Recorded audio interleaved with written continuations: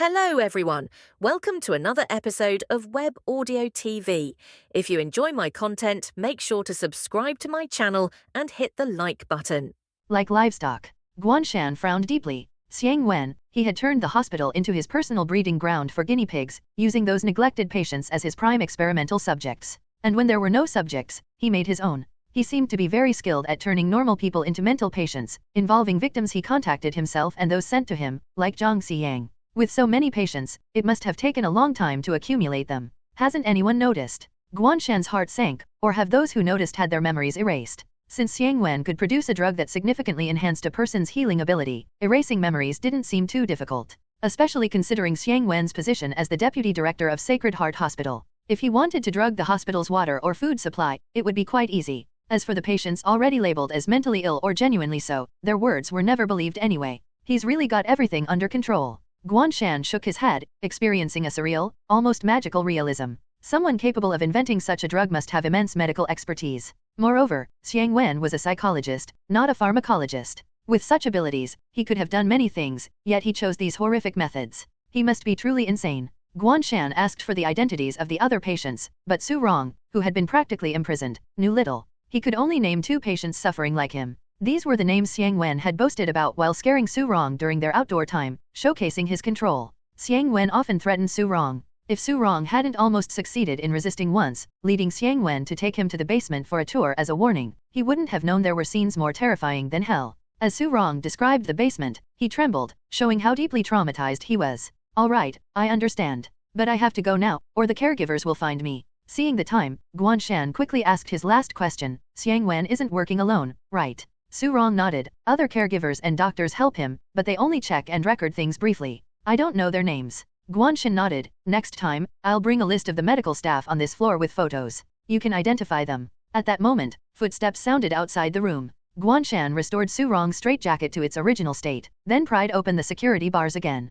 Avoiding the patrol lights, he made it back to his room without incident. NES. The next day, Guan Shan had his regular checkup. Lu Kaiyuqiu asked her usual questions, then frowned at Guan Shan's calm demeanor. It had been nearly 2 weeks, and Guan Shan behaved like a normal person. She wondered if she had misjudged him. Maybe he really was just investigating, as he had said. But she had been certain. Guan Shan suddenly asked, "Do you have a list of the medical staff on this floor with photos?" Lu Kaiyuqiu was startled and whispered, "Is there progress?" Guan Shan nodded, "Significant progress, but I need more evidence." The recordings he had were too unbelievable, and Su Rong's testimony was almost useless, especially since the drug made his wounds heal quickly, leaving no proof of abuse. This might be one of the reasons Xiang Wen was so fearless. So, the breakthrough lay in the other medical staff and the patients in the basement. Lu Kaiyuqiu thought for a moment. "I'll give you a duty roster. You can find the corresponding photos on the hospital's website." "That works." Guan Shan added, "By the way, who usually manages the storeroom in Building 4? Lu Kaiyuqiu shook her head. "No one really. It's mostly for old equipment storage.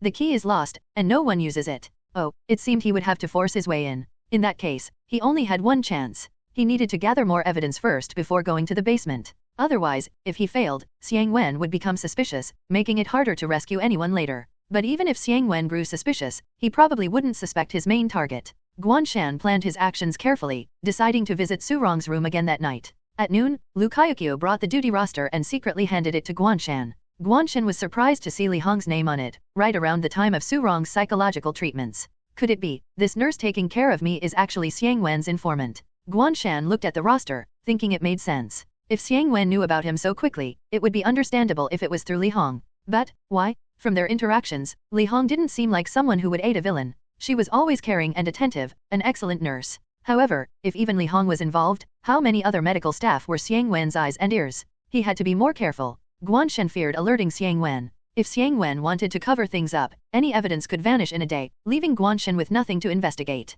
That night, Guan Shan visited Su Rong's room again, having him identify the medical staff, including Li Hong. Guan Shan now had a good idea of the situation. After returning to his room, he suddenly noticed noise from the next room. The next room was Zhang Xiyang's. Looks like this is Xiang Wen's first injection. Guan Shan felt sorry for Zhang Xiyang, who seemed to have the worst luck, seeing ghosts, being duped by a master, and now targeted by this psychopath. He got up and silently moved to the window of the next room. This guy is too old. If there were more patients, I wouldn't waste my effort on such trash. Xiang Wen's muttering was barely audible. Guan Shan pressed against the wall, ready to record, but then heard a second voice. "Stop, there's someone else." Guan Shan's heart skipped a beat. Had he been discovered, Xiang Wen was preparing to inject the unsuspecting Zhang Xiyan with a potion when he suddenly stopped, alerted by the voice that came from the corner of the room where another figure slowly emerged. It was indeed a figure. A mass of black mist separated from the shadows on the ground, forming a vague humanoid shape. It was this figure that spoke. "You continue, I'll go catch the little mouse that walked right into our trap." Xiang Wen nodded, a smile of excitement appearing on his face. "Just when I was worried about lacking materials, someone delivered themselves to us." The figure replied calmly, "The more, the better, isn't that right? The sooner we complete the active potion, the sooner we can reap the benefits. Then we won't have to stay in this small hospital any longer. Your talents should be put to use in a much broader place." Xiang Wen's eyes gleamed with greed and ambition. "Yes, I should be honored by the wealthy, not be here, always on edge, dealing with those fools every day." The figure laughed. "Exactly, soon, for both you and me." As the voice gradually faded, the black misty form once again merged into the darkness. Xiang Wen's eyes flickered as he took out the syringe again, humming a tune, and injected it into Zhang Xiyan's arm. He wasn't worried about the shadow figure. Accurately speaking, that person should be called Shadowman causing any issues. About 4 years ago, Shadowman had approached him, claiming to have observed him for a long time and found him worthy of cooperation, displaying his power like a devil. He transformed into a massive black mist serpent in front of Xiang Wen, effortlessly throwing the superior Xiang Wen had despised for a long time down from the 5th floor, turning him into a vegetable. With this, Xiang Wen was promoted, naturally becoming the department head, laying a solid foundation for his later rise to vice president. According to Shadowman, Xiang Wen and he were the same kind of people, both espers. Shadowman was a physical mutation type, while Xiang Wen was a very rare enhancement type brain domain developer. However, until now, they hadn't made contact with other espers. And what were they cooperating on? It was the so-called active potion in their hands. With the raw materials and formulas provided by Shadowman, combined with Xiang Wen's intellect and techniques, the magical potion quickly came into being. As for how to confirm the potion's effects, they now had answers. The potion's stability had now greatly improved. So far, Su Rong hadn't had any more accidents like before, which was the best proof. Shadowman's power had turned countless people trying to investigate into their patients. Guan Shan, that old guy, always brings me some worthless trash. After injecting, Xiang Wen looked at Zhang Xiyan on the hospital bed and couldn't help but sneer. The current experimental subjects should ideally be in their prime. Otherwise, it would be hard to test the limits of the active potion. Young people like Su Rong, who could endure repeated limb cutting, were much more convenient to observe. Zhang Xiyan's age was already borderline, a few more uses and he would be scrapped.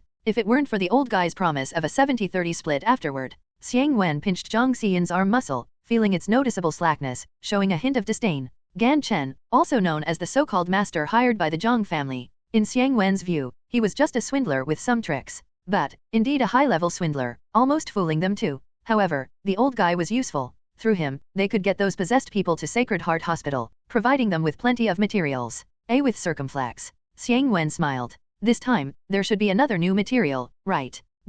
Shadowman turned into black mist, traveling through the shadows. He snorted coldly, his eyes fixed on the fleeing figure ahead, sneering, overestimating oneself, a mere D-level esper, dare to come here? Really think you can hide perfectly? Shadowman's ability allowed him to transform into a shadow, blending with the darkness, and within a certain shadow-covered range, he could sense everything happening. Although limited by his ability level, he couldn't perceive the full picture clearly, but he was still aware if anyone came. When the esper first approached, Shadowman had already sensed the anomaly. Because this person's ability was like a chameleon, adjusting their colors to match the environment. While normal people might not see him, shadows could detect everything. Swish. Shadowman spread his wings like an eagle, gliding rapidly through the corridor's shadows, quickly catching up with the poor esper. The esper looked terrified, entangled by the serpent form of Shadowman, tightening until he passed out from suffocation. Shadowman released the esper, transformed into a humanoid, and injected him with a muscle relaxant. A physical-type esper was excellent material? Alright, there's still another little mouse. Shadowman, dragging the esper, smirked and was about to return to capture the other spy he sensed but suddenly realized he couldn't sense anything.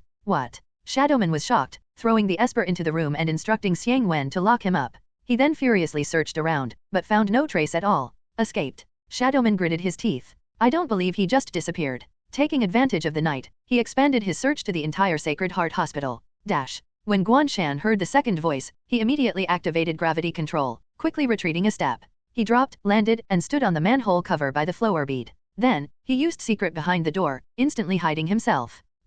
A door with a front and back means it must be a passage and solid. So the perfect fit, the manhole cover, as the door to the sewer, was naturally a door. But it was hard to define front and back, any direction could be considered the back. So standing on the sewer, he was behind the door. Thus, Guan Shan quietly stayed on the manhole cover for 3 minutes, then returned to his room, waiting until the next day. Although he didn't record Zhang Xiyan being harmed, he obtained more crucial information. Turns out Xiang Wen has a helper. Guan Shan hadn't seen the helper's true face but at least knew this helper's combat value might be high, capturing another person trying to uncover the truth. That guy is probably locked in the basement now. Not sure about his condition, but the evidence is barely enough. Should I check building No. 4? Guan Shan pondered whether to wait for Xiang Wen to make a move and catch him red-handed or to rescue the captured justice warrior from the basement first. Suddenly, he heard a knock on the door. Looking up, he saw Zhang Xiyan walking in, looking devastated, and said excitedly, I saw the ghost again? Guan Shan, you must believe me? It came again last night, I saw it, but I couldn't move.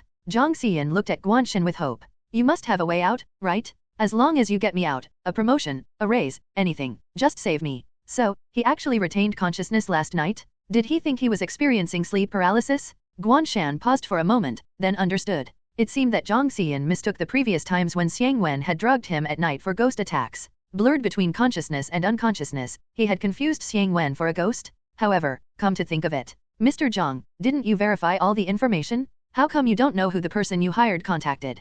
Guan Shan pretended to be puzzled. Verifying but still not knowing meant one thing, Zhang Xiyan hadn't really looked carefully. After hiring the detective, he just waited for the results, without any of his own thoughts. It proved Guan Shan's earlier mockery about him doing nothing but drinking tea in his office, knowing nothing else. Zhang Xiyan was momentarily speechless, then, feeling both humiliated and angry, he remembered he needed help and forced a smile. I just forgot, okay, if you feel it's not enough, just tell me what you need, as long as I can do it. Just get me out of here. Zhang Xiyan had been wrestling with this for almost a week. From the day Guan Shan arrived, he had been wondering if he should ask for his help. Guan Shan was his only acquaintance in Sacred Heart Hospital, but they were practically enemies. Then again, although they were practically enemies, Guan Shan was his only familiar face he could ask for help. Even Zhang Xiyan's family didn't believe him and left him in this terrifying hospital. He couldn't think of anyone else to turn to for help. But asking Guan Shan wasn't easy. Previously, Guan Shan had publicly mocked him, giving him no face at all. Asking Guan Shan for help now felt like admitting he was useless.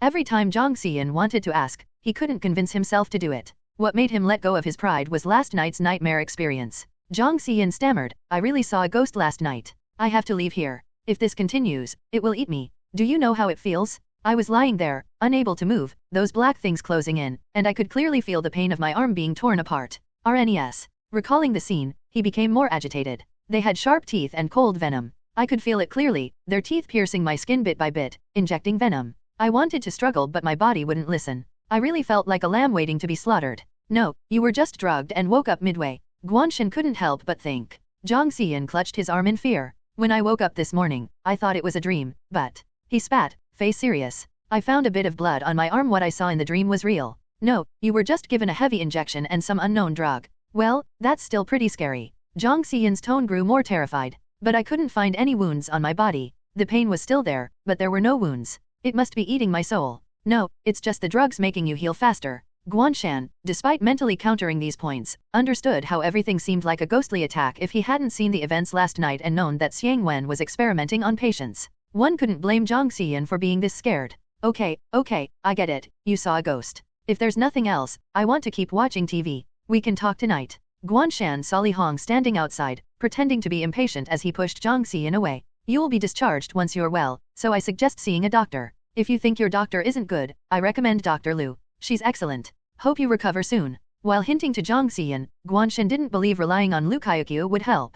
Discharge required the approval of the director and vice director. The vice director was Xiang Wen, so that meant walking into a trap. Forcibly taking people away without enough evidence wouldn't convince anyone that Su Rong, diagnosed with a mental illness, was telling the truth. Moreover, many patients treated by Xiang Wen were left in Sacred Heart Hospital by their willing families. If Xiang Wen twisted the truth, these people might support him. Even if Guan Shan were as eloquent as Ji Xiaolan, he couldn't talk his way out of this. Zhang Xiyan, hearing this, became furious, pointing at Guan Shan angrily. I've told you this much, and you still don't believe me. Li Hong, seeing his overreaction, quickly stepped in. Mr. Zhang, please don't shout in the ward. On the other side, Zhang Xiyan's caretaker rushed in and sedated him without a word. Guan Shan frowned. Is his condition really that severe? The caretaker explained. The vice director tested and evaluated this patient yesterday, believing his condition had become aggressive and should be moved to the ICU. The paperwork should be done tomorrow. He might harm you, so sedation was necessary. The vice director was Xiang Wen, right? Sacred Heart Hospital had truly become his domain. The earlier dissenting opinions were probably just to make Su Rong's parents anxious and fall into his trap. Guan Shan shook his head, feeling his hint to Zhang Xiyan was in vain. He watched as the caretaker took Zhang Xiyan back to his room and then to the ICU, where Su Rong was also kept. Thinking that last night's commotion might have alerted the enemy, he figured tonight might be his turn. Let's wait one more night. If they don't act tonight, I'll go to the basement. With both witnesses and evidence, the problem should be manageable. Guan Shan looked out the window at the patients on the lawn. Su Rong was no longer among them. 11 p.m. Xiang Wen walked down the corridor towards Guan Shan's room. Shadowman followed in the shadows, vigilantly observing. Since failing to catch the other spy the previous night, he had been paranoid. Xiang Wen took out the key and unlocked Guan Shan's door, whispering, "This person's identity is suspicious. He's a reporter, probably here because of Su Rong, but he will never find out the truth." Shadowman suddenly recalled hearing about a certain esper recently. Reporter, because his actions required secrecy, Shadowman had not interacted much with other espers. However, he knew of some civilian esper organizations and often turned into a shadow to gather intelligence. These civilian esper organizations mostly had semi-official status and also served as information hubs. Of course, Shadowman did not expect them to know any secrets, but as long as they could tell if any sea-level or above espers had appeared nearby, it was enough to avoid most risks. Recently, besides the official war between the Special Security Group and the Death Hive, there was another noteworthy piece of information. A new sea-level esper had emerged. It was said that this esper had inflicted devastating damage on the periphery of the Death Hive, single-handedly killing numerous worker bees and causing 2 drone bees to vanish without a trace. However, who this person was, what their abilities were, and their power level were all tightly sealed secrets by the Special Security Group. There was only one vague rumor that this person was a journalist and currently a member of the Special Security Group. Therefore, whenever Shadowman heard the word journalist, his heart would skip a beat. I just heard about that esper, and now I encounter a journalist. Could it really be such a coincidence? Shadowman had a moment of doubt and stopped Xiang Wen. But now, with the Special Security Group and the Death Hive locked in a standoff, that journalist should be involved in it too. Why would they come here for no reason? Out of caution, Shadowman took out the energy level detector he had obtained from an overconfident esper yesterday. No energy level detected. Seeing the instrument showing no fluctuations, Shadowman breathed a sigh of relief. If it were the rumored journalist, he might not be able to handle it either. After all, even the notorious Grim Reaper's Scythe and Raccoon Dog had met their match. Since there was no energy level detected, it couldn't possibly be an esper. He was overthinking. Xiang Wen asked suspiciously in a low voice, "What's wrong?" "Nothing, just confirming something." "Let's continue," Shadowman replied. Although Xiang Wen was puzzled, he didn't think much of it. Since Shadowman said it was fine, it was fine. In the battles between espers, Xiang Wen had no place. Most of the time, Shadowman wouldn't share his considerations with him. Xiang Wen was only responsible for research and experimentation. Xiang Wen pushed open the door. But instead of a patient lying quietly in bed, they were greeted by the blinding light of the room's instantly turned on lamp and a young man standing in the center, holding a gun in one hand and spinning a sharp blade in the other. Guan Shan had indeed been lying quietly in his bed, thinking about how to record evidence and capture Xiang Wen and his accomplices when they came. But as Guan Shan stared at the ceiling for half an hour and finally heard the door open, his heart hadn't had time to rejoice when he heard a familiar mechanical voice. "Scene scan complete, generating horror game." Damn it. Guan Shan's eyes widened, and he instantly jumped out of bed. He hadn't been waiting for Xiang Wen but for the simulator to start up again after 2 weeks. Horror game generated, flying over the cuckoo's nest. Loading plot, please wait. Plot loaded. You came to a prestigious psychiatric hospital to treat your illness. During the day, the doctors here smile and laugh, the patients live in harmony, and the atmosphere makes you feel as warm as home. You firmly believe your illness will be cured. However, at night, the doctors smile as they pick up their scalpels, and the patients peel off their skins new. Why are they opening your ward door? Asterisk note, only by killing the final boss can you end this simulation. At the same time, Guan Shan saw the door to his ward being pushed open. The person pushing the door was shrouded in the shadow behind the door, only their white-gloved hand visible, stained with thick blood. Snap. The person's fingers clung to the door frame, leaving a reddish-brown fingerprint, blood dripping down the frame. In the dim light of the corridor, just this hand created an extremely terrifying atmosphere. Guan Shan could immediately imagine that the one about to enter would surely be a creepy white coat. The information of the monster also appeared simultaneously. Surgeon Doctor, Leave 11. HP, 1100. Description, a perfect, precise, and elegant surgery. Except it's not happening on an operating table. Guan Shan exhaled, already experienced. A hospital serial killer, He immediately equipped himself and, as the doctor stepped into the ward, turned on the room's lights. The light was the only prompt in the entire room. Light switch. Description, no one can keep their eyes open in a flash of intense light, not even a killer. The dazzling incandescent light illuminated the whole room, causing strong light pollution to those in the dark, making them instinctively close their eyes.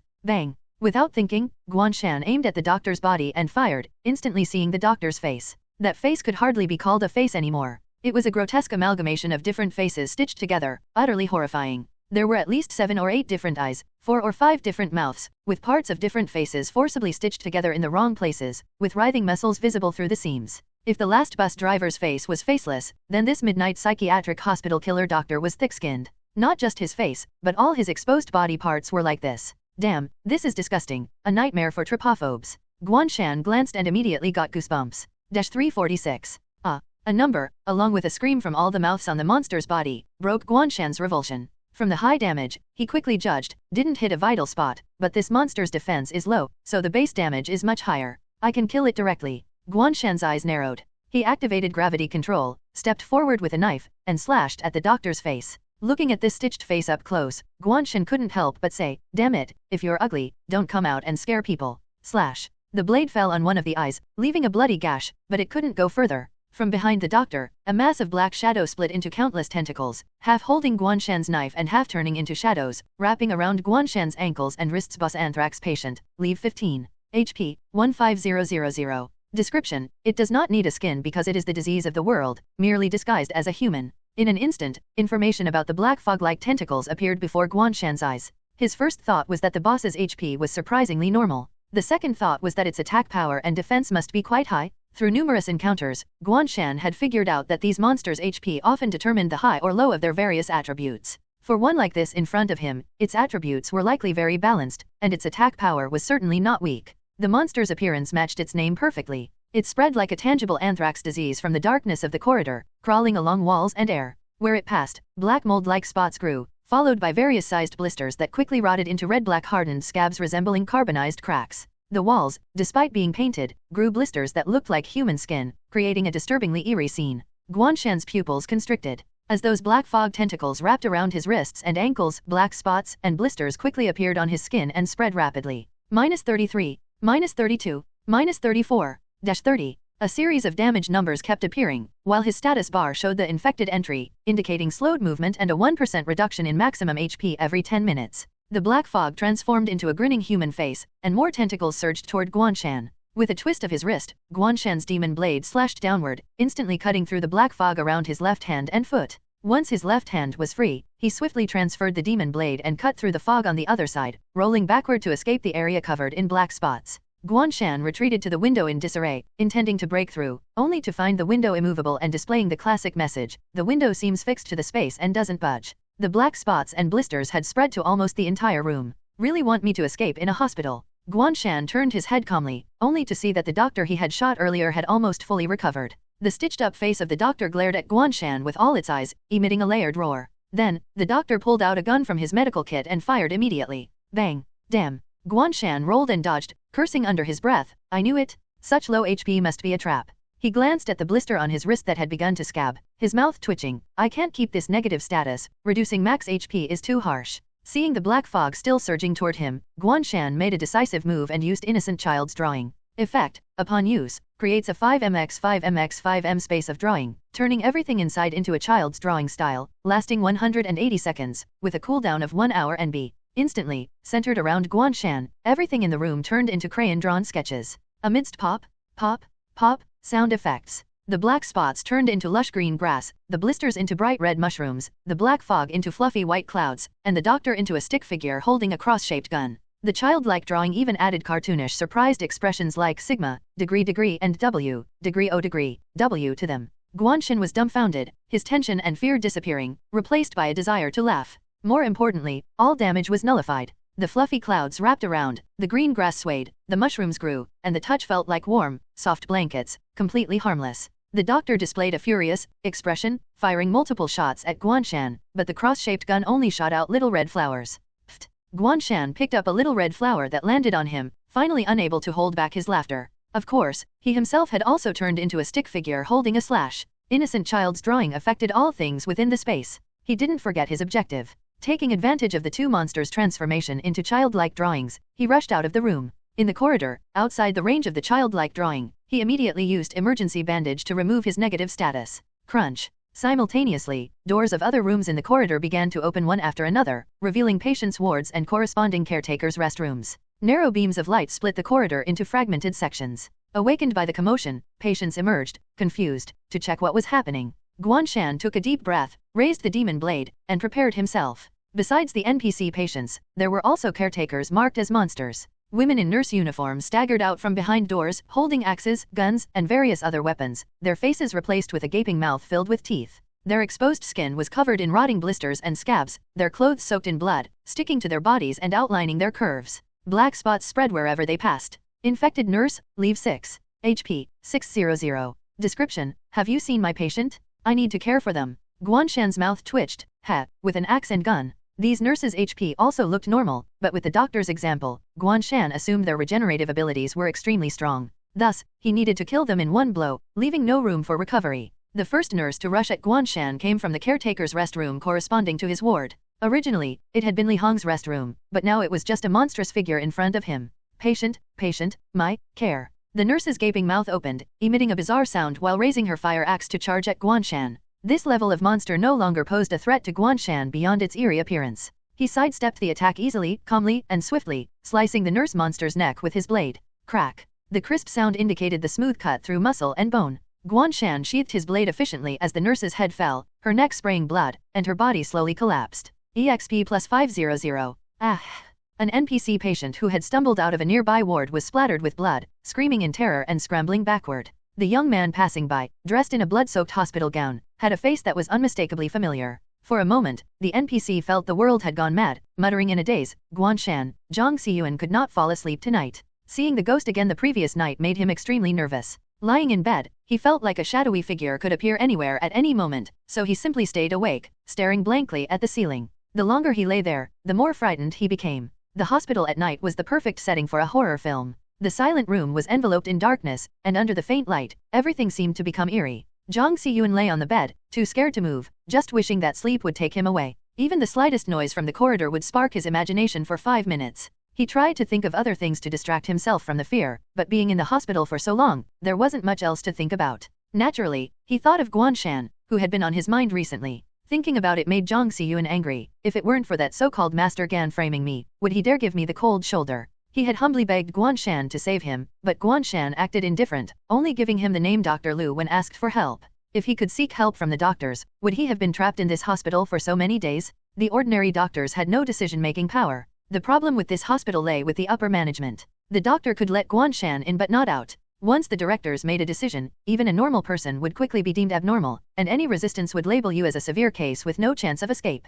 Zhang Xiyuan had spent enough time in the hospital to realize that almost everyone, including most of the caretakers and doctors, seemed off. When he called for help, everyone watched indifferently, as if they heard nothing. Finally, Guan Shan arrived, but it was the same. The more Zhang Xiyuan thought about it, the angrier he became. Thinking about being transferred to the intensive care unit tomorrow made him even more sorrowful, reducing his fear. If I can return, I'll use all means to get Guan Shan fired. Bang. Suddenly, a loud noise and a scream came from the next room, jolting Zhang Xiyuan out of bed in terror. Gunshots. He had been to a shooting club before and knew the sound of real gunfire, but how could there be gunshots in a hospital? And from the sound, it was in Guan Shan's room next door. Who got shot? Could it be a terrorist attack? Zhang Xiyuan was filled with panic and fear. Hearing more noises from the next room, indicating a fight, he trembled on the floor, afraid to move. But he feared that once the fight ended, it would spill over into his room. After hesitating, he decided to open the door and leave. Maybe I can escape from the hospital amidst the chaos. Zhang Xiyuan cautiously pushed the door open and saw that the doors to the other patient rooms and rest areas in the corridor were already open. Some patients peeked out, and the caretakers were starting to come out. Ayo. Zhang Xiyuan's heart raced. I must hurry, or I'll lose my chance. Just as he was about to step out, the door to the next room was violently flung open. Bang! A figure rushed out from the room. Before Zhang Xiyuan could see clearly, he noticed the nurse in charge of Guan Shan, Li Hong, emerging from her restroom with an axe. Her eyes had turned pitch black, and her body exuded black mist, as if possessed. She raised the axe and struck at the figure. In an instant, they crossed paths, and Li Hong's head was severed. Finally, Zhang Xiyuan saw who the figure was. Guan Shan. Zhang Xiyuan was utterly terrified, collapsing to the ground, staring at the headless corpse and swallowing hard. You. Even though Li Hong had clearly been acting strange, she was the nurse who had been with Guan Shan for a week. Just a few days ago, he had seen Guan Shan chatting and laughing with this nurse, and now he had beheaded her without hesitation. Thinking about his previous attitude towards Guan Shan, Zhang Xiyuan felt a chill down his spine, almost fainting. Guan Shan seemed to hear his voice, frowning and turning to look at him. He shook the blood off his blade, murmuring, "Trouble, so many NPCs, how to protect?" Zhang Xiyuan didn't understand, but he heard the word protect. Meanwhile, a blood-soaked, panicked doctor and a mass of black shadows followed Guan Shan out of the room. From the open door of Guan Shan's room, even at a glance, Zhang Xiyuan saw numerous shadowy arms like those from hell. Some of these shadows grasped the doctor's arms and the gun, as well as the black shadows. The doctor didn't seem like a pursuer but rather a fugitive escaping from those arms. As for the black shadow, it transformed into a human shape the moment it emerged. This figure was all too familiar, making Zhang Xiyuan's mind buzz with clarity. This was the ghost he had been seeing. Guan Shan thought for a second and decided that protecting so many NPCs in this instance was too difficult. It was better to ensure he got the basic rewards. Forget it, killing monsters is the priority. Shaking his head, Guan Shan noticed the monsters catching up and prepared to find a more open space to fight. Seeing Guan Shan turning to leave and the shadowy figure approaching, Zhang Xiyuan panicked and made the most correct decision of his life. Ghost or human? Was there even a choice? Zhang Xiyuan scrambled up and threw himself at Guan Shan, almost prostrating himself, shouting, "Save me." Guan Shan frowned, then relaxed. The simulator had reappeared, and according to it, saving any number of NPCs provided additional rewards, just differing in amount. Since that was the case, trying to save one wouldn't hurt. Guan Shan resumed his usual method, dragging Zhang Xiyuan along as he fought his way out. Zhang Xiyuan was terrified and trembling. Guan Shan's ruthless and decisive killing was like that of a skilled butcher, devoid of any emotion. He killed as if cutting grass, the sound of severing flesh almost inaudible, showcasing his refined technique, almost like an art form. Even when occasionally injured, his face showed no change, calm to the point of being frightening. Each kill made the blood-red patterns on his blade glow brighter, eerily beautiful. Zhang Xiyuan, filled with fear and regret, couldn't help but think, who is this guy, an assassin? A mercenary? Or is he not even human? The same question crossed Xiang Wen's mind. Chasing after them, Xiang Wen gradually grew tired, and Shadowman decisively said, "Go to the basement and release those experimental subjects. We can't defeat him on our own." Xiang Wen couldn't help but ask, who is he? And what was that thing earlier? Earlier, Guan Shan had pressed a strange drawing on the ground, and an eerie girl's laughter followed. Immediately, countless ghostly arms emerged from the walls and even from their bodies, like vengeful spirits surrounding them, intercepting all attacks. With the increasing number of arms, it felt like they were about to be drowned, seeing and hearing countless dead faces and whispers. That horrifying scene was something he never wanted to experience again. Shadowman gritted his teeth. A huge trouble? He's an Esper from the Special Security Group. If we can't eliminate him, we're doomed. For Esper criminals, the term Special Security Group was synonymous with the police. Now, with the police invading their crime base, it was indeed a huge trouble. Xiang Wen froze, panicking for a moment. He's from the Special Security Group, so does that mean they've already discovered us? After hiding for so many years, this was the first time he faced someone from the Special Security Group directly. More importantly, Shadowman, who was always confident, showed signs of anxiety for the first time. "Don't panic," Shadowman said in a low voice. If the Special Security Group had really launched an operation, they wouldn't send just one person, nor would they disregard the lives of the patients. Besides, they're currently busy fighting the Death Hive, so it's likely he's investigating alone. As long as we kill him quickly, we'll have time to move to a safer place. Shadowman felt deeply regretful. He now realized that the voyeur from yesterday, whom they failed to locate, was actually Guan Shan. Had he connected these two incidents earlier, considering that Guan Shan might have special concealment abilities that evaded the energy detector, he would never have let Xiang Wen open that door. At least, they would have had more time to maneuver and wouldn't have to reveal all their cards at this critical moment. But they had no choice now, because this person had killed two top-tier C-level espers before. Why was Shadowman so sure? With C-level strength and a journalist profession, connecting these dots to the renowned journalist made it obvious. Just from that brief encounter, Shadowman could sense Guan Shan's strength, at least equal to his own. The combat situation was constantly changing, but when they were entangled by those ghostly arms, Guan Shan laughed as if he saw something amusing. This alone made Shadowman sure this person was no ordinary member of the Special Security Group. Thinking they could use the brainwashed nurses to play the emotional card was a foolish dream, Shadowman said. He's heading to the main hall. I'll guide him. You go through the hidden passage to the basement and release the experimental subjects to block his path. Xiang Wen nodded, wasting no time, and ran towards the hidden passage. Shadowman transformed into a pitch-black shadow, merging into the night. Along his path, all the light bulbs shattered with pop, pop, pop sounds, creating complete darkness. For him the night was his domain. On the other side, Xiang Wen rushed to the basement as quickly as possible. The basement was their experimental base, filled with various equipment, bottles, jars, failed potions, and specimens. Additionally, there were numerous cages and chains. Apart from the outermost cage containing the newly captured D-level Esper, the rest were filled with writhing giant flesh masses. These flesh masses swelled like dough, with traces of hands and feet visible on them. The ground was littered with tattered clothes, but the grape-like tumors had disfigured them beyond recognition. This was the result of runaway active agents. Cells that proliferated almost infinitely combined with softened muscles to form these monsters. Xiang Wen opened the cages one by one, smiling and whispering, "Come out, there's food." Squeak, squeak. The flesh masses emitted eerie sounds, which became even more terrifying when overlapped. The tumors on their bodies squirmed like countless tiny feet, dragging their heavy bodies across the floor. Wherever they passed, they left a trail of slippery mucus. Squeak, squeak, squeak. The flesh masses surrounded Xiang Wen like affectionate children, rubbing their tumors against him. Xiang Wen's fatherly smile almost broke, but he kept his face stiff, softly repeating, "Go out quickly. The one without the same kind scent is food new." Squeak, squeak. Finally understanding his meaning, the flesh masses followed Xiang Wen out of the basement through the hidden passage. In the now dark basement, the unconscious Esper opened his eyes. Squinting at his surroundings, he confirmed the monsters were gone and sighed in relief, throwing away the broken chains. This Esper, named Qinggu, belonged to the special security group but not to Xiaolei's Yuhao team. About a month ago, a cannon fodder with high-speed regeneration ability in Yuhao team died during a mission. According to regulations, the remaining body needed to be sent to the corresponding research institute for study. But everyone knew that Yuhao team's research institute had been attacked by Death Hive and couldn't conduct research, so it had to be sent to another special security group unit.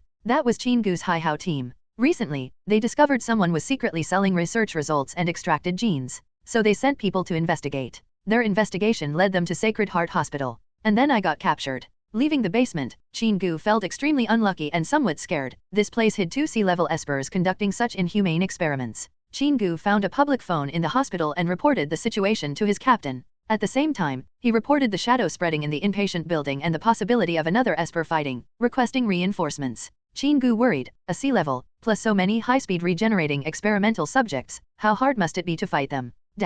Guan Shan led Zhang Xiyuan through a bloody path. He didn't spare any monsters they encountered, beheading or bisecting them to prevent any chance of regeneration. The increased experience points and the demon blade's attack power overshadowed his fear of these monsters' appearance. Instead, the slight tension made the slaughter more thrilling. For the first time since using the simulator, Guan Shan felt relieved and excited. Even though it's all about dominance, using cold weapons is more satisfying than shooting. Mainly because Yellow Spring's demon blade's attack power was high enough. With a base attack power of 1200, it could easily kill these low-level monsters in one hit. If he used the previous boning knife or high-speed chainsaw, it would probably get stuck halfway, nowhere near as smooth.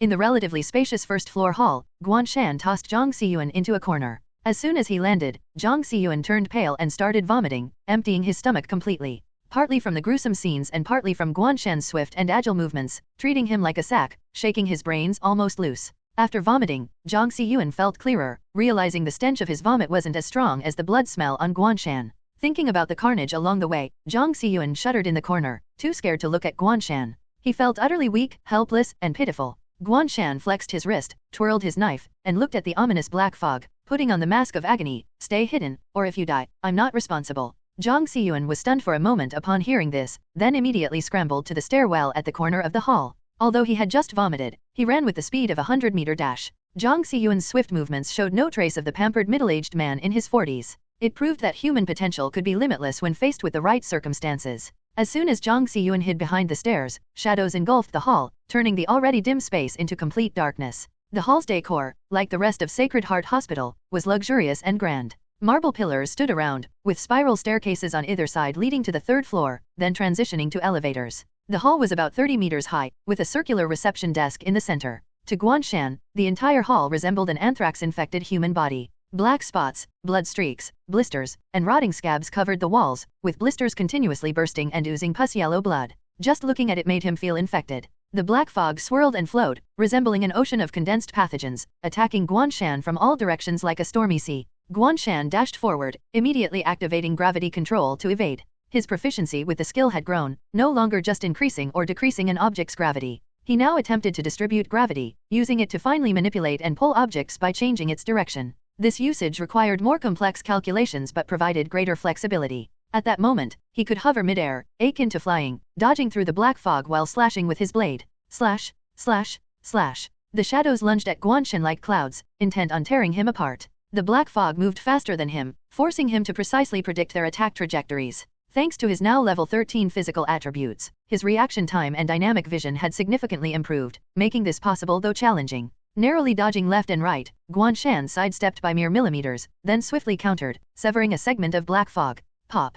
Blisters in the air burst, releasing a cloud of pus-yellow mist. Guan Shan quickly pulled himself back with gravity, landing on a relatively clean spot. The black fog relentlessly descended like a silent waterfall, crashing towards him. At that moment, gravity control's duration ended. Damn. Overwhelmed, Guan Shan broke into a cold sweat, rolling forward to dodge. More black fog followed closely. The hall had fewer and fewer safe spots, the black fog seemingly endless, proliferating in the darkness. The boss's HP had only been reduced by less than 4,000. Dodging while fighting, Guan Shan thought grimly, this infection status is disgusting. If not cleared, it reduces max HP by 1% every 10 minutes. Without emergency bandage, I can't afford to be touched by it. But to activate Mask of Agony, I must take damage. Epsilon. Slash. Slash. Slash. The black fog's attacks grew more frequent, nearly engulfing the entire hall. Guan Shan waited for gravity control to cool down, eyes flickering. No, there's one chance. The Kasetagarba statue's shield can take one hit, but I must kill it before the shield expires. The toughest part is this boss has no weak points, no visible body, just constant slashing.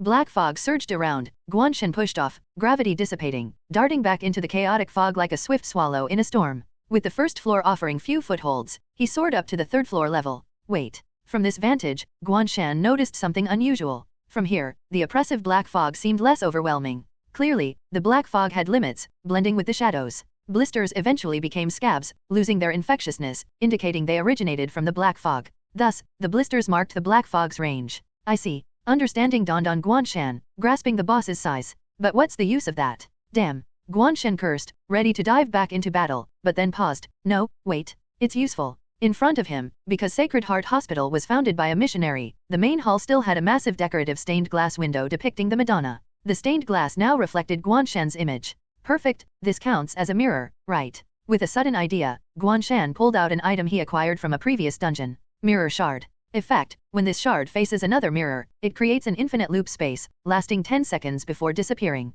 Each mirror can only be used once, may summon entities from within. Swoosh. Guan Shan dove down, baiting the black fog towards the stained glass. This was the area with the densest blisters, essentially a trap. The black fog surged, slamming him into the wall. Bang. Damn. Reacting quickly, Guan Shan blocked with the demon blade, simultaneously activating Kasetagarba statue. Buff 7, immovable as a mountain. A shield formed, corroded by the bursting blisters. Seeing the rapidly depleting shield bar, Guan Shan knew time was tight. Using all his strength, he swung his blade, shouting, and pulled himself forward with maximum gravity. Slash, slash, slash. Pushing the blade, enduring the black fog's damage, he slashed through blisters, carving a path. Guan Shan immediately used Mirror Shard, aligning it with the stained glass, creating a connection between the glass, the boss, and the mirror. Guan Shan held the mirror up to the stained glass, which floated, forming a white line, then unfolded, mirroring the glass.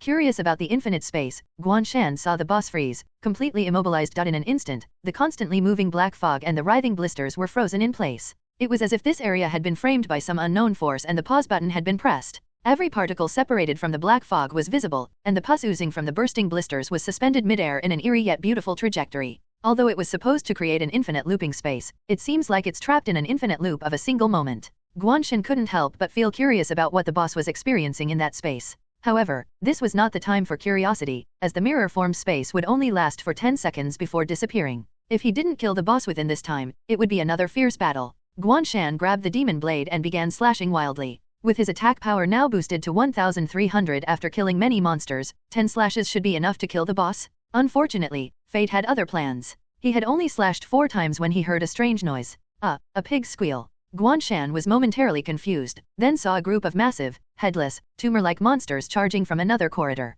These pig-like creatures had no heads, only a mass of tumors, and their legs had been severed, replaced by bloody connective tissues dragging their enormous bodies. From beneath their folds of fat, numerous insect-like limbs writhed, suggesting that parasites controlled these creatures from within. At the same time, information about these monsters appeared before Guan Shan. It was clear that the hospital's monsters were all derived from diseases, marked by their ailments. Tumor patient, leave 14. HP. Description, do not disturb them. Their souls are as fragile as candle flames in the wind, leaving only their shells to endlessly consume and grow. Guan Shan was dumbfounded, checking and rechecking the information on the tumor patients to ensure he wasn't seeing things. A whole apartment building with 110,000 HP was bearable. But a single monster with unknown HP is beyond me? Is the simulator broken? New. Facing monsters whose HP couldn't be seen left Guan Shan deeply despairing. And it wasn't just one, it was a horde. How am I supposed to fight this? This is impossible. Sweating profusely, Guan Shan realized his only hope lay in killing the boss within the remaining time, thus ending the dungeon. As for killing all the monsters, he'd given up on that idea.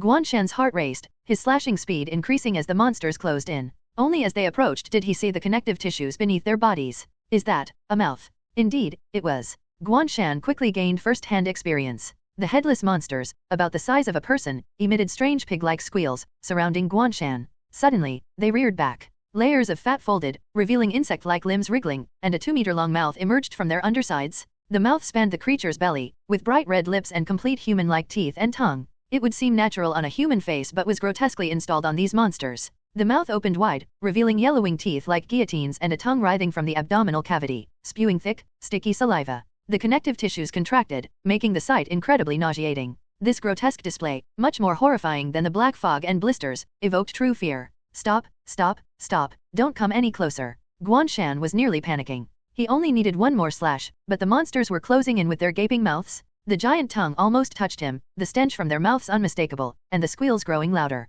Damn, damn, damn, what is this thing? Guan Shan's skin crawled, veins throbbing on his forehead. Within a second, he tightened his grip on the blade, unable to resist swinging it at the nearest tumor patient. Slash. The demon blade sliced through the tongue, cleaving into the layers of fat. Instead of blood, white fat spewed out, rapidly regenerating and covering the wound, even growing extra. The severed tongue regrew instantly. Seeing this, Guan Shan understood why the HP was, With such regeneration, it grows more the more you kill it. His heart sank as the mirror shard's cooldown ended. The white line vanished, and the frozen boss, with 2000 HP left, resumed its movement. Guan Shan took to the air again, ready to fight. The uncontrolled black fog now moved chaotically, like a headless fly, causing havoc. Despite its disorganized state, its destructive power was significant, forcing Guan Shan into a desperate defensive stance until he landed back on the ground, exhausted. The tumor patients closed in again. Caught between two threats, Guan Shan noticed the doctor standing in the corridor, aiming a gun at him. At this rate, I won't make it. I need to quickly deal with one side.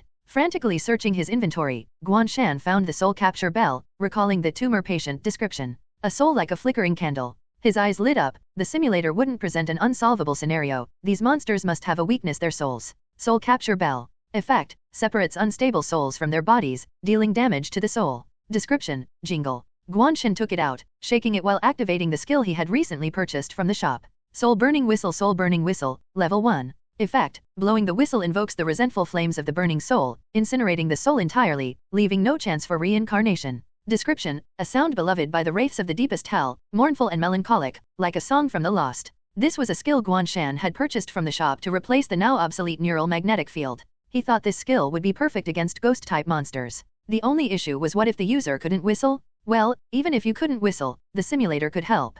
Jingle, jingle. Guan Shan shook the soul capture bell, and its clear, distant chime rang out. Sound waves rippled from the bell, spreading slowly. Or perhaps, not so slowly? Guan Shan noticed the monster's movements slowing, feeling that the bell's activation might be creating a brief bullet time effect. It was his first time using this item, and he was pleasantly surprised. This is quite handy. The item has an extra use. Shake it anytime, and if it extracts a monster's soul, great. If not, enjoy the bullet time. The visible sound waves rippled through the massive flesh lumps, meeting resistance, then pausing momentarily. Then, like hooks, they pulled out tattered souls from the flesh lumps. These souls vaguely resembled human forms, but their insides were twisted into knots. Once the souls were extracted, the flesh lumps lost their aggression and growth vitality. The giant mouths closed in confusion, the raised parts collapsing to the ground, shrinking to a third of their size and writhing aimlessly. Damn. Guan Shan felt nauseated. The simulator's description wasn't lying. These things really are just a bunch of meat that eats. Even without souls, these flesh lumps could still move, like paramecia, driven only by basic survival instincts.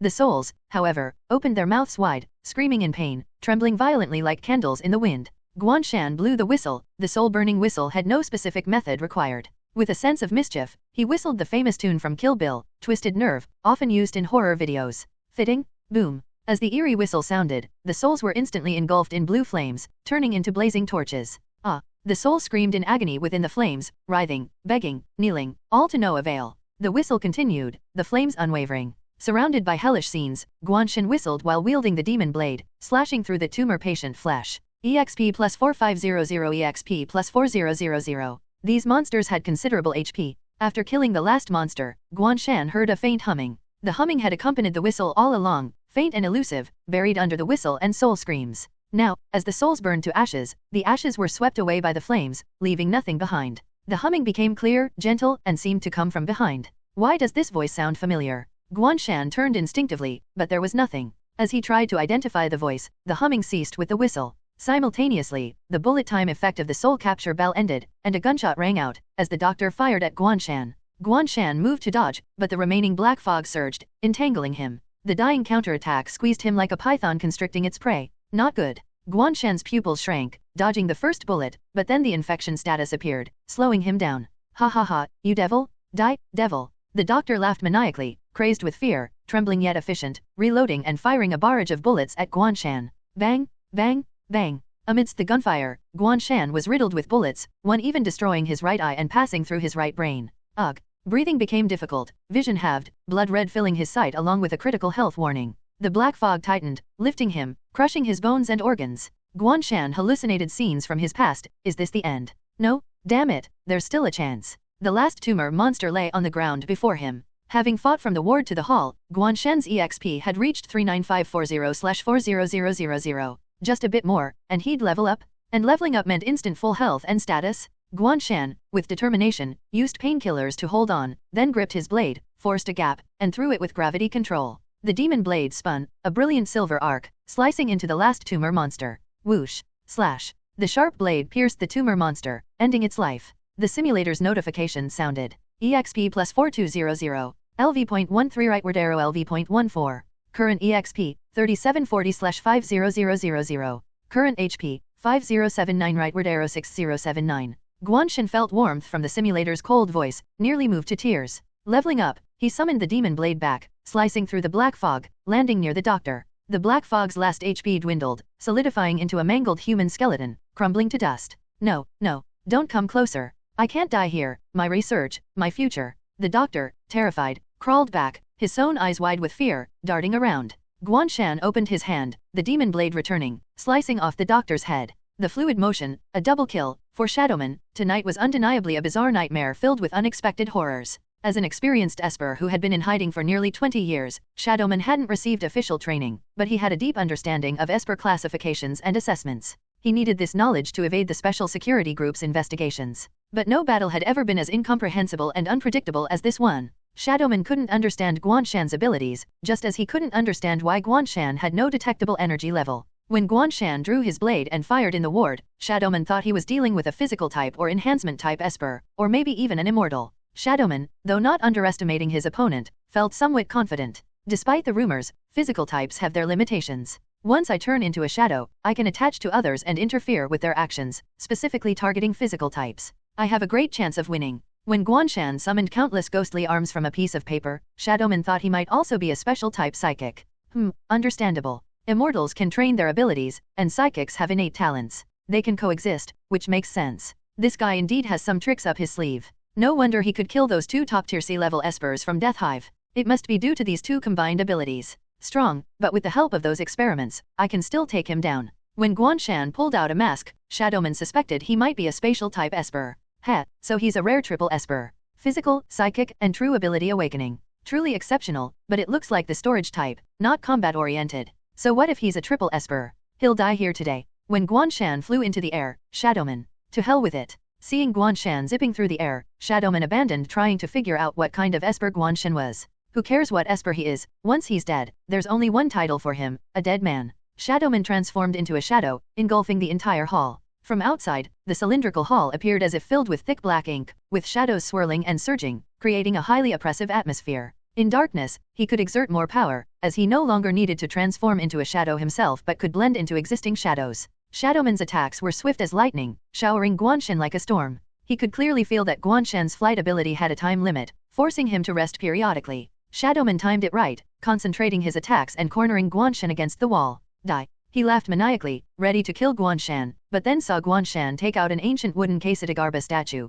placing it in front of him, eyes downcast. With grave Nigerian Naira Epsilon. A pale golden Quesadagarba shadow enveloped him, its halo expanding to form a shield, blocking all attacks. Shadowman recognized the item instantly, his eyes widening. Quesadagarba statue? A Buddhist pan-spirit object. He had seen this item at an underground auction, knowing there were 7, each with different effects and usage restrictions. Having interacted with monks during his wandering life, he knew more about it. Damn it, aren't these items supposed to require mastery of Buddhist teachings and a heart with Buddhist nature to use? Why don't they see what having a heart with Buddhist nature really means? Shadowman was confused. He wanted to ask on behalf of the hallway's massacred caretakers, was there really a good person who could kill so ruthlessly? Where was this Buddhist nature? Did it mean first picking up the butcher's knife? Before Shadowman could sort out his thoughts, he saw Guan Shan, holding the statue in one hand and the demon blade in the other, charging forward, tearing through his encirclement. Shadowman couldn't just watch his advantage slip away and turn to pursue. But then, the real nightmare began. Guan Shan retrieved the Kesadagarba statue and pulled out a mirror shard, slicing a slit with its sharp edge, then stood still.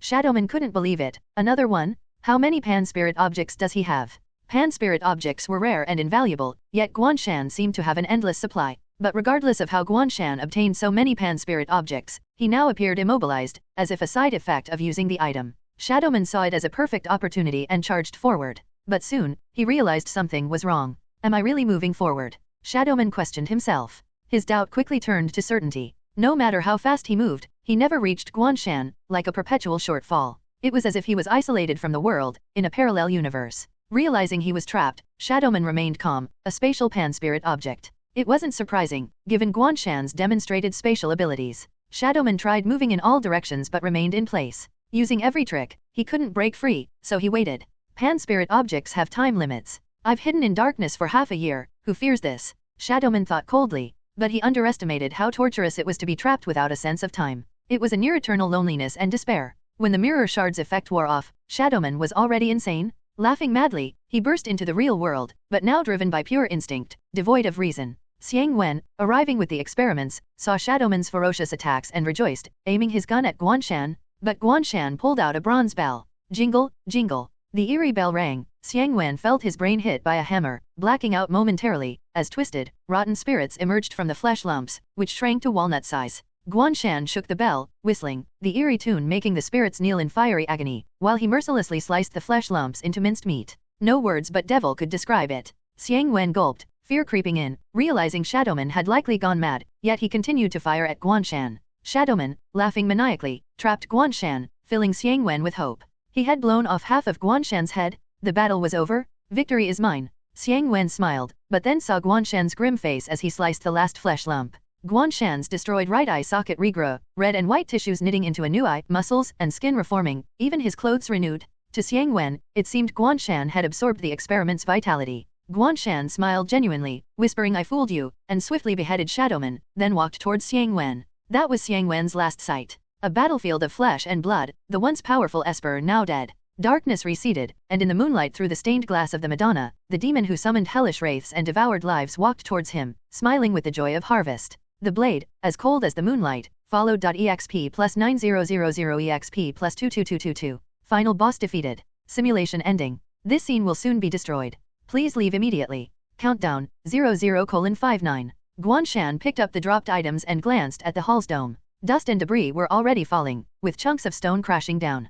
Cracks spiderwebbed across the walls and floor, and one of the marble columns had completely broken, causing the dome to tilt precariously. The entire structure seemed ready to collapse. Crack, crack. The stained glass windows buckled under the pressure, shattering one by one. Huge cracks split the blood-stained image of the Madonna. The recent battle had turned the hospital hall into a near ruin. As the building's central framework, if the hall collapsed, the entire inpatient wing would likely follow. Guan Shan made a quick circuit, checking for any remaining dropped items. He then noticed the NPC he had saved crawling out from a small storage room behind the stairs. Clang. The storage room door, already broken, fell to the ground as Zhang Xiyuan pushed it open. Trembling, he got up and was startled to see Guan Shan watching him. Swallowing hard, he saw the strange corpses scattered around, his scalp tingling. Are they all dead? Guan Shan wiped the blood off his blade and nodded. Yes, they're dead. You can escape now, this place is about to collapse. Zhang Xiyuan, having eavesdropped in the storage room for so long, knew how intense the commotion was. If the building hadn't collapsed yet, it was a miracle. He hurriedly headed for the glass door on the side of the hall, but after a few steps, he saw Guan Shan walking back and couldn't help but ask, aren't you leaving? At that moment, a stumbling nurse with a gun appeared from the corridor. Guan Shan casually threw his knife, slashing her throat. Watching her fall, he listened to the experience points notification with satisfaction. No, I'm staying to kill all the monsters. These are all experience points, I can't waste them. He hadn't killed enough yet? Wasn't he satisfied? Zhang Xiyuan was dumbfounded, watching Guan Shan disappear into the dark corridor, the sound of whistling echoing. The eerie tune, accompanied by the sounds of blades slicing into flesh and bodies hitting the ground, was haunting. Images from countless slasher movies flashed through Zhang Xiyuan's mind, filling him with extreme terror. Shivering, he bolted. Fortunately, the hospital's glass door was shattered, allowing Zhang Xiyuan to rush out. He ran to the Sacred Heart Hospital's main building, where many escaped patients gathered around the fountain. A man in his 30s was loudly organizing security.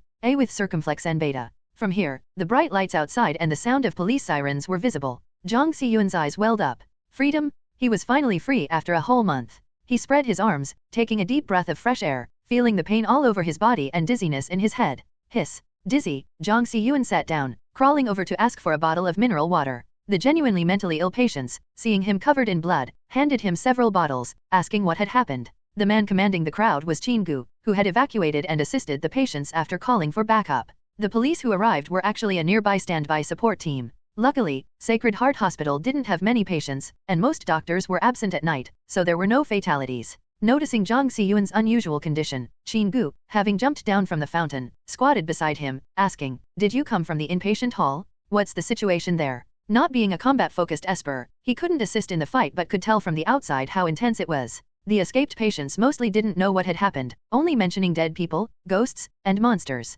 Zhang Xiyuan, unsure how to respond, hesitated before saying, they're all dead. All dead. Qin Gu was taken aback and wanted to ask for more details, but a loud crash interrupted him. He turned sharply to see dust rising. Zhang Xiyuan added, "People and ghosts, they're all dead." Game simulation ended, over the cuckoo's nest. Final boss defeated, 1/1, evaluation level upward arrow. Elite monsters defeated, 5/5, evaluation level upward arrow. Ordinary monsters defeated, 32-30 seconds, evaluation level upward arrow. NPCs protected, 54-54, evaluation level upward arrow. Items acquired, Doctor's Syringe X1, Active Serum, Semi-Finished, X1, Ashen Skeleton X1, A Kiss from Red Lips X4, Shock Grenade X1, Bonus. Evaluation level, Transcendent, extra items obtained. Rewards, Game Coins X 27,000, Skill Points X2. Achievement unlocked. All rewards have been placed in your inventory. Please check. Settlement complete. Please wait patiently for the next simulation to begin. The most surprising part of the settlement for Guan Shan was that he had successfully protected 54 NPCs. So even those who escaped on their own count as protected by me? That's convenient. Guan Shan smirked, grabbed his personal items, and leaped from the inpatient building, using gravity control to land smoothly. As soon as he touched the ground, the building behind him collapsed. Guan Shan turned to watch the debris fall, frowning. He wondered where the other patients had gone. They've been evacuated. He circled around and saw a group of people gathered by the fountain, feeling relieved. He walked towards them. The recent simulation in the hospital, with all the noise he made in the corridors and hall, must have awakened the other patients. What did they think he was doing? He still didn't know if the simulator concealed his actions. Guan Shan consoled himself, "I guess it's lucky I was in a mental hospital. As a patient myself, it's normal to look crazy. Thankfully, this old hospital has no surveillance." Despite this, he couldn't help but feel uneasy about the simulation process. In this round's rewards, why does Active Serum sound familiar? Isn't that what Xiang Wen was researching? And that doctor? I killed him, but what about Xiang Wen? Did he escape? But with the inpatient building collapsed, any search of the basement will expose him. Revealing Xiang Wen will be easy. My task is pretty much complete. Shaking his head, Guan Shan walked towards the fountain and saw an old acquaintance, Zhang Xiyuan. At that moment, Zhang Xiyuan was talking to another man, nodding excitedly. "Yes, I saw him." Noticing Guan Shan approaching, looking unscathed, Zhang Xiyuan's eyes widened, his words trailing off. "What's wrong?" "Continue," Qin Gu said, following his gaze. "Someone you know." Guan Shan's sharp eyes caught the badge on the man's chest, recognizing the Special Security Group's emblem. Special Security Group.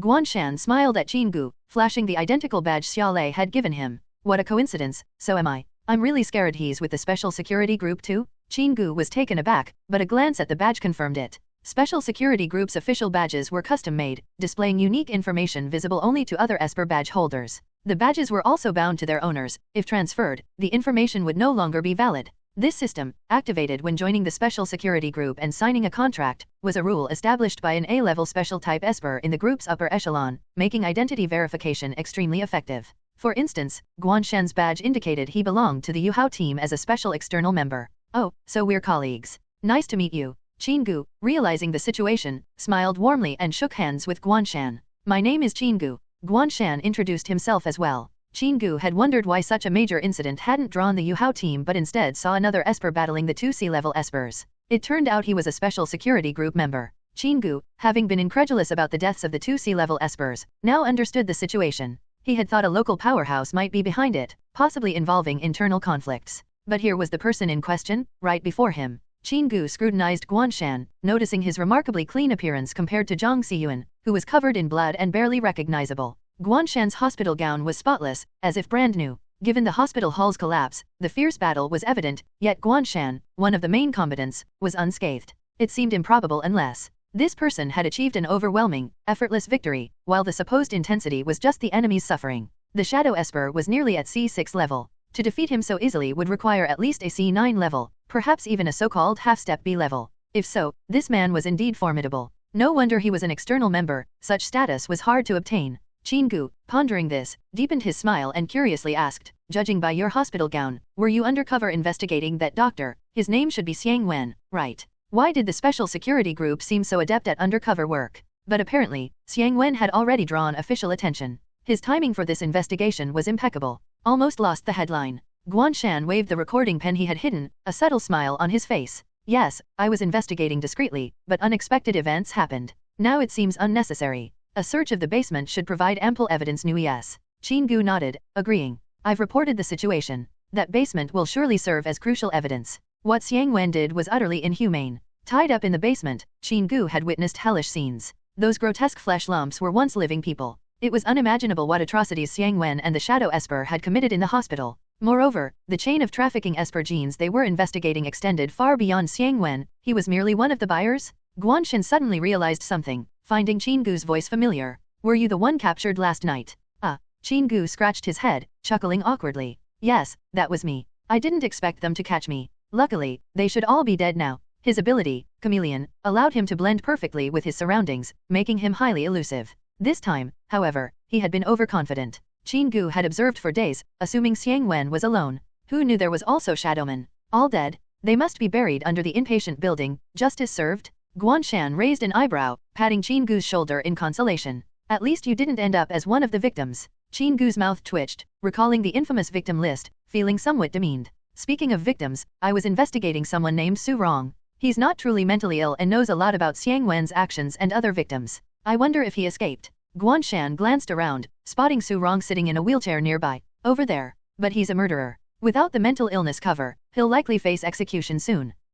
That was his original goal, but investigating Xiang Wen had diverted his focus. Qin Gu noted the information, planning to extract details from Su Rong later. He then turned to Zhang Xiyun. This Mr. Zhang is also a victim. He was just talking about you. Do you know each other? Me. Guan Shan was puzzled. Why mention him? Wait. Guan Shan suddenly recalled Zhang Xiyun had been in the neighboring room. Had he seen something strange during the simulation? Despite the potential embarrassment, Guan Shan's curiosity was piqued. What did he look like to others during the simulation? Guan Shan earnestly, curiously asked, Mr. Zhang, what about me? Haha.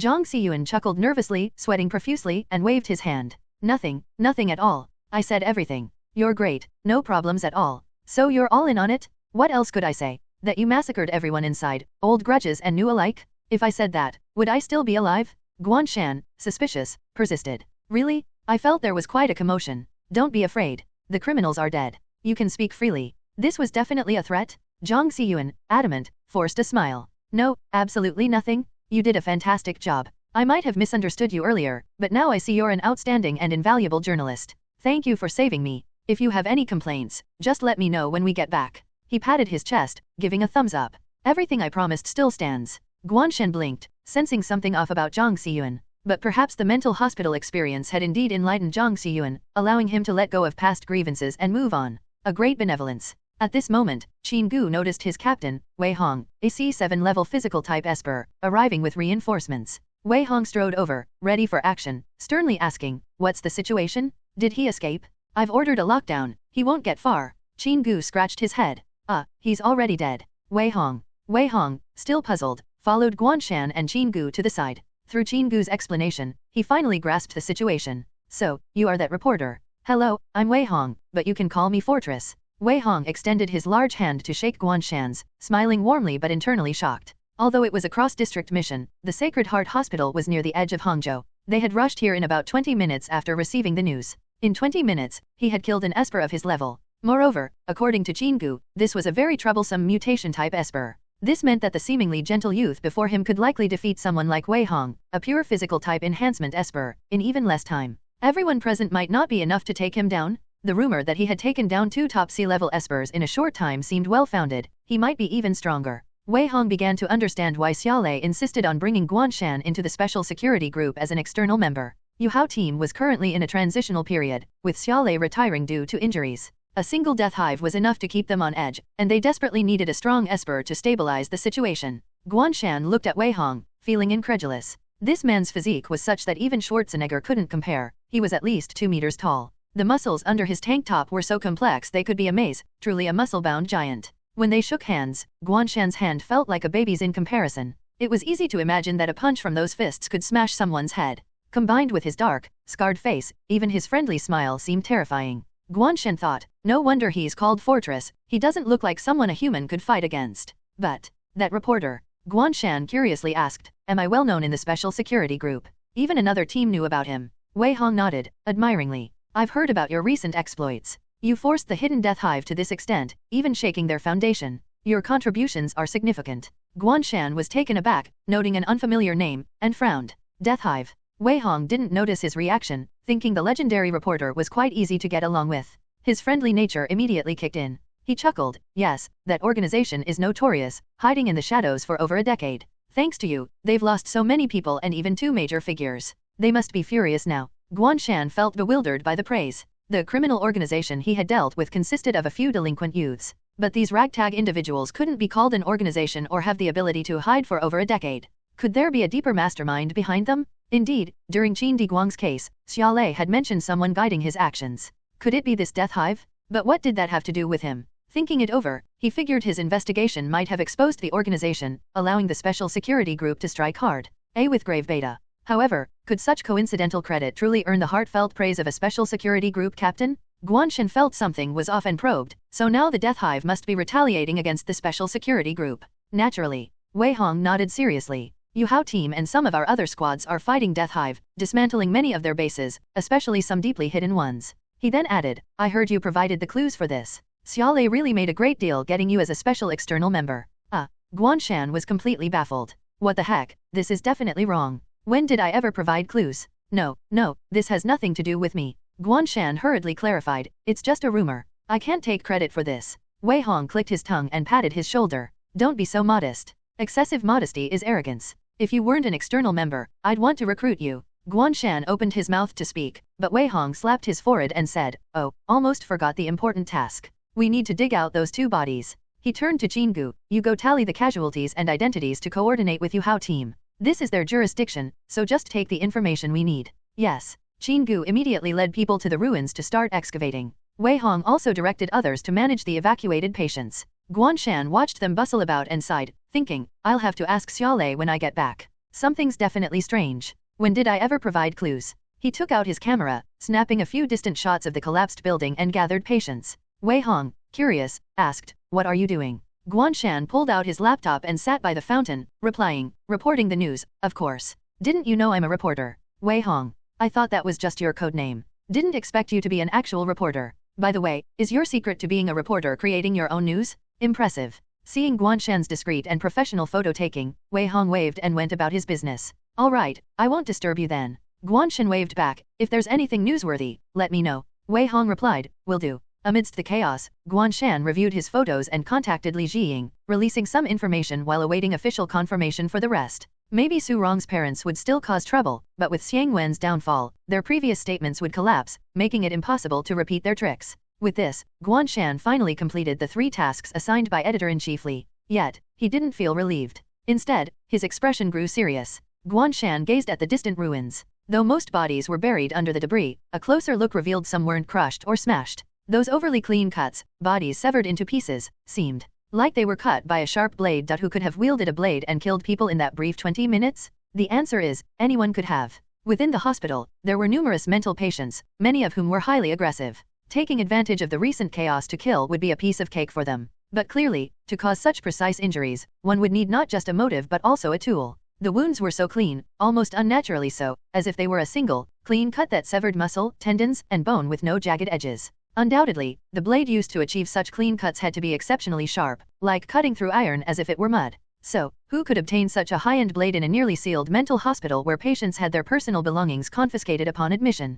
Guan Shan could say, of those in the hospital at the time, only 2 people could have done it. Xiang Wen, and himself. Xiang Wen could have done it, but did he have a reason to? Guan Shan tried to justify, even if he had a sadistic desire to kill, he could have used the patients he controlled to vent, rather than targeting the more noticeable orderlies. But maybe he suddenly went mad? Such lunatics might suddenly become killers, Guan Shan thought, remembering how some patients ran out when the building collapsed, but Xiang Wen, who valued his life the most, didn't. He must have been delayed for some reason, and it's plausible he suddenly went mad, right? While Guan Shan was deep in thought, Wei Hong came over, asking, "Hey, big reporter, have you finished your news article?" Guan Shan closed his laptop, put it in his bag, and stood up. "It's mostly done. Just waiting for police confirmation." The news about Xiang Wen and the building collapse had been published. As for Su Rong, that story had been reported many times, lacking only the final verdict. As a responsible journalist, he had to wait for the dust to settle. Wei Hong slapped his shoulder, laughing heartily. "Why wait? Just inform Xiaolei, and it's done."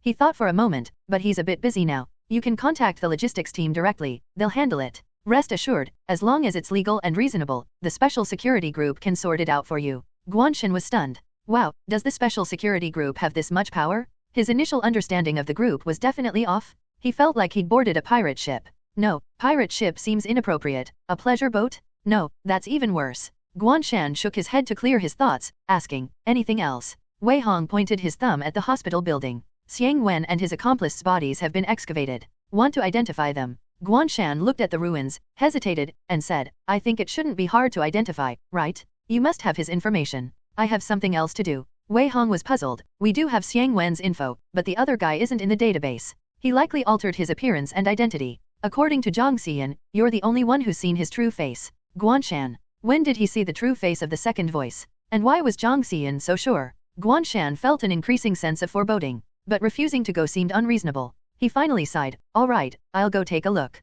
At the cleared ruins, Guan Shan looked at the beheaded body, lost in deeper thought. Xiang Wen's body was clearly partially crushed by the fallen dome, but the way his head was detached had nothing to do with the building, because it was as smooth and clean as those on the orderlies' bodies. All right, no more excuses. Could Xiang Wen have killed everyone and then committed suicide? Even if others believed that, Guan Shan couldn't convince himself. Xiang Wen didn't escape because he was already dead. The killer of the orderlies and him was the same person. So, there's only one answer. Guan Shan took a deep breath, looking at the dark sky, feeling his worldview being shattered. This damn simulator never transported me to any virtual space. With diary success. Wei Hong beside him said, "This is Xiang Wen's accomplice. Look, what's wrong?" He noticed Guan Shan suddenly deep in thought, wondering if all strong individuals had eccentricities. Guan Shan took several deep breaths, then showed a professional smile. "Nothing, just had a sudden realization." Wei Hong felt a chill, thinking the night had gotten colder, scratching his head, "Glad you're okay." Guan Shan walked over to the body, covered by a transparent shield.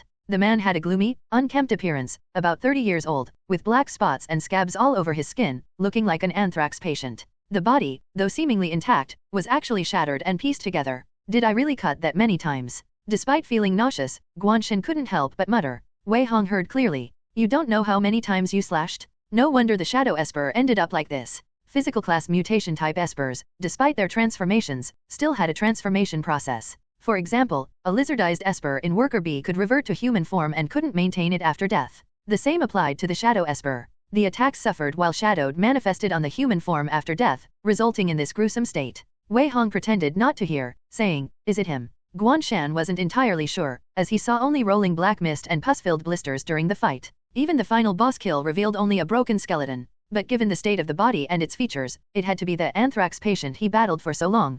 Guan Shan closed his eyes, exhaled, and nodded. Yes, it's him. So this was the truth. The complex emotions and dilemmas within Guan Shan's heart at this moment were, of course, undetectable by Wei Hong. Since the body was identified, they could proceed with further handling of it. While Wei Hong summoned people to transport the corpse, Guan Shan received a call from his dedicated customer service representative, Lin Schumann. Guan Shan found a barely usable broken stool in a corner of the ruins, brushed off the dust, and sat down. With a severed arm at his feet, he continued contemplating his life as he answered the call. Lin Schumann said, "Leader Xia has already informed me of the situation. He can't come, but you should have resolved everything, right? Captain Lin Wu will be there shortly to coordinate with the high team. Leave the rest to us." Resolved? With the way she spoke, it sounded like this wasn't her first time handling such matters. Could it be that every time he entered the simulator's horror games, he was resolving certain issues or people? It made sense why the special security group held him in such high regard. To them, he was striking heavy blows against criminals, making his recruitment a natural decision.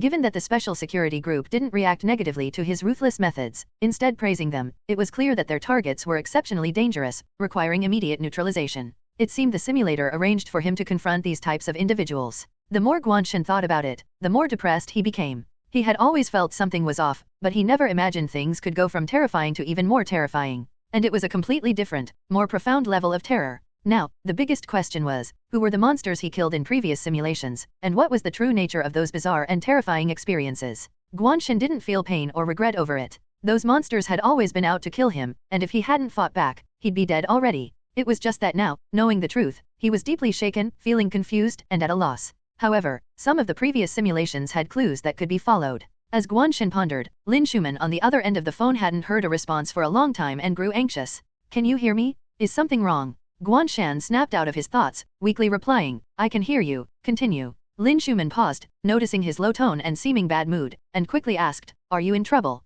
"Trouble? No, no trouble." Guan Shan silently added, just discovering that he might, in a sense, be a psychopathic killer. Relieved, Lin Schumann said, "If you need anything, you can tell Captain Lin later. We'll fully cooperate." Supporting his head with one hand, Guan Shan suddenly asked, "You seem a bit afraid of me." Lin Schumann was startled by the question. In the TV shows she had seen, whenever a psychopath asked this, anyone who dared to say they were scared often ended up dead. Quickly denying it, she said, "No, I'm just not used to talking to people, so I'm a bit nervous. Actually, I'm socially anxious." "Socially anxious and you're a receptionist?"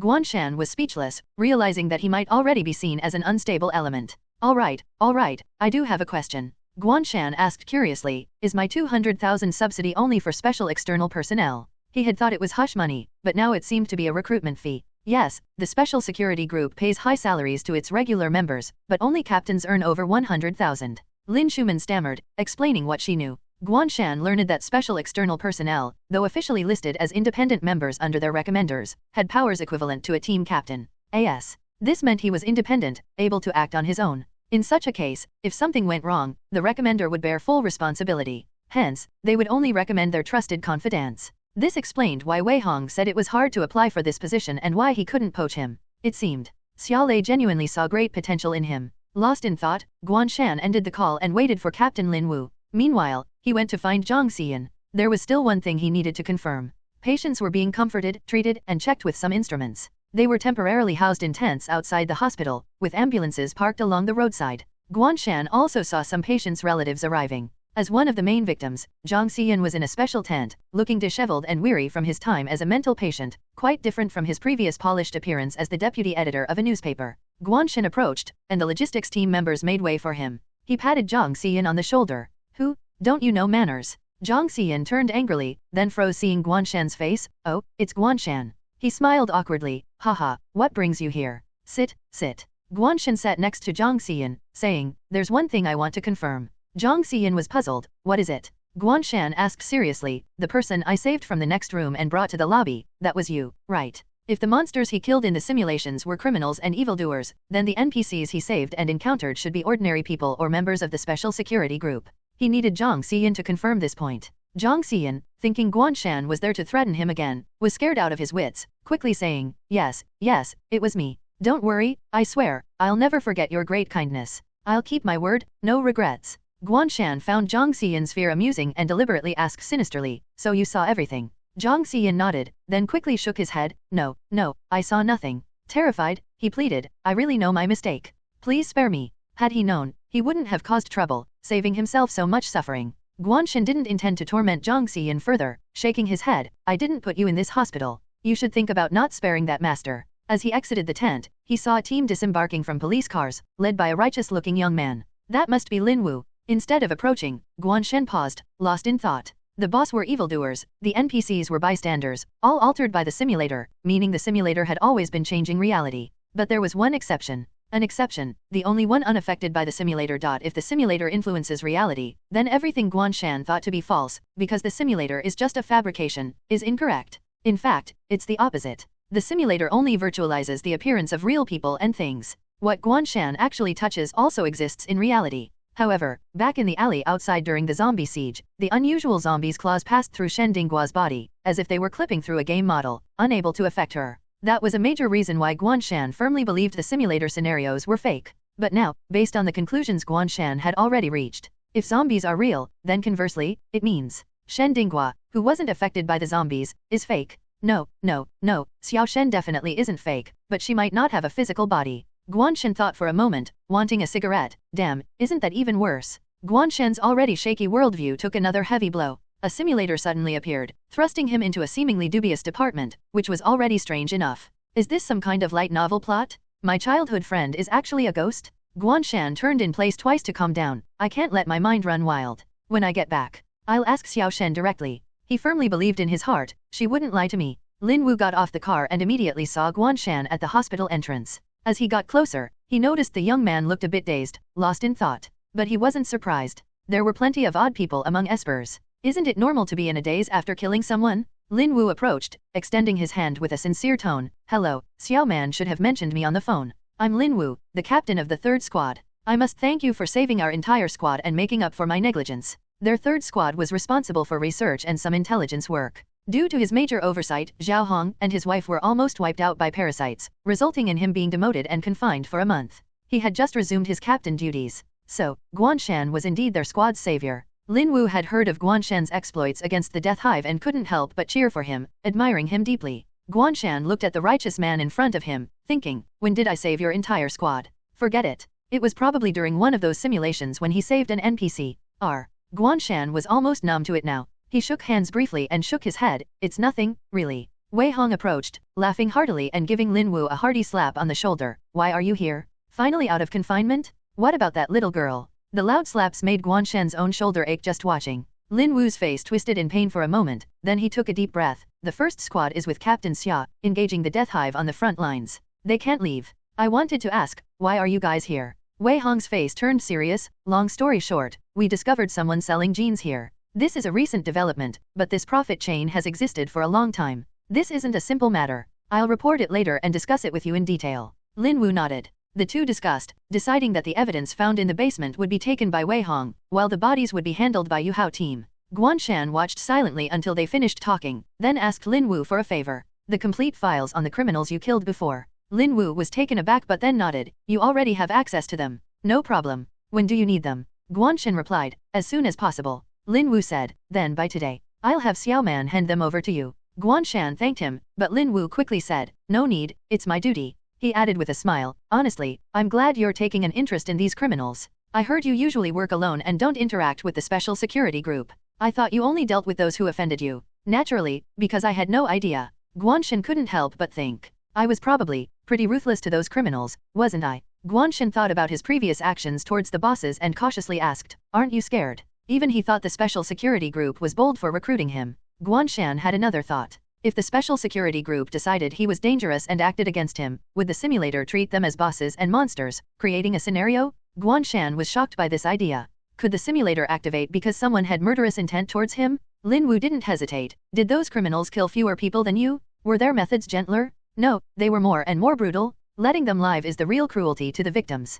Compared to that, you're doing a good deed. What's there to be afraid of? He added, self-deprecatingly, unlike me, who almost got so many people killed. This incompetence is the real cruelty. Did he just gain a fan? Guan Shan's mood lightened a bit despite his heavy heart. If the simulator exists to eliminate scum like Xiang Wen, it does have some positive significance. The only thing that's not pleasant is, why does it simulate horror games? Guan Shan patted Lin Wu's shoulder, sincerely saying, in the future, I hope you can have someone follow me, to remind me or, help me when I act. When the simulator activates, it's a free-for-all. He had killed evildoers before, but who knows about the future? Although the boss must die, some NPCs might be mistakenly killed by him. The special security group could serve as an anchor at such times. Lin Wu's shoulder twitched, and he awkwardly replied, but we can't help. No, you can. Guan Shan felt this was crucial, seriously saying, I'm not having an easy time either. I'm very scared, understand? Can you bring more people to help me? You call those 10-minute massacres not easy? Lin Wu nodded in a daze, ununderstood.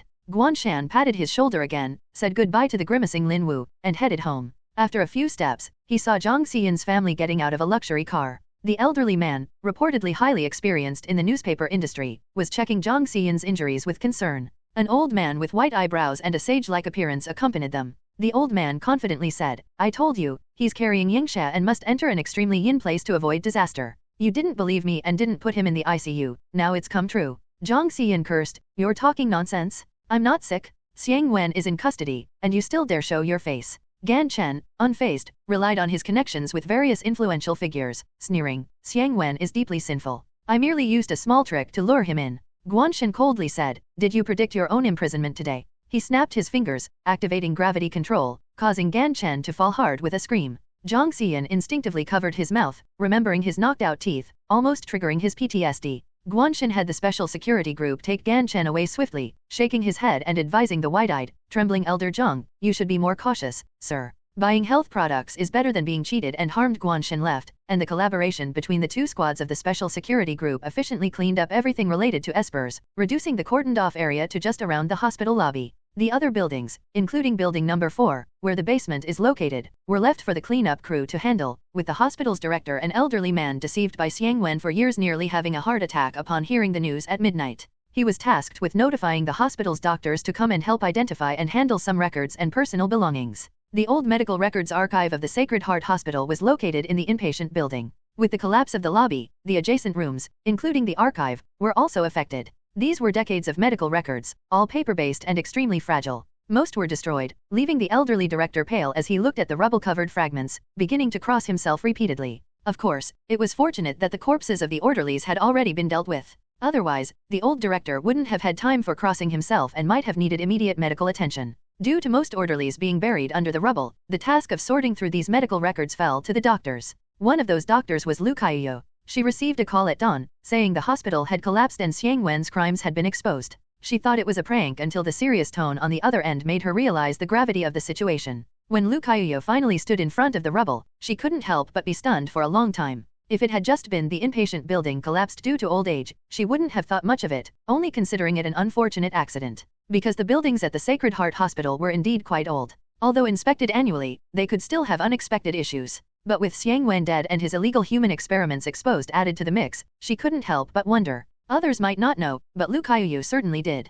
There was a reporter investigating Xiang Wen in this hospital. Could there really be such a coincidence in this world? Guan Shan was investigating Xiang Wen, claiming to have a lead, and then the hospital conveniently collapsed, exposing the evidence? Could that guy have collapsed the whole building just to expose Xiang Wen's crimes? Lu Kaiyu was startled by her own thought. She quickly shook her head, dismissing it as absurd. How could that be possible? Even if he wanted to, it would be incredibly difficult to execute. Did he sneak out at night and hammer the support columns? It was impossible for a person to achieve that? So, it must be a coincidence. He's just really lucky. Investigating for evidence would have taken more time, but now with this collapse, it saves a lot of effort. Lu Kaiyu, while sorting the old medical records, muttered to herself, "Speaking of which, even though he's a reporter, he's quite the actor. He almost fooled me into thinking he had cognitive and schizophrenia issues. He could be an actor with his looks and skills." Thinking back to when Guan Shan vehemently denied having any illness made Lu Kaiyu chuckle. Initially thinking he had connections, he ended up inside due to an overly convincing performance. Alas, while he's relaxed, it's us doctors who suffer from the hospital collapse.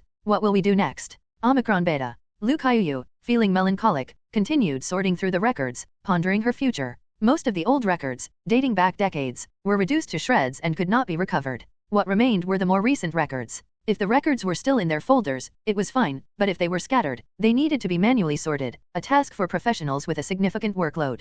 Pica, hysteria, OCD, claustrophobia. Lu Kaiyu began to find some amusement in her monotonous work, mumbling the diagnoses on the records. This one, depression, suspected. Her voice trailed off as her eyes focused on the name on the top of the medical record. The name was Guan Shan. Same name. Lu Kaiyu was taken aback, thinking it was quite amusing. Guan Shan, who had worked so hard to infiltrate Sacred Heart Hospital, had no idea that another Guan Shan had been a patient here years ago. Curious, Lu Kaiyu continued reading. What kind of person is this Guan Shan? Why was he hospitalized? The record she held was an inpatient record for 6 months, dated 6 years ago, when this Guan Shan was 16 years old. This person should still be in high school, right?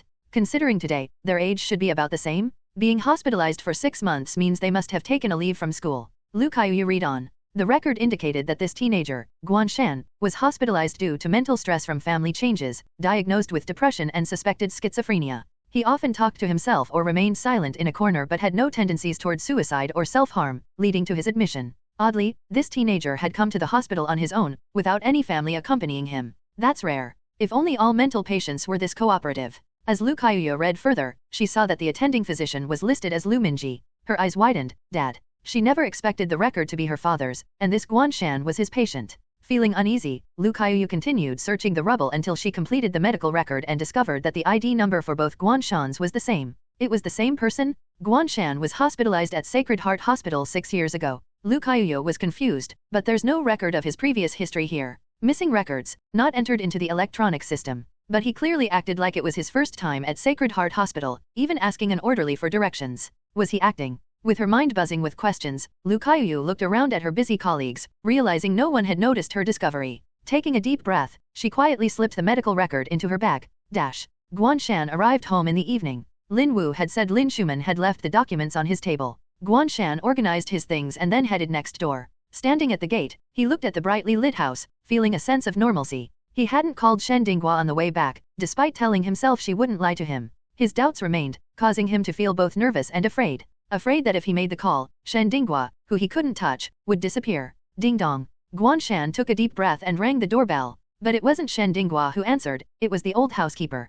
Please come in. The old housekeeper opened the door and naturally led the way. Guan Shan felt something was off but couldn't pinpoint it. Upon entering the house, he saw not only Shen Dinghua at the dining table but also two middle-aged people who looked at him. Those were Shen Dinghua's parents. Guan Shan, what do you do when you go to see your girlfriend and meet her parents instead? Urgent advice needed? Why didn't anyone tell him that Mr. and Mrs. Shen were back from their trip today? Guan Shan glanced past Shen's parents, seeing Shen Dinghua's innocent smile, though her eyes twinkled with mischief. Naturally, no one informed Guan Shan about this matter. The only person who could have informed him was Shen Dinghua, but he hadn't called her the entire day. Therefore, Guan Shan, completely unprepared, stumbled upon Shen Dinghua's parents, Mr. Shen and Mrs. Ding, who had just returned home and were having dinner with their daughter. The middle-aged couple in front of him, both in their 40s, consisted of Mr. Shen Xian, a man with a gentle and elegant demeanor. Despite wearing home clothes, he carried an aura of a business tycoon, not to the point of being intimidating, but his gaze was enough to make one feel a bit uneasy. Mrs. Ding Pinghui had aged gracefully, her mature charm evident even at over 40.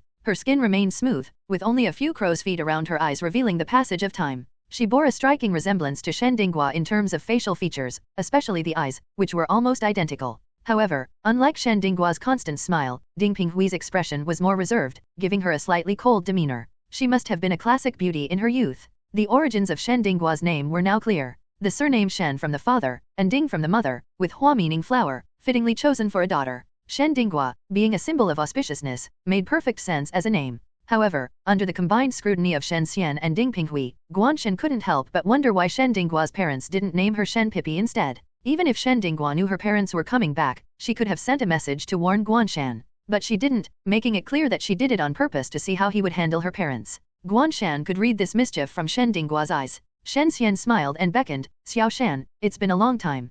Come and join us for dinner. Ding Pinghui added, yes, since you and Hua Hua started university, it's rare for us to have a chance to gather. You used to visit often when you were kids, but not so much now. Guan Shan put on a polite smile, walking over nonchalantly. Thank you, Uncle Shen, Aunt Ding. I just returned from a field trip and have some work matters to discuss with Hua Hua. Usually, such an invitation for dinner was just a formality. They had been away for over a month, just returned, and were having a warm family dinner. It wasn't the right time for Guan Shan to intrude. Such a scene would only be harmonious if Guan Shan were already a son-in-law, not just a neighbor's kid. Not that Guan Shan had any ambitions of that sort, just stating a possibility. For now, it was best not to test their patience. Although Guan Shan didn't feel intimidated, considering the friendly relationship between the families and the lack of any prejudice from the Shen family, the disparity was always there. Guan Shan was acutely aware of this. Without sufficient means, Shen Xian and Ding Pinghui would always see him as a good neighbor's kid rather than someone worthy of their daughter's lifetime commitment. Even if Shen Dinghua thought so, it wouldn't matter. Shen Xian nodded, turning to Shen Dinghua. In that case, work matters are important. Take care of it first. Shen Dinghua obediently nodded, standing up and walking over to Guan Shan. Yes, I'll work hard. Ding Pinghui smiled softly. I've heard about you recently, Xiao Shan. The newspaper you work for has been uncovering many truths about Hangzhou's unsolved cases. Very promising. She looked warmly at Shen Dinghua, smiling. Hua Hua, you should work hard. Maybe you'll bring home a Pulitzer one day. Shen Dinghua puffed her cheeks, pouting. Mom, you're making fun of me again. Guan Shan nodded. Thanks to the support from the chief editor, those cases were assigned to me. I'm currently managing the official account as well. Shen Xian's expression changed slightly. Those cases are quite complex. I heard that Zhang Xiyang was investigating them before he got into trouble and the case was shelved. So, it was passed to you by Chief Editor Li. New. Big shots indeed, having such news circulating within certain circles. Guan Shan, as a tool, had to investigate and only gained Li Jiying's trust after asking around. However, it seemed Shen Xian was somewhat skeptical, considering Guan Shan had been a journalist for only half a year. Suddenly being given such responsibilities seemed a bit fantastical. Before Guan Shan could respond, Shen Dinghua quickly interjected, grabbing his arm proudly. Xiao Shan is amazing.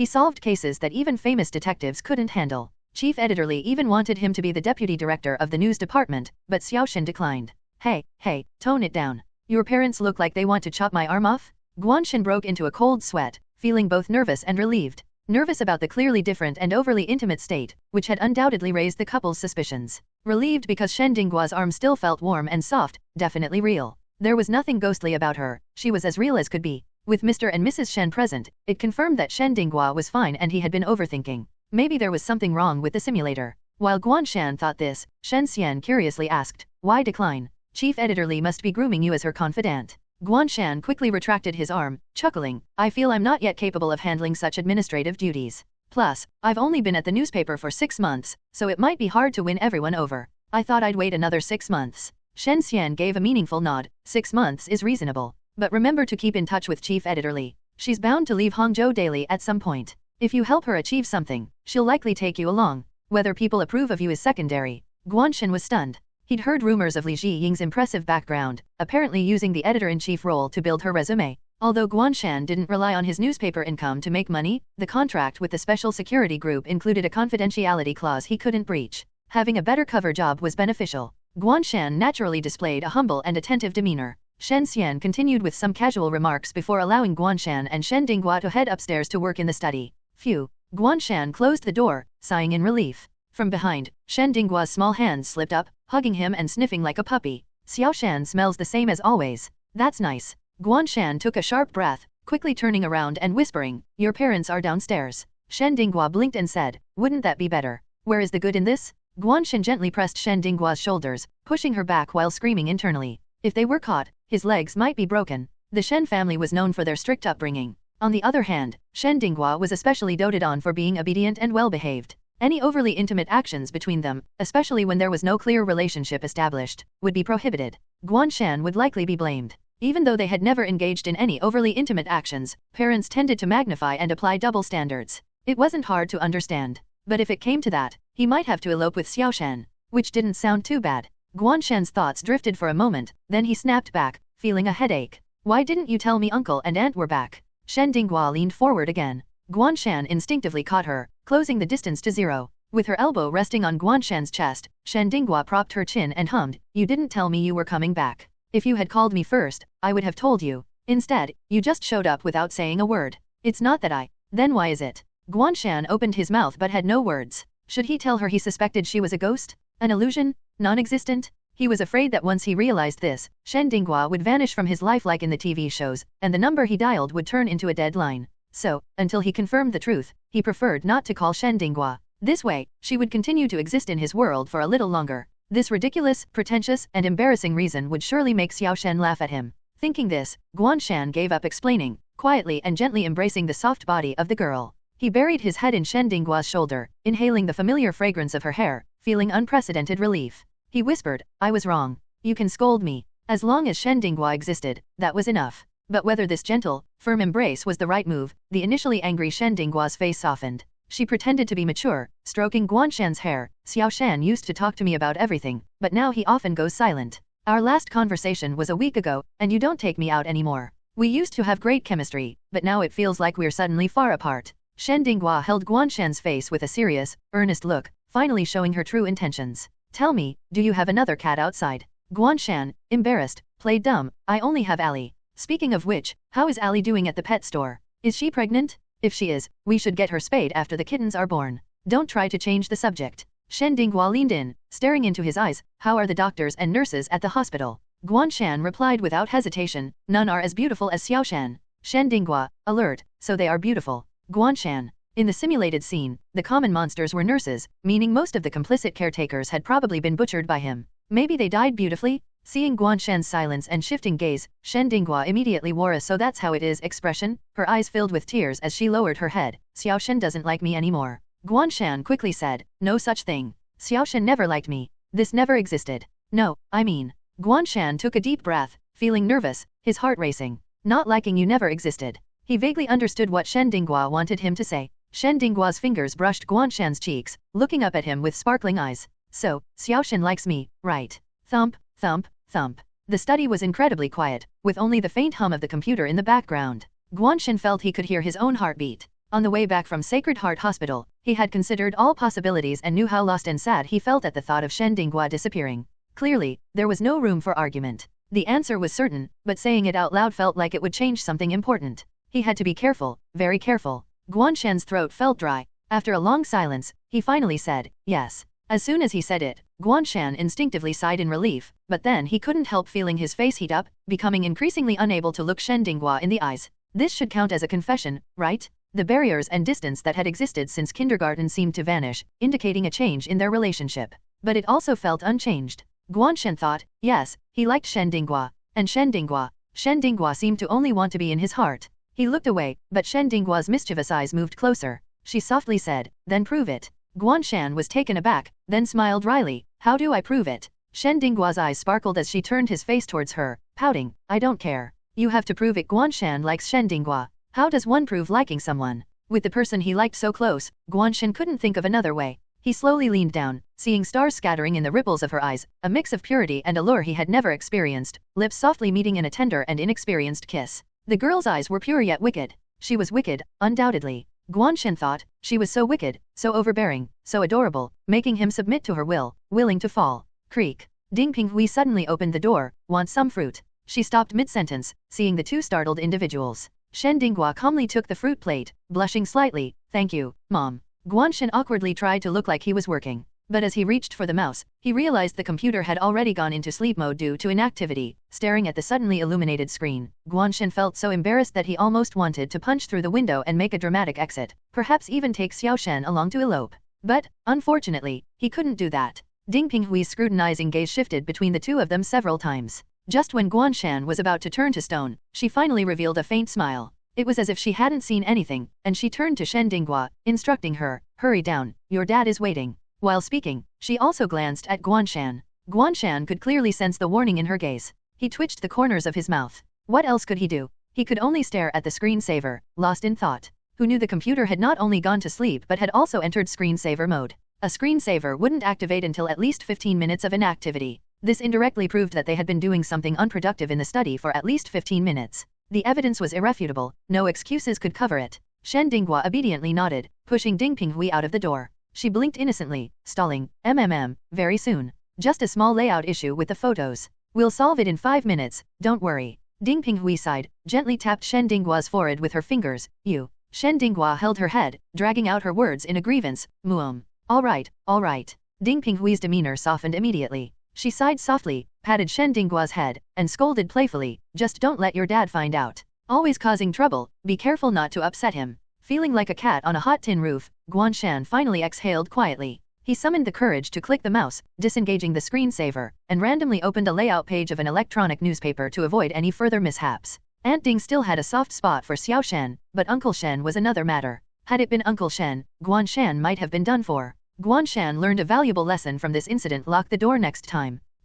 No, he should never do such things in Shen Dinghua's house again. It was traumatizing. I know, Mom is the best. Shen Dinghua waved sweetly as she watched Ding Pinghui leave, then closed the door and naturally locked it. Hearing the click, Guan Shan raised his head suspiciously, looking at Xiao Shen. Why lock the door? Aren't you going down in 5 minutes? Shen Dinghua walked over with the fruit plate, wearing a cute smile, but Xiao Shen has work to do. That kind of smile usually meant she had some bad ideas. Seeing Shen Dinghua approaching, Guan Shan couldn't help but lean back. I do, but... Shen Dinghua said seriously, Xiao Shan needs to concentrate on work, so he can't eat fruit. But this is my mom's goodwill, it shouldn't be wasted. Guan Shan eyed the fruit plate. No, I think I can find time to eat some fruit. Shen Dinghua picked up a slice of cantaloupe, smiling brightly, so let me feed you. Guan Shan sighed in relief. That sounds rea. Shen Dinghua placed the cantaloupe slice in her own mouth. Guan Shan. Not good. Wait. But it was too late. The female demon Shen Dinghua spread her arms, pinning Guan Shan between the chair's backrest. Humph.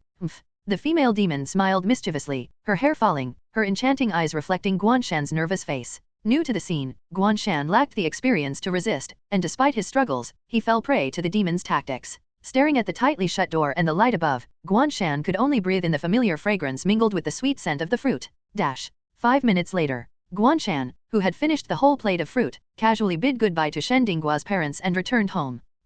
Guan Shan collapsed on the sofa, lying down with a strange expression, touching his lips, which still tingled. Not from excessive force, but because two novices dancing together inevitably stepped on each other's toes. It was just amateurish and playful. Guan Shan twitched his lips, feeling he had been bitten at least 7 or 8 times. Indeed, attempting high-level moves right away was a bad idea. However, Xiao Shen's pained and aggrieved expressions were also cute, worth the experience. After reminiscing for a moment, Guan Shan refocused, taking out a sealed file from under the coffee table. This file contained information on the people he had killed. The folder was made of craft paper, with a thin white label on the front, detailing the file's contents. Special Security Group, Human Affairs, U.S.P. B67, 2016101420161115 Observation Records. Recorder, Xiaolei, Lin Schumann. User, Guan Shan, 20161116. These 3 simple lines indicated that since the day he entered the carnivorous restaurant, he had been under the Special Security Group's observation. Or perhaps, he had just happened to intrude on their operation. Either way, Guan Shan would find the answers to his questions once he opened this folder. But for now, he wasn't ready. Placing the folder on the table, Guan Shan first opened the simulator interface. Because he had been preoccupied with Shen Dinghua all day, he hadn't checked the rewards for completing the Asylum Escape instance. Now, having confirmed that Shen Dinghua was fine and even confessed his feelings. Despite some minor mishaps, Guan Shan felt elated and ready to check his inventory. The first thing he noticed was the 16 full slots. Guan Shan felt a bit anxious. The limited inventory space was frustrating, and he hoped the next shop upgrade would offer more slots. Luckily, most of the new items were consumables, likely to be used up in the next instance. The item that intrigued Guan Shan the most was the active serum, semi-finished. With a thought, a small, transparent glass vial appeared in his hand, filled with a deep green liquid. This is the serum that Wen Jian gave to Su Rong, right? Active serum, semi-finished. Effect, instantly increases maximum health by 50%, significantly enhances self-healing abilities. Description, a special gene serum developed by someone, still in its semi-finished stage, with a certain probability of failure. If fully completed, it might achieve the miracle of resurrection. The effect of this serum deeply shocked Guan Shan. The beginner artifact adrenaline shot could temporarily double his maximum health, lasting only 10 seconds, with a debuff after the effect wore off. This serum could directly increase maximum health by 50% and enhance self-healing abilities. Though not surpassing adrenaline shot, it was at least on par. But considering adrenaline shot is a starter pack item, it's understandable to have limitations. This serum also has a chance of failure. By the way, the someone mentioned should be referring to Wen Jian, right? Guan Shan rubbed his chin, recalling some past items that had similar descriptions like someone or certain organizations. Now it seemed these pieces of information were not fabricated by the simulator but existed in reality. So there were hints all along. Guan Shan sighed. He should have guessed from the fact that injuries in the simulation were real. He didn't know if he should call himself too slow or say he subconsciously avoided that direction. After all, the simulator always claimed to be entirely virtual, repeatedly saying, "Don't take it seriously," and created various subtle information gaps, desperately misleading Guan Shan. What a deceitful simulator. So the glitch incident involving Xiao Shen might have been the simulator's trick, trying to make me believe its scenarios were fictional. Guan Shan nodded, feeling his current guess was quite reasonable. He twitched the corner of his mouth. Speaking of items, since the items are real, what do I look like to others when I use them? Especially the time he used the crowbar to open the door. Luckily, Xiao Shen wasn't affected, otherwise, forget it. The more I think about it, the more socially awkward it gets. Better not think about it. Guan Shan didn't directly use the serum but instead took out another item. Doctor's syringe. Effect, extracts liquid and causes it to change for the better or worse, only effective once per target. Description, Schrödinger's approval. Guan Shan considered it Schrödinger's quantum syringe. Before extracting and checking the liquid state, its probability of being good or bad was 50%, existing in a superposition of good and bad. AENGB. To avoid the semi-finished active serum from failing and wasting such a precious item, Guan Shan decided to use the syringe to increase the probability. Some might ask, isn't the syringe's probability 50/50ths? What if it accidentally makes the probability worse? Ha, naive. Guan Shan sneered. The probability of good and bad is indeed 50/50ths, but the item's effect doesn't specify that all the liquid must be extracted at once. If I extract it 1,000 times, there's a 50% chance of success each time. This means the risk of failure is spread across those 1,000 extract ions, and I will surely get some optimized serum. And regarding the efficacy, Guan Shan shook the vial of serum. If he remembered correctly, Wen Jian's syringe only contained 2/3 of the liquid. The vial in his hand clearly had a larger capacity. As long as his luck wasn't too bad, the efficacy gap shouldn't be too vast, or might even be better. Direct injection is a gamble, using the syringe is also a gamble. Might as well gamble big. Guan Shan understood that if the serum failed, it wouldn't just be a light failure. Those monsters with unlimited health in the hospital were likely failed experiments by Wen Jian. Guan Shan suspected that if he failed, he'd probably become something far more terrifying. Stability is key. Guan Shan prepared several transparent glass cups and began extracting little by little. After dozens of times, he figured out the possible changes to the active serum based on the suffixes. From bad to good, they were poison, adverse effect, defective, concentrated, augmented, completed, and evolved. The first three were directly negative effects. Concentrated and augmented were changes in volume with basically unchanged effects. The last two were the best suffixes. Completed was 100% success, and evolved was an enhanced version of the effect. After extracting the entire vial, Guan Shan ended up with 2/3 of active serum, enhanced, with the failure probability removed from the description, and the serum's effect increased to 55%. The remaining third, when mixed, became defective serum, a deadly toxin. Defective serum. Effect, instantly decreases maximum health by 60%. If the maximum health is below 4,000, it results in immediate death. If above 4,000, it severely reduces self-healing abilities. Description, a vile product from someone's experiment. Keep it out of reach of children and the elderly. Vile. Guan Shan twitched the corner of his mouth. You deceitful simulator, learning to mock me now. But, this thing seems like the real prize. Injecting it into a monster will likely kill it. Guan Shan cautiously set aside the dark, bubbling serum and proceeded to inject the active serum, enhanced, into his arm. A surge of heat swept through his body from his arm. Guan Shan watched as countless dead skin cells peeled off and regenerated, leaving his skin flawless and his muscle lines more defined. He tried using the Yellow Springs demon blade to create wounds on himself. No matter how deep the cuts, they healed almost instantly, with only a slight drop in his health, leaving Guan Shan amazed. He hesitated about testing if he could reattach a severed limb by cutting it off and putting it back. But since it wasn't during a simulation, he could feel the pain from injuries. Cutting himself several times was already pushing his limits. Severing a limb was something he couldn't bring himself to do. I'll test it next time in a simulation. Plenty of opportunities to let monsters help. Guan Shan put away the serum, syringe, and blade. The remaining items were Ashen Skeleton, a kiss from Red Lips, and Shock Grenade. The Ashen Skeleton was dropped by the anthrax patient boss. From Guan Shan's perspective in the simulator, this item was essentially the essence of the boss itself. However, when Guan Shan later saw the corpse in the ruins, although it was severely mutilated, it was relatively intact. It wasn't just an empty shell with missing bones. Therefore, Guan Shan speculated that this so-called drop item was likely a conceptual collection created by the simulator based on various characteristics of the monsters. For example, since Xiang Wen was a doctor, he dropped the doctor's syringe. Additionally, he carried a bottle of active serum, semi-finished, which was also used as a reward. From this perspective, it was easy to infer the origins of many other drop items he had previously obtained. The anthrax patient, associated with death and shadows, dropped this gray, broken skull. The effect of this skull was closely related to the boss. Ashen Skeleton. Effect, when crushed, it summons the shadow of anthrax, attacking enemy targets for 20 seconds. Description, for diseases, death is not the end. So, it means summoning a boss to attack for 20 seconds. Guan Shan raised an eyebrow, thinking of the boss's terrifying destructive power and his numerous close calls. He felt this item was quite valuable. Used correctly, it could initiate a boss versus boss battle and instantly turn the tide. Of course, it also depended on the strength of the monster he encountered. If it was as tough as the apartment monster, there wasn't much he could do. As for a kiss from Red Lips, honestly, I really don't want to know who dropped this thing.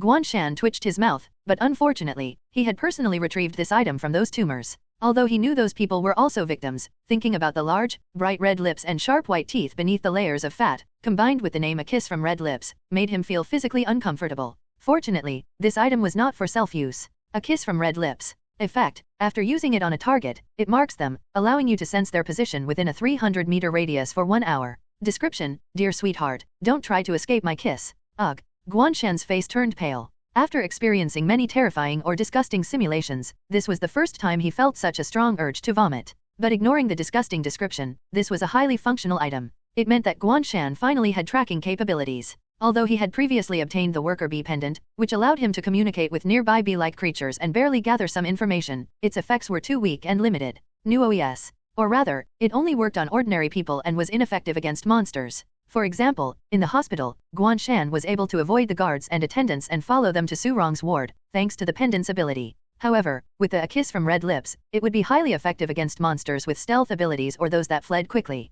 The shock grenade obtained as a bonus was straightforward, essentially a standard grenade. Throwing it would produce a flash and a loud bang, temporarily incapacitating enemies within range. Its actual attack power was weak. However, as one of Guan Shan's few group attack and control methods, this grenade was still precious.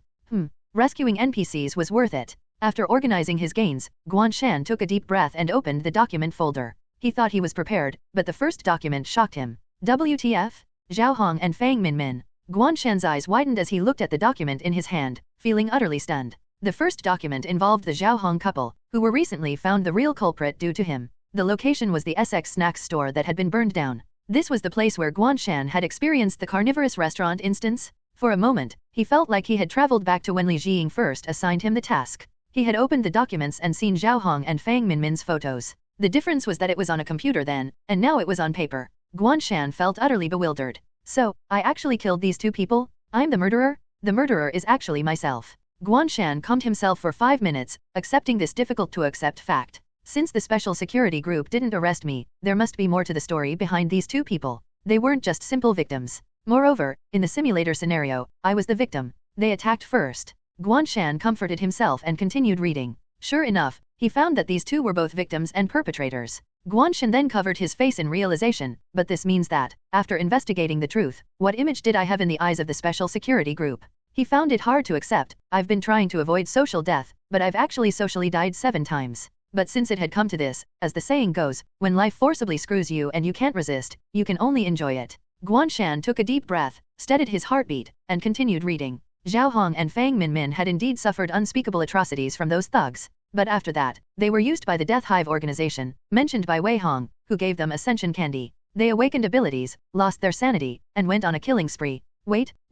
Ascension candy? Abilities. Guan Shan read it again to make sure he hadn't misunderstood. The ascension candy was an item he had obtained from the driver and was the source of his now frequently used gravity control. According to the document, he hadn't gained a skill but awakened an ability due to the ascension candy? Damn. So, the special security group handles espers. However, considering he had a simulator, it wasn't hard to understand others having abilities. With this new perspective, many previous mysteries were solved. No wonder Xiaolei brought a few seemingly unprofessional young people that day. They must be espers under his command. This means most of the monsters I've encountered were also espers, explaining their destructive power. Guan Shan continued reading. The subsequent documents detailed the information of each enemy he had encountered. Each one matched the forms of the bosses he had faced. The one who suddenly turned on the bus was a member of the special security group. Damn, that's even scarier. The thought of a living person losing their head just meters away made Guan Shan's neck chill and his heart race with fear. What a ferocious criminal organization? Guan Shan's hands trembled as he held the documents, swallowing hard. So, all the monsters I've faced and will face were real, all coming to kill me. Could he back out? What should he do if he didn't want to know the truth anymore? Let him keep fighting the monsters. After realizing that those monsters were real people, Guan Shan didn't feel any relief. Instead, he felt things had become even more terrifying. Initially, he only had to face virtual monsters, which, although terrifying and disgusting, he could at least comfort himself by thinking, it's just fake, and muster the courage to confront them. It had taken him a long time to feel he was getting used to it, perhaps someday even being able to calmly play horror games. But now, suddenly being told that these were all powerful espers in reality, and Guan Shan had thoroughly offended them, making it a life and death struggle. This wasn't reassuring at all, it was a fear greater than the sum of its parts. Guan Shan rubbed his temples, trying to ease his anxiety. So, the two monsters on the bus were the vanguard sent by Death Hive. After I killed them thinking they were just monsters, the second attack happened in the alley the next day. Then, during the mission breakthrough, I directly teleported to their stronghold, snatching their resources and killing those worker bees. And the NPC swordsman I met was the girl Gaoya I had joked was cosplaying. Guan Shan couldn't help but laugh and cry. No wonder Gaoya acted so strangely when they met the second time. This explained it. He continued reading. Oh, the trip to Han family village was different. They sent 2 higher level ones. Guan Shan paused, looking at the information on the 2 drone bees in the document, feeling embarrassed. So, Ali was once a person and still retains human consciousness. He had sent Ali to the cattery for breeding, constantly telling it to have more offspring and then get neutered. This sounds truly inhumane. This is completely devoid of humanity. Guan Shan couldn't help but collapse onto the desk. I'm not such a perverted person. I really thought it was just a stray cat. But it was too late to say anything now. These documented records clearly indicated what kind of person he was in the eyes of the special security group. And as long as the simulator existed, things would only get worse. Guan Shan, resigned to his fate, continued flipping through the documents, feeling somewhat relieved.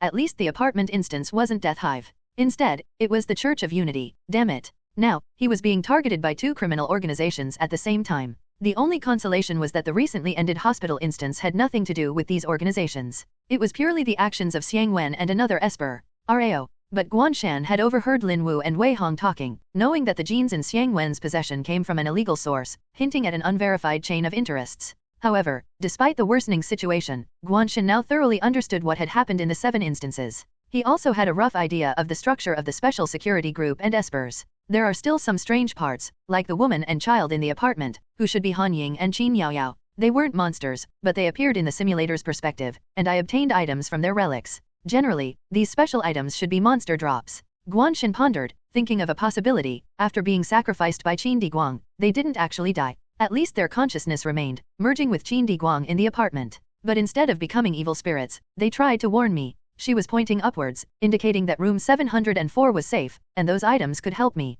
Looking at the description of the innocent child's drawing again. With crude strokes, it depicts the innocent inner world of a child, but reality denied her such a world. It referred to Qin Yaoyao, who died at the age of 6 at the hands of her father. The child holding her mother's hand in the mirror, whose face was unclear, might not have understood what death was before leaving this world. Guan Shan sighed, feeling immense pity for Han Ying and her daughter's death and deep hatred for the perpetrator of this tragedy. The Church of Unity. This thing is probably even more sinister than Death Hive. Death Hive kills people, the Church of Unity destroys souls? And worse, even the special security group knew little about it. The documents only had brief descriptions. Because its headquarters were abroad, all they knew was that they worshipped the Divine Master, with members categorized as unifiers, educators, and nirvana seekers. The educators were responsible for recruiting members, likely the masterminds behind the Qin Diguang incident. After reading these documents, Guan Shan couldn't sleep all night, feeling a bright red danger sign hanging over his head. No, I can't sit and wait for death. I'm already targeted, and hiding won't help. These damned bees won't stop.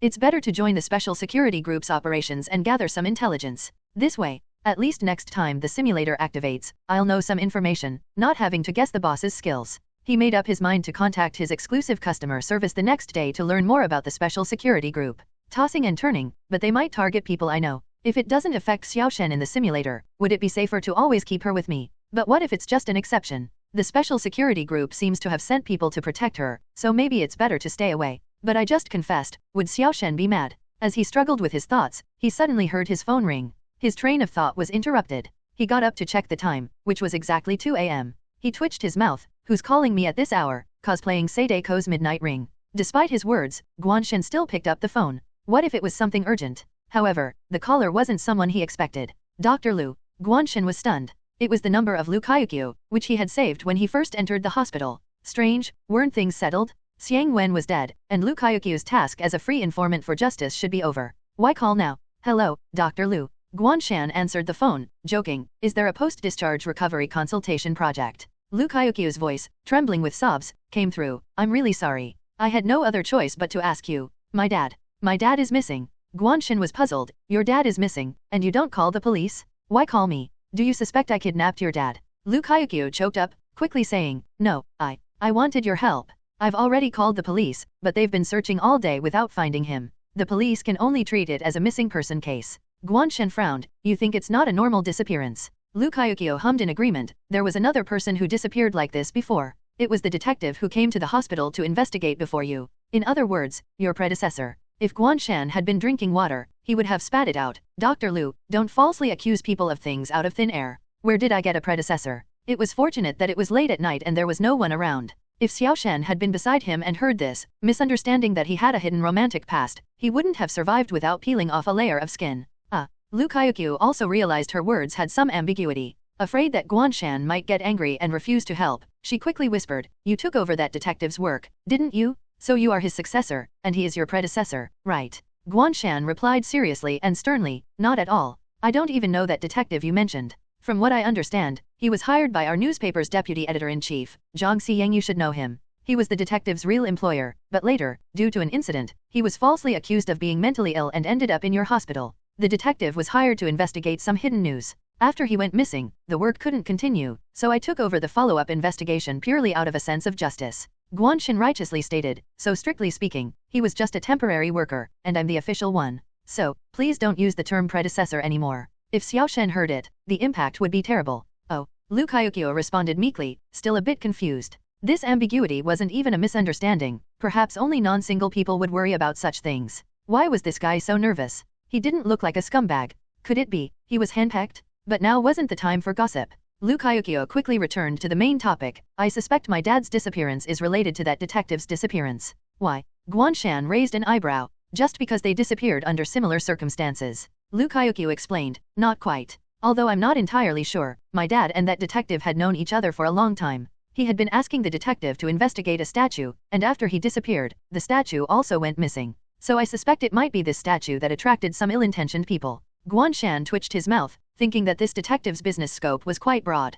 Could he really handle investigating so many things simultaneously? But in any case, through Lu Kaiyuqiu's explanation, Guan Shan gradually learned about this unseen, already missing detective and Lu Kaiyuqiu's father. This detective, known as the Great Detective, had never revealed his real name and used the alias Bai Ye. Bai Ye's rise was untraceable, but his connections were built by solving various cases one after another. The more cases he solved, the broader his network became. With this network, the difficulty of solving future cases decreased, forming a perfect virtuous cycle. For example, in Zhang Xiyan's commission, Bai Ye was able to sneak into the hospital and secretly check medical records thanks to the help of Lu Kaiuqiu's father, Lu Minji, and Lu Kaiuqiu herself. At the time, Lu Minji was commissioning Bai Ye to investigate, so he was eager to assist. Of course, Bai Ye's strong abilities were crucial in achieving this. If he had messed up initially, this virtuous cycle wouldn't have started. As for Lu Minji, he was a retired, highly respected doctor at Sacred Heart Hospital, having treated many difficult psychiatric cases. You're saying that when medication or technology failed, he relied on this statue to cure those patients.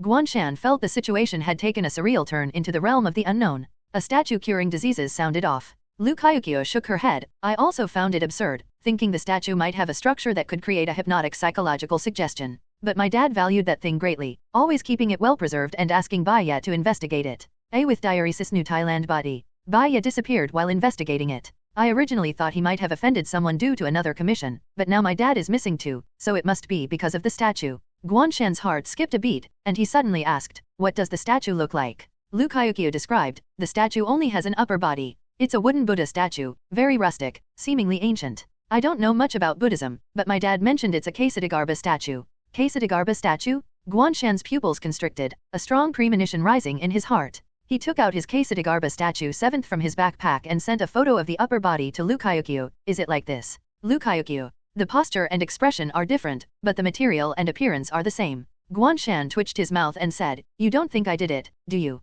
Lu Kaiuqiu quickly responded, no.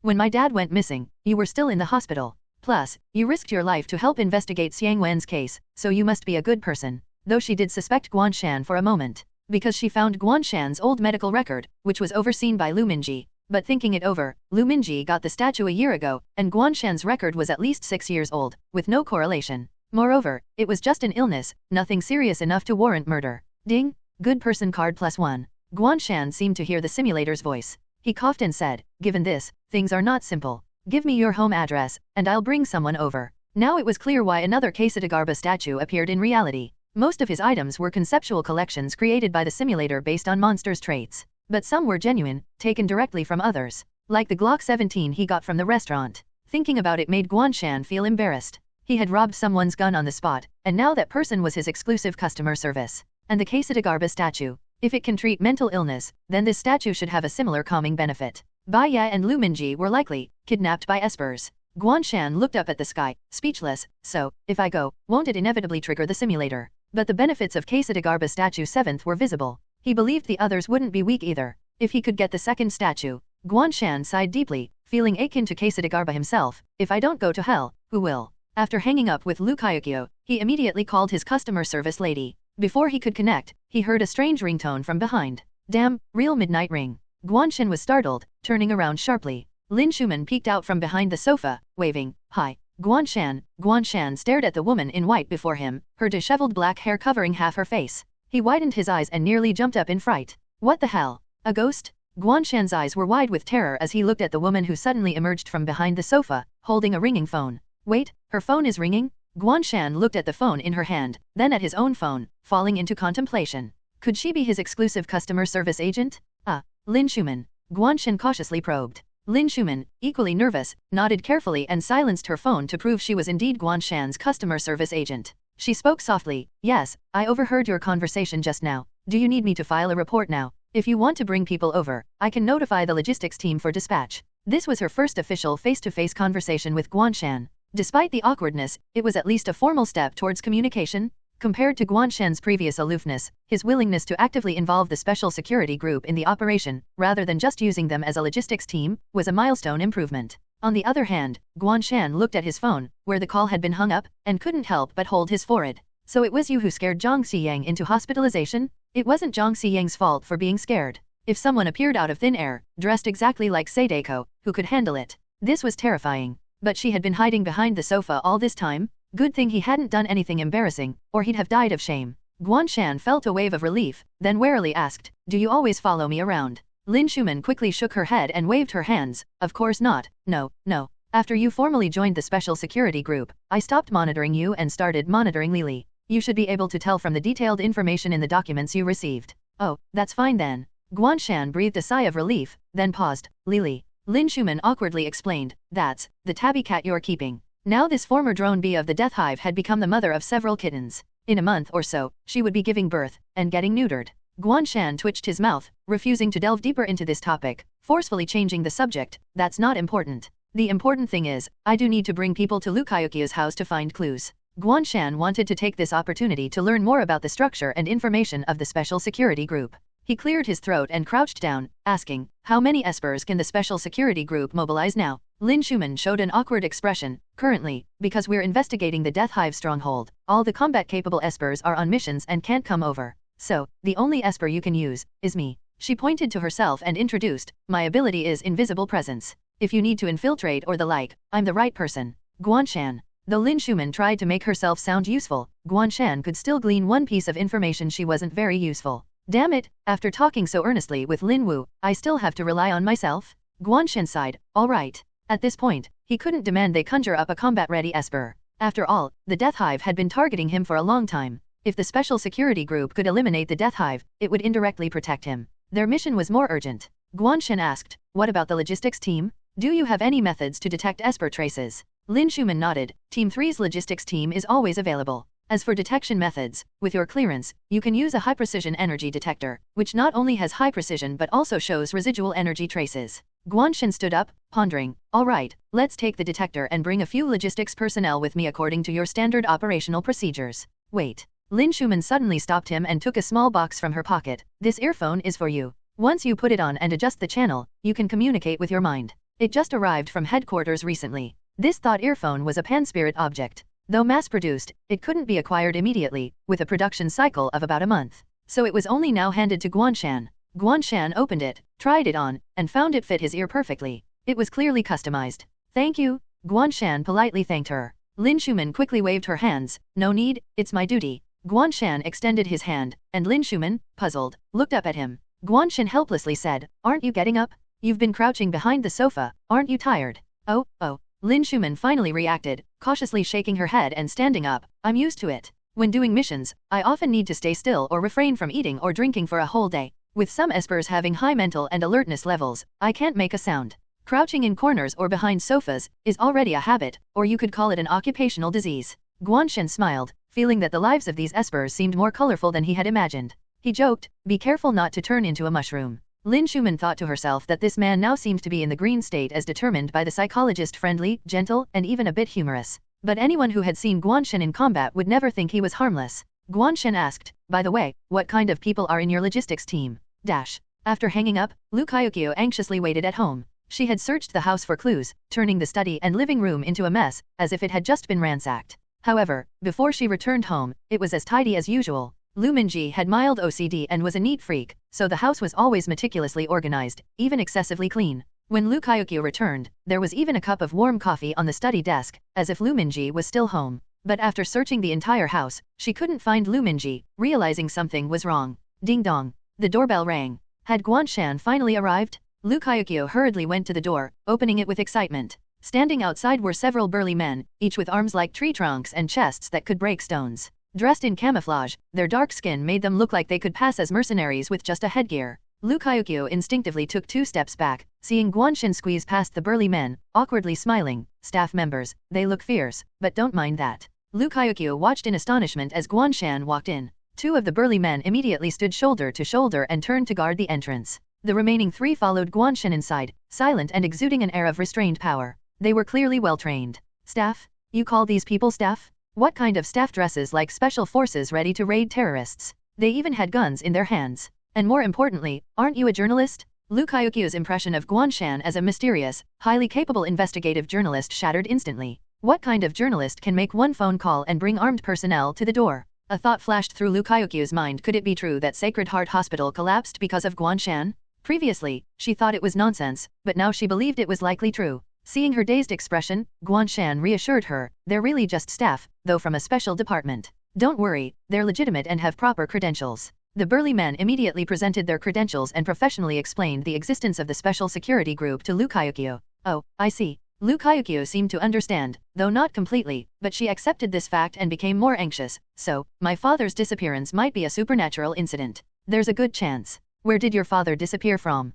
Guan Shan asked while looking around the interior of the house, noting that it was only 2 stories but incredibly spacious. He had been impressed by the house's size from outside, but it was even more impressive inside. Dr. Lu's home turned out to be an old mansion near the outskirts. This old mansion looked like it had a lot of history, suitable for being a museum or a famous person's former residence. It was in a different league compared to Shen's small villa, likely worth an unimaginable amount. He hadn't expected Dr. Lu, who seemed modest, to be a hidden wealthy person. Of course, this mansion wasn't bought by her family but was passed down through the generations of the Lu family, symbolizing a long legacy of renowned doctors. Guan Shan had already read the information provided by the logistics team on the way, knowing what kind of person Lu Minji was. In short, he had dedicated his life to medicine, earning high respect, especially in the field of psychiatry. Lu Kayukyo was also influenced by her family's academic background. Such a person had almost no dark spots or enemies, and the only person who might have had professional conflicts with him had died of a sudden brain hemorrhage years ago. So, the possibility of a vendetta could be ruled out. It must be said, the logistics team was indeed efficient.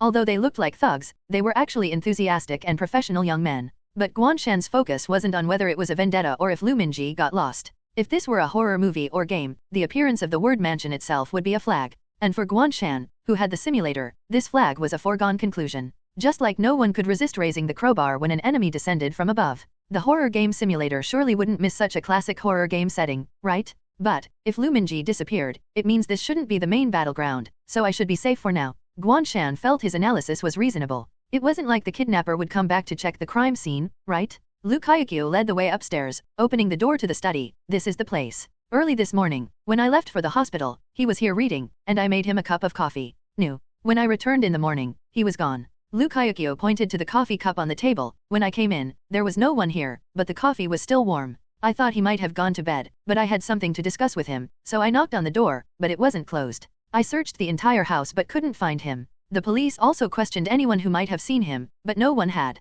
Wait. Guan Shan noticed a detail. Isn't your father almost 50? Reading and drinking coffee late at night. Lu Kayukyo laughed helplessly. He's a workaholic. Though he tells his old colleagues he needs to take care of his health and stop researching, he's always preparing papers and books. He was like this when he was younger. By today's standards, he's a study freak. I also think it's unhealthy, so I've advised him, but every time I take him for a checkup, everything is normal. He might even be healthier than some young people who don't take care of themselves, and he feels proud. Guan Shan was embarrassed, feeling like he had been caught in the crossfire. Before he had the simulator, he lived irregularly, often with back pain but no illness, just a lack of exercise. However, thinking about it, he suddenly felt that a 50-year-old staying up late without issues seemed unreasonable. Maybe it was also due to the effect of the Kesetagarba statue? Guan Shan turned to the logistics team and said, check this place first. See if there are any clues. Yes, the logistics team responded in unison. This shocked Lu Kayukyo again, reinforcing that Guan Shan wasn't an ordinary journalist. But she still didn't quite understand the special security group's meaning. Did they handle not only supernatural events but also had superpowers themselves?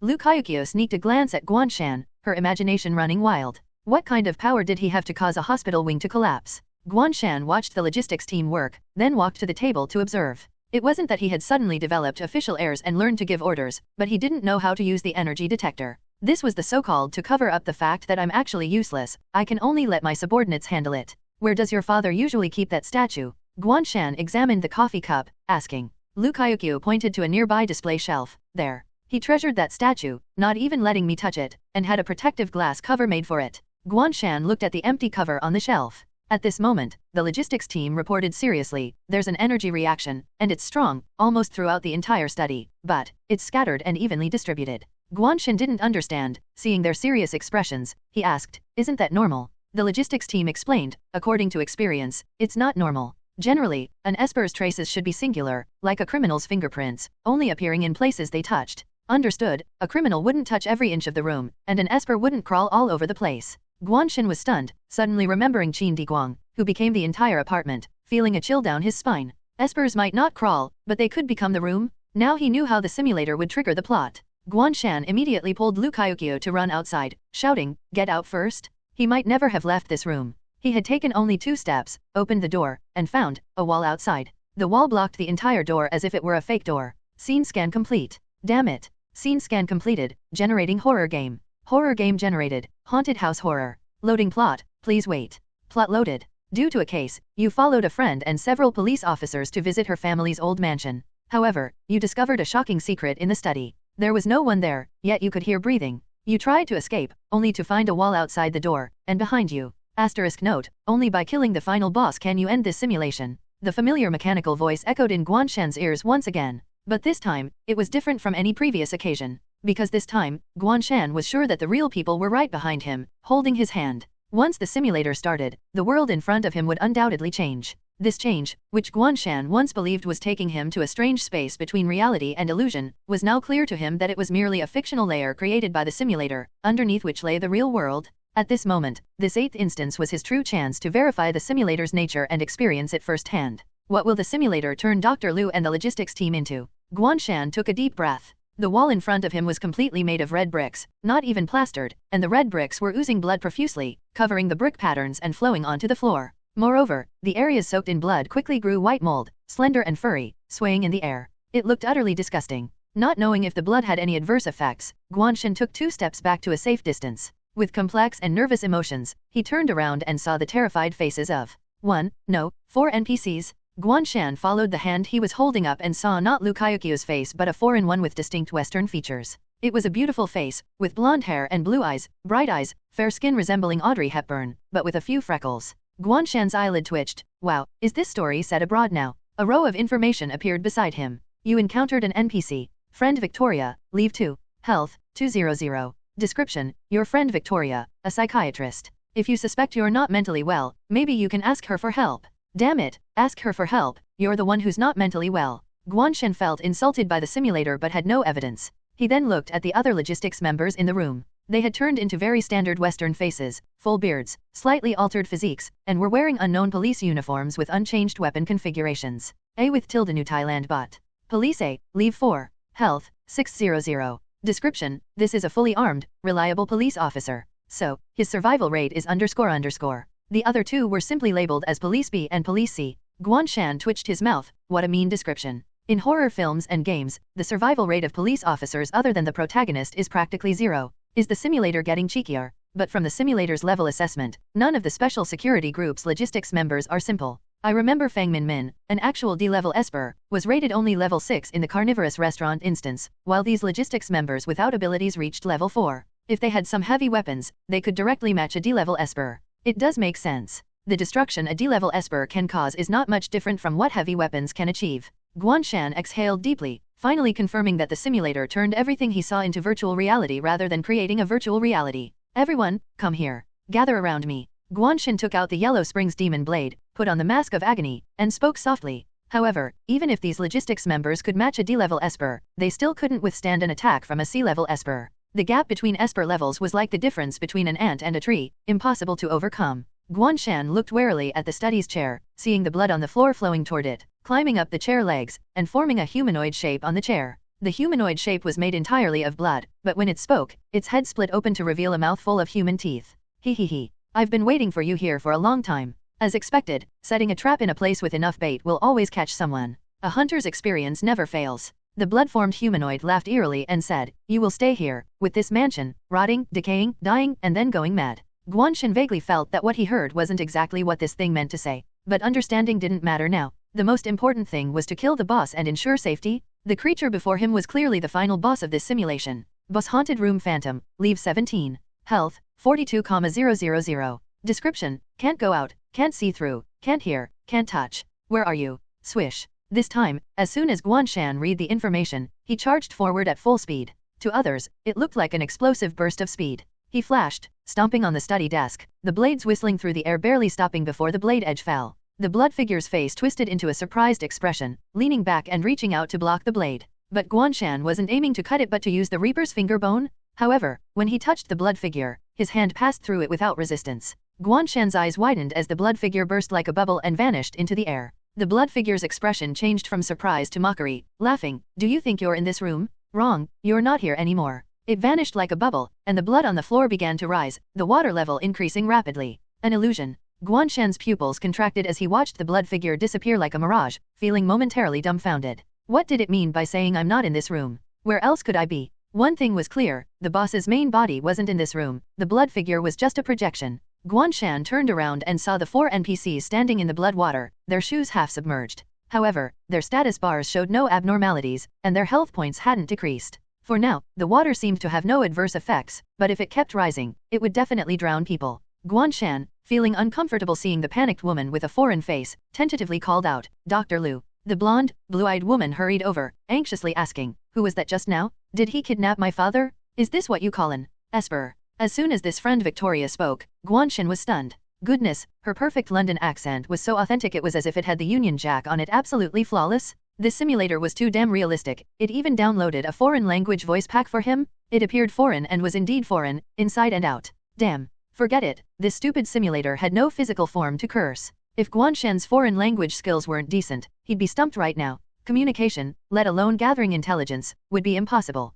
But why did the boss speak Chinese? A Chinese ghost in a Westerner's mansion, invoking mysterious Oriental powers? Guan Shan suspected the simulator increased the difficulty because he had people with him and wanted to reduce the challenge. Dog, this is genuinely dog behavior? At least the change was only in Guan Shan's perception, and Lu Kaiokyo and the others could still understand him. Guan Shan calmed himself, nodded, and said seriously, "Yes, it should be him. I didn't expect him to be lying in wait here. I don't know if he's targeting the special security group or me RAO. He wasn't being narcissistic. With the information indicating he had offended 2 criminal organizations, it wasn't surprising someone was targeting him. If the boss was after the second Kesatigarba statue, he could have just kidnapped Lu Minji and taken the statue. Since he was waiting here, he must have another purpose. However, I don't know his identity. Do you have any clues in your logistics database?" Guan Shan looked at the trio of police officers, A, B, and C. Seeing their bearded faces, he almost couldn't hold back. Police Officer A replied in fluent English, shaking his head, "There's no signal here. We can't contact the outside or confirm his identity, but he might be the sea-level spatial esper known as the Room."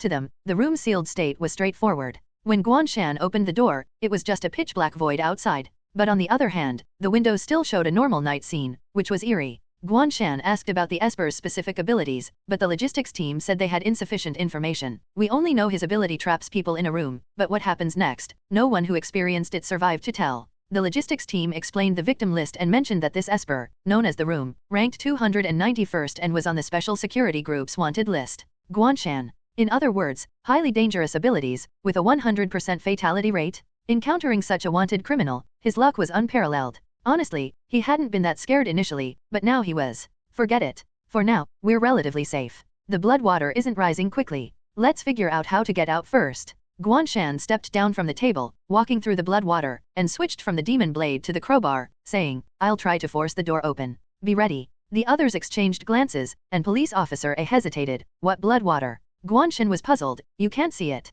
He suddenly realized his perspective was entirely different from theirs. Guan Shan pondered, was the blood water symbolic? Or would it cause death if it reached a certain level, even if it was fake? Lu Kaiokyo widened her eyes, carefully observing his expression, and asked cautiously, "Is your illness acting up?" Guan Shan remembered that in Dr. Lu's eyes, he had the identity of a mental patient. He chuckled and shook his head. "It's not an illness, you can think of it as my ability. Whenever I'm in danger, the world I see differs from yours." Lu Kaiokyo seemed to understand, embarrassed. "I see." She had been startled by Guan Shan's swift and fierce actions, her heart pounding with anxiety. Seeing the knife and crowbar appear out of thin air, she felt a mix of fear and excitement at her worldview being overturned. So he was indeed an Esper, and Espers were real. Wait, so those gory scenes he described during his consultations were real? Lu Kaiokyo's excitement was doused with cold water as she shrank back, realizing the young man before her might have countless lives on his hands. Guan Shan approached the door blocked by the wall, his thoughts racing. Combining what the boss said and its name, I can boldly speculate that the boss's ability might be like 1408 or Silent Hill 4, the Room, creating a separate space. When we entered here, we were already in a parallel space. That's why you can't go out, see through, hear, or touch. The pervasive energy reaction detected earlier could be explained by them already being trapped in the Esper's constructed space. This ability is strong. If there's no way out, it's a one-way trip. No wonder all victims died. But unfortunately for him, he encountered Guan Shan. And Guan Shan's crowbar. There was no door he couldn't open. Guan Shan coldly laughed, grabbed the crowbar, and wedged it into the door gap, prying it in the opposite direction. Crack. The brick wall broke and collapsed, revealing another identical room. This room also had blood water, but it was much higher, about waist deep, and flowed in, reaching only up to their shins. Inside stood a stunned, haggard old man. "Dad!" Lu Kaiokyo shouted in surprise and rushed to check on him. "Dad, what happened to you?" Guan Shan raised an eyebrow. "I knew staying up late was bad." The Lu Minji before him didn't look 50, he seemed over 70 or 80, frail and devoid of energy. Guan Shan squinted. Wait, does this blood water represent the flow of time? The Esper known as the Room, real name Carpenter, was a mixed-race individual. He had existed on this land for so long that even he couldn't remember exactly how long, possibly dating back to a century ago when foreigners rampaged through the area, maybe one of the children born from those atrocities. Due to this, Carpenter was abandoned at birth and never received proper education. Throughout the century, he wandered like a ghost in all human settlements, becoming the room where murders occurred. Any place with a house could be his habitat. Carpenter's ability, as Guan Shan guessed, relied on reality to create a completely sealed phantom space where he could set time rules. The people inside this space, from a positional perspective, remained in the original room. However, their actions couldn't affect the original room, even though they appeared to be inside it and could see the outside world as usual. In a way, Carpenter's ability was closer to what Guan Shan initially thought the simulator was. During his long wandering, Carpenter rarely showed his true self, instead hiding in the space he created, setting stopped time for himself. The price for this was that he could never leave there, unable to affect people outside the space. Once he left, the rules would fail, and his time would start flowing again, leading to his death. The ones who couldn't leave were merely victims of accelerated time, not Carpenter himself.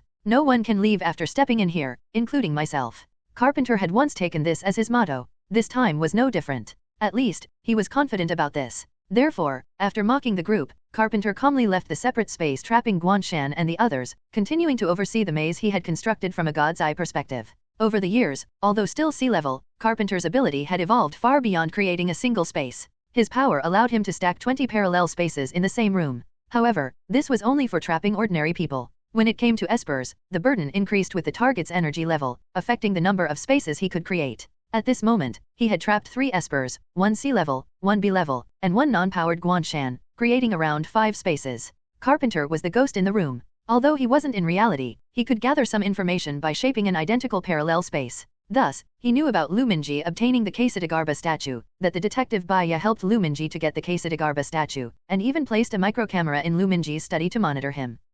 Baya's ability is strong, being a rule type unlocking, but unfortunately, he met me. In an environment detached from the original space-time, there are no elements to unlock.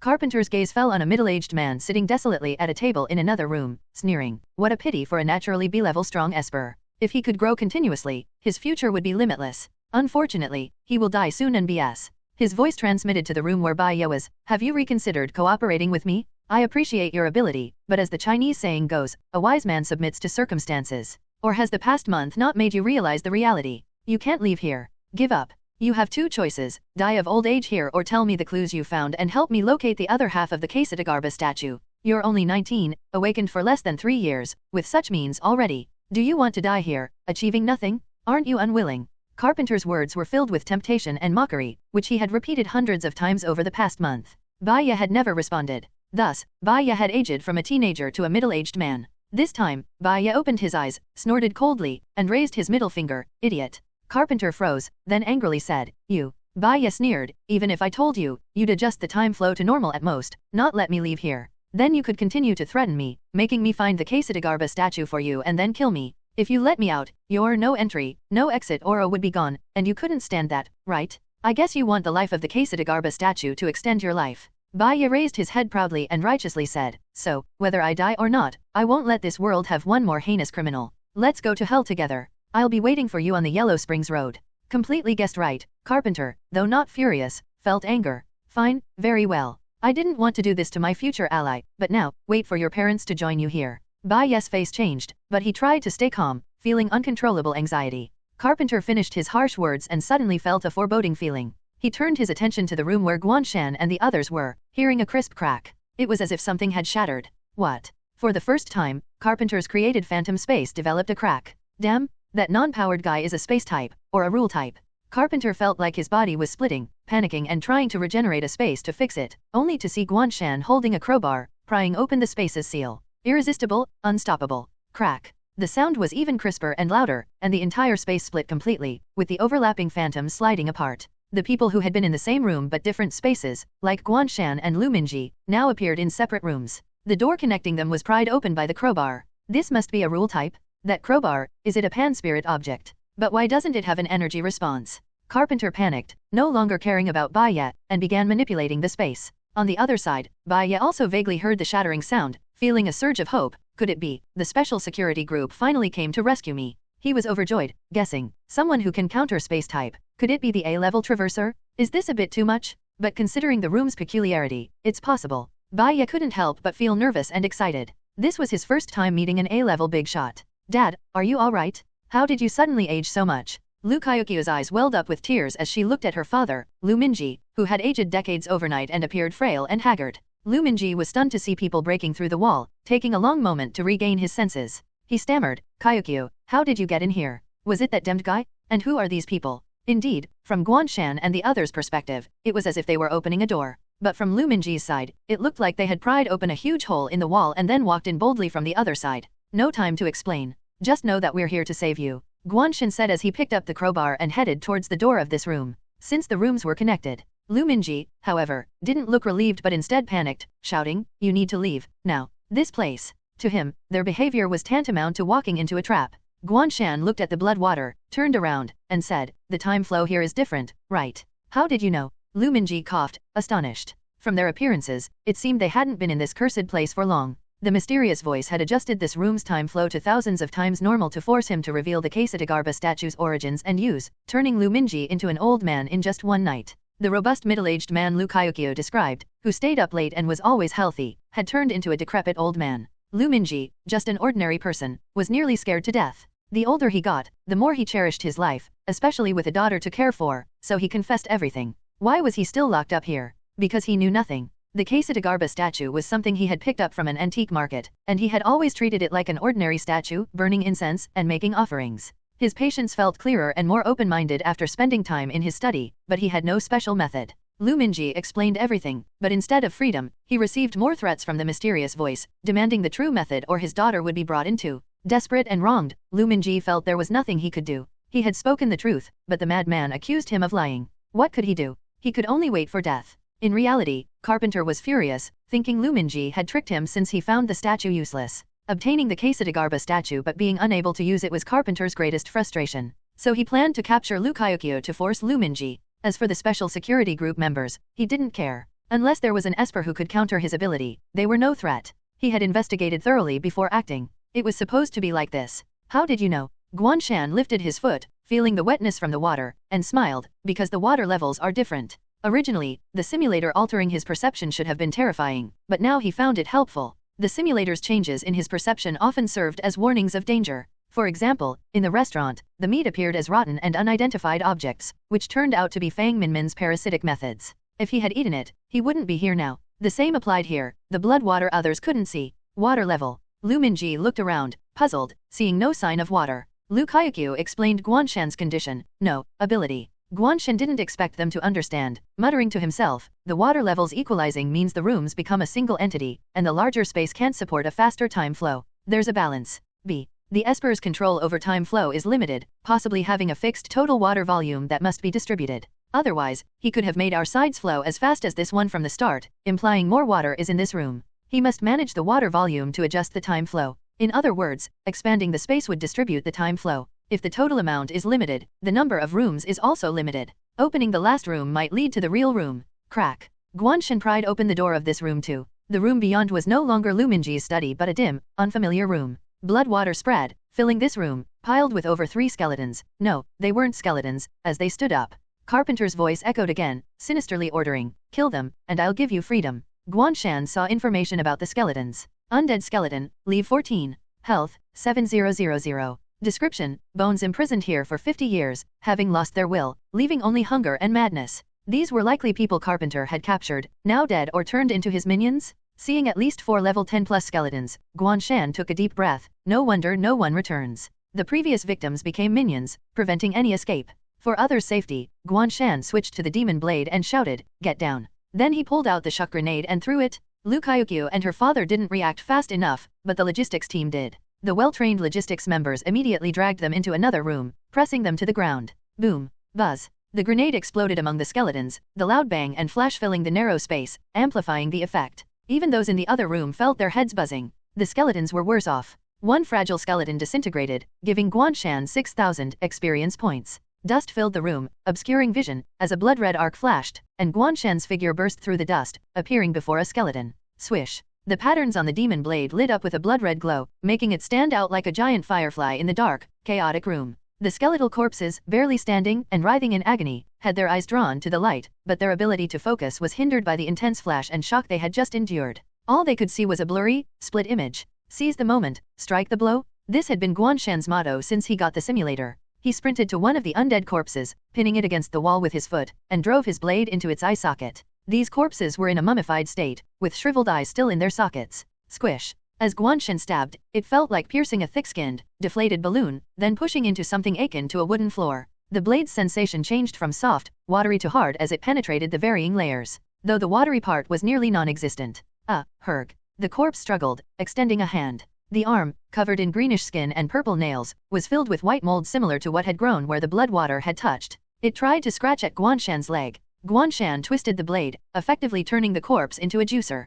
Experience plus 5000. The corpse finally ceased to move. The other three, however, began to regain their senses, their lifeless eyes filling with a crazed light. Guan Shan was about to step forward when one of the corpses suddenly fell to the ground, let out a strange cry, and started to grow. Initially human-sized, it expanded until it occupied nearly half the room's volume. Its growth was limited only by the room's height, but that didn't stop it from slamming a massive hand and snapping its jaws at Guan Shan. Damn it. Guan Shan cursed as his demon blade suddenly felt like a toothpick. The overwhelming presence of the giant corpse in the confined space made cold sweat run down his back. He rolled to the side to avoid the massive hand, which slammed into the wall, and took the opportunity to slash at the wrist with his blade. Slash crack. The skin and flesh were cut, but the bone was only halfway severed before the blade got stuck. The bone was too thick. With the same hardness, an ordinary person could be sliced in half by the demon blade, but in this case, the first strike only went so far. Seeing the blade stuck, Guan Shan realized he was in trouble. Sure enough, the giant corpse's head was now right in front of him. He hurriedly tried to pull the blade out,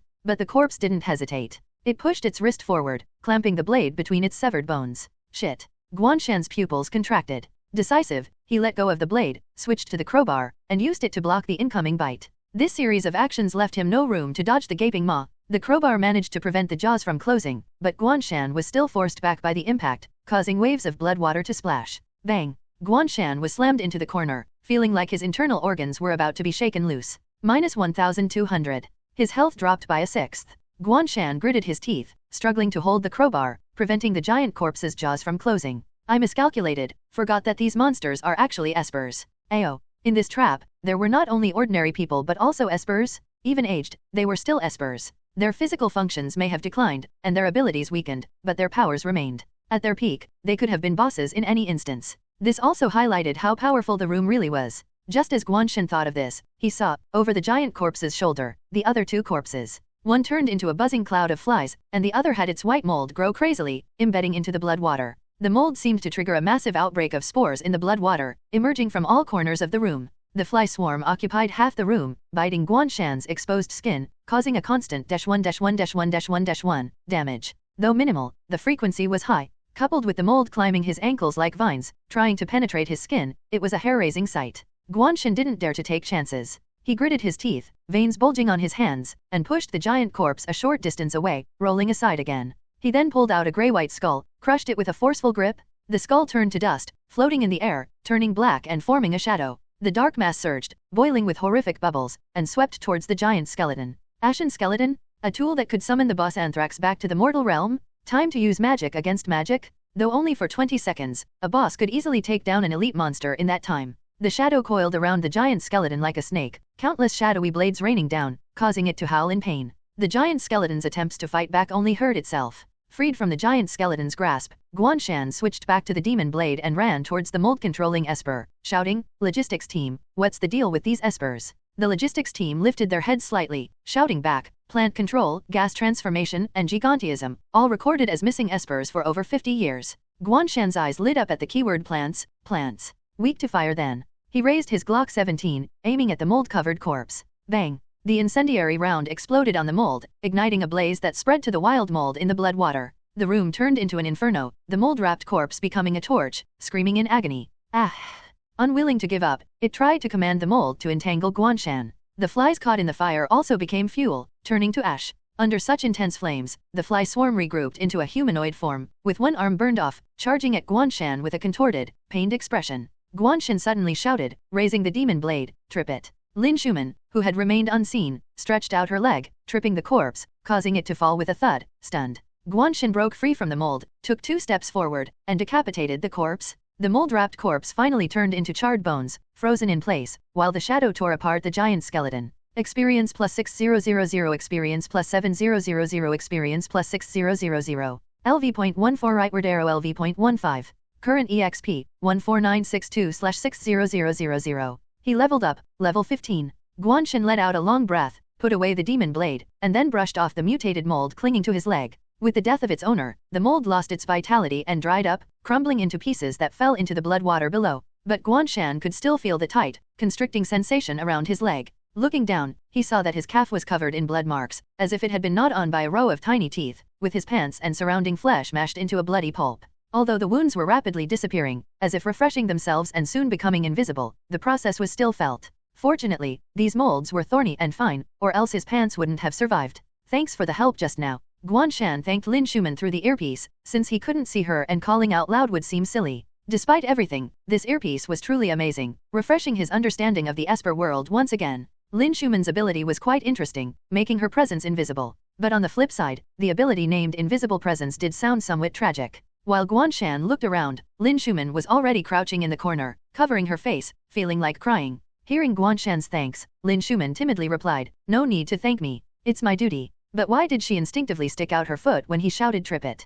Could it be that she had tripped so many people before that it had become a conditioned reflex? No, that can't be true. Lin Shuman shook her head vigorously, whispering to herself, "I didn't take advantage of missions to trip them. It was those annoying guys who stepped on my foot, and I didn't even blame them. They just had bad luck falling." Guan Shan, however, obliviously praised her. No, that trip was perfect. The timing was impeccable. I almost thought you'd practiced it." He sighed, "You really should be in the first squad." Lin Shuman. She didn't seem very happy. Guan Shan, oblivious to the impact of his words, continued examining the mold remnants on his fingers. The seemingly delicate white mold was covered with tiny, sharp teeth. One could imagine how painful it would be if it tightened and twisted. But unfortunately for the mold, Guan Shan had no pain sensation in the simulation state. So the mold's mechanism was wasted on him, completely ineffective. Guan Shan, thinking back, felt a bit scared. It was actually pretty terrifying. If I had been a bit slower, I might have ended up naked. Quite the psychological blow. That said, the mold was actually very damaging. The giant corpse's slap only took 1200 HP, but the mold and blood-sucking flies, with their sheer numbers, had quietly worn him down to half HP during that short period.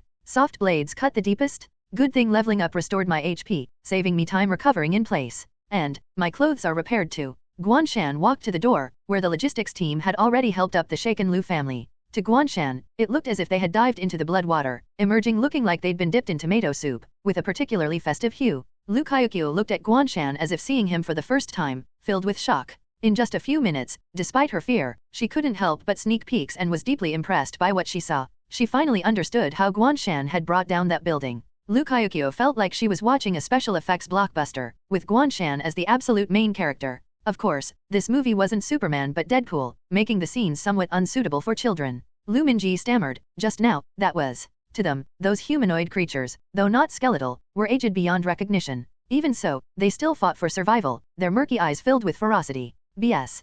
Clearly, they had lost their minds over the long years, turning into madmen. Guan Shan took out his crowbar again, saying, "They were espers trapped here before. Maybe the room wanted something from them. Just like you and that detective, trapped here because of a statue. If we hadn't come to save you, you might have ended up like them in a few years." So White Knight was also captured and went missing because of him. Lu Minji was stunned, then gave a bitter smile. "The statue was taken by him, and I told him how to use it, but he still wouldn't let me go. He said I was lying." "Is that so?" Even though the statue was only half, Lu Minji had used it for years, and it was definitely effective. Guan Shan rubbed his chin. "He's probably not planning to let you go." He raised his voice, addressing the ceiling. "In that case, there's only one way left. We'll come to find you." The previously arrogant the room was now silent. Guan Shan raised an eyebrow. "Why aren't you talking? Let me guess, after seeing me kill these 3 sea-level espers, are you terrified? Confused? Or scared? It's okay, we'll meet soon. Then, I'll kill you just like this. They say, if your voice is louder than the ghosts, you'll have the upper hand in a horror game." Surprisingly, the ghost was indeed silent. Guan Shan's courage swelled as he spoke, picking up the crowbar and prying open the room's door. Outside was an empty room, the blood water level redistributed. He turned back, speaking seriously, "Let's go, Victoria, officers A, B, and C, and Mr. Pavlov." Guan Shan even had the leisure to joke, using the simulator's character names. But Lu Kaiokyo looked surprised. "How did you know my English name is Victoria?" Guan Shan. "No, I didn't. Probably just the simulator knew." Lu Kaiokyo grew more curious. Is this also your ability? Seeing information you didn't know, so you could immediately tell the time flow was different. Guan Shan, feeling a headache, sensed Lu Kaiokyo was treating him like a special case, vaguely replied, sort of. Lu Kaiokyo asked, don't you know my dad? Guan Shan casually replied, of course, we met today. He's a famous psychiatrist at Sacred Heart Hospital. So he doesn't remember. Lu Kaiokyo felt more intrigued, stepping back and whispering to Lu Minji, Dad, have you met him? Lu Minji frowned, shaking his head, Kaiokyo, why ask that? Do you think your dad is famous? People don't know me. I'm just a psychiatrist. How would I meet non-patients? You should be more polite. Not a patient. Lu Kaiokyo was stunned, feeling that something was even more amiss. Guan Shan might not remember what happened at that time due to his illness or other reasons. It was normal for him not to remember Sacred Heart Hospital or his attending physician. But Lu Minji shouldn't forget his own patient. Although there was a 6-year gap, Lu Kaiokyo had found Guan Shan's photo in the medical records archive. His appearance hadn't changed much in terms of features, just a bit more mature now. However, it was possible that Lu Minji had treated countless patients and might have forgotten him. Moreover, Lu Minji had aged decades overnight due to that esper's torment, so a sudden decline in memory was not out of the question. Lu Kaiokyo thought for a moment and coughed twice, gently reminding him, cough, cough, his name is Guan Shan, like in the phrase Guan Shan travels far, flying like an arrow. Lu Minji looked at her, waiting for a while without any response, and frowned in confusion. Then, aren't you going to introduce the others? Lu Kaiokyo. So he thought I was introducing people one by one? Lu Kaiokyo opened her mouth, wanting to say something else, but fearing Lu Minji would scold her for being rude, she could only introduce the others, though she didn't really know them, just reciting what they had introduced themselves as. She was quite afraid of her stern grandfather. After all, she had been learning medicine under his strict requirements since childhood, suffering through days of endless memorization. Looking back, she realized that school was much happier than home. At least before university, there were only a few books to memorize at school, while at home there were entire bookshelves of books to memorize. Thanks to this devilish childhood, she had basically skipped the chance for any real happiness. Boo-hoo-hoo. So when Lu Minji became serious, Lu Kaiokyo usually stayed silent. After introducing everyone, Lu Kaiokyo confirmed that Lu Minji had no recollection of the name Guan Shan, and her doubts grew larger. There were only two possibilities. Either the medical record she had was fake, or someone's memory had been altered. Originally, the latter seemed like a fantasy to Lu Kaiokyo, but now she was in a space created by an esper. The latter possibility had greatly increased. Could it be that another esper had erased everyone's memories back then, leaving only the medical record sealed in the archives for 6 years? While Lu Kaiokyo was pondering, Guan Shan, who had opened the fourth door, encountered another prisoner in the room. This time, however, the prisoner was still sane. Please kill me. The prisoner clasped his hands together and pleaded with Guan Shan. In Guan Shan's eyes, the prisoner was as hideous as those corpses, with limbs like a beast's, but his eyes were closed, wearing a tattered keizaya, with hair grown wild like weeds. Arno's. He held a string of rotten prayer beads, with faint golden engravings visible when he moved them. What caught Guan Shan's attention the most was the blade covered under the keizaya beside him. He was marked as an NPC, not a monster. You have encountered an NPC. Blade-wielding monk? Leave 19. HP, 30000. Description, a monk trapped here for 30 years, who has not lost his will, seemingly due to an unfulfilled wish. Reading this, Guan Shan was surprised. After playing the simulator for so long, he finally encountered an NPC that seemed capable of giving quests.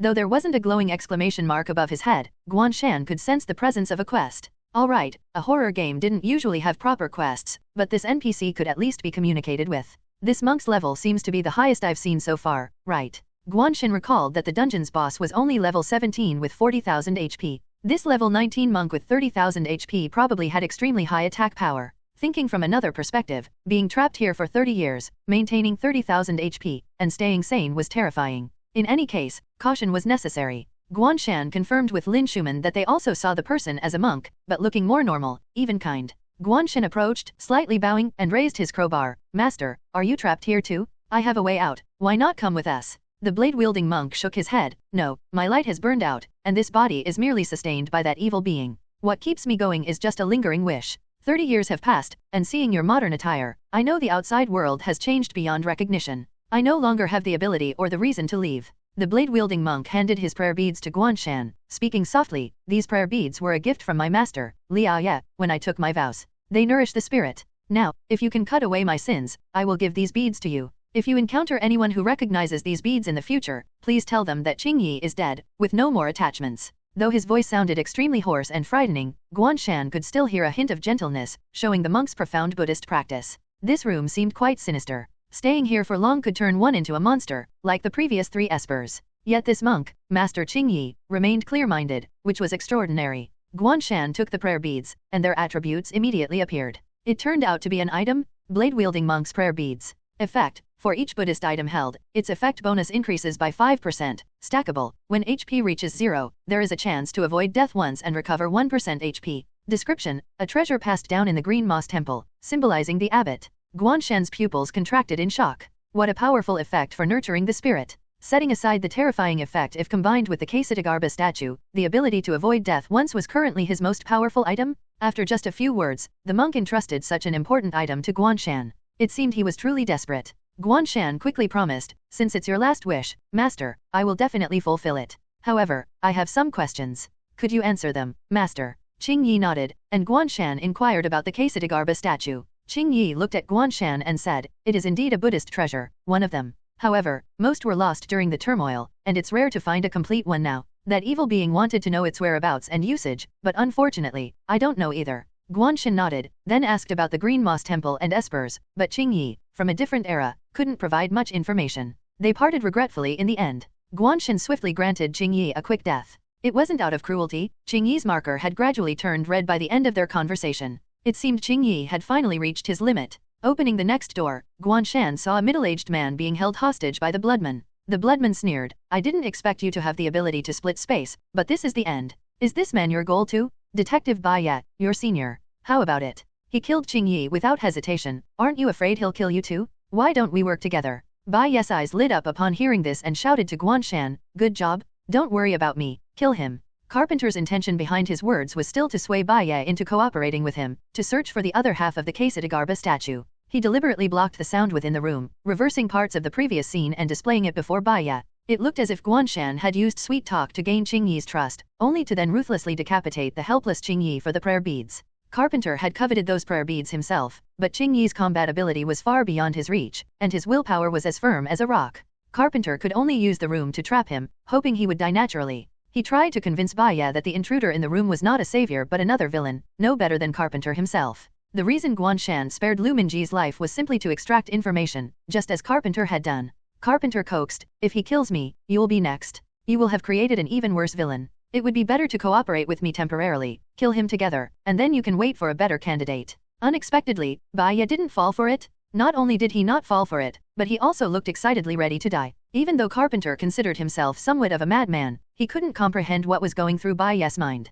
Why would anyone not fear death? Even wish for it? Just to see justice fulfilled? Carpenter snarled, "Aren't you afraid of creating an even more terrifying villain? Haven't you seen how cruelly he acts? How he treated the monk and those three pitiful people?" After defeating the monsters, Guan Shan naturally wanted to loot the drops. However, his backpack was full, and some items generated by the simulator might be permanently lost upon settlement, so he thought of a cheat method. He would ask Lin Schumann what items he actually obtained. If the items were generated from the monsters, he would let Lin Schumann temporarily hold them, preserving them that way. But this meant exploiting a bug, and he might not be able to put the items back into his backpack. For maximum benefit, he had no other choice. So others saw Guan Shan strip everything useful from the bodies after killing them. It was literally Guan Shan the Flayer, a scene so brutal that men fell silent and women wept. But unfortunately, Bai Ye didn't care. Pity? They were mere puppets controlled by you. If they had any consciousness, they would surely wish for your death. Bai Ye sneered, "Are you crazy? You're so desperate to team up with me, and you think I'll believe you? Once you're dead, this space will disappear, all the bodies will return to their original rooms, and the special security group will take action. No one will escape. A listed esper is taken very seriously, unlike minor incidents. You should feel honored." Carpenter, furious, spat, "You? Fine, you think you're invincible? You will all die together? I can find other clues, but you will pay for your arrogance." The bloodman vanished like a bubble, just as before. Bai Ye shrugged and grinned at Guan Shan and the others. He's desperate. Bang, bang, bang. The space around them instantly sealed off. Even the door Guan Shan had pried open was bricked up again. The room had no doors. Simultaneously, copious amounts of blood began to gush from the walls like waterfalls. This signified that the flow of time in this place had started accelerating rapidly. "Ah!" Lu Kaiokio screamed in terror, watching her fair, delicate hands begin to shrivel and tighten. Lin Schumann had a similar reaction but remained slightly calmer, not descending into continuous panic. The three logistics team members, prepared for such situations, stayed silent and unmoved. Guan Shan looked at Bai Ye speechlessly. So this was the famous detective? He didn't know whether to admire his fearlessness or question his sanity. Though the boss was sure to use a big move, Bai Ye had chosen to provoke him despite the danger to his own life.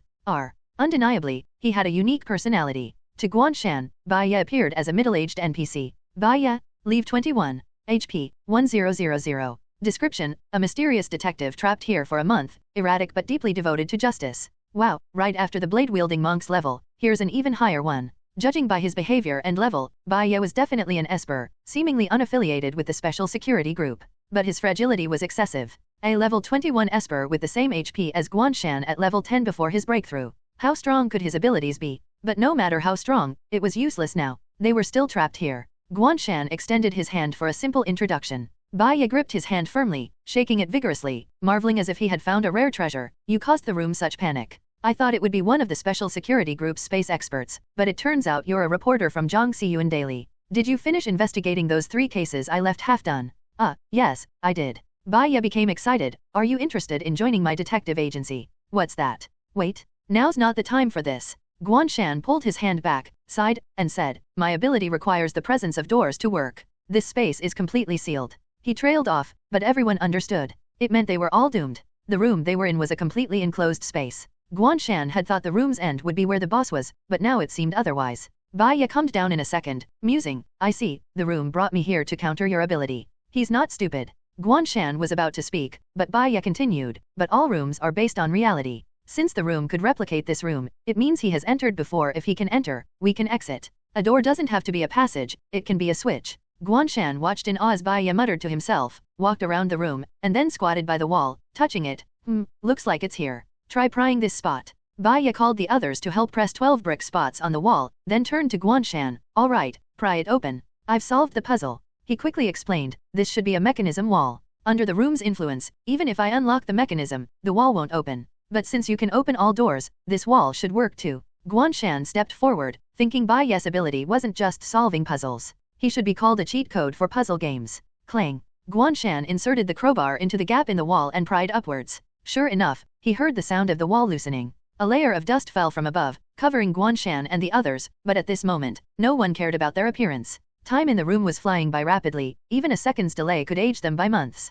Compared to that, the dust was the least of their worries, possibly just obstructing their vision. Guan Shan continued to pry, and the mechanism wall opened. Everyone looked up in surprise. In the darkness, the last door was right in front of them. Or rather, it was a white block in the shape of a door, filled with bright white light. The blood, now almost as high as a person, surged into the dark space. It was evident that this space had physical boundaries. When the blood hit the invisible air walls, it rebounded and gradually filled the space again. Yes, the blood didn't decrease after flowing in but increased, showing that Carpenter was determined to kill them. And in the center of the blood, stood not a blood figure, but a young man in his 20s, a black-haired, blue-eyed mixed-race individual. Around him, an invisible wall kept the blood at bay. Clearly, this was Carpenter's true form? But at this moment, the panicked crowd had no time to worry about the real mastermind. The blood around them surged like a flood, forming a vortex. Guan Shan's heart skipped a beat as he saw everyone's appearance rapidly aging, 3 times faster than before. If this continued, the logistics team and the Lu family would likely perish, especially Lu Minji, who had already aged decades due to the acceleration.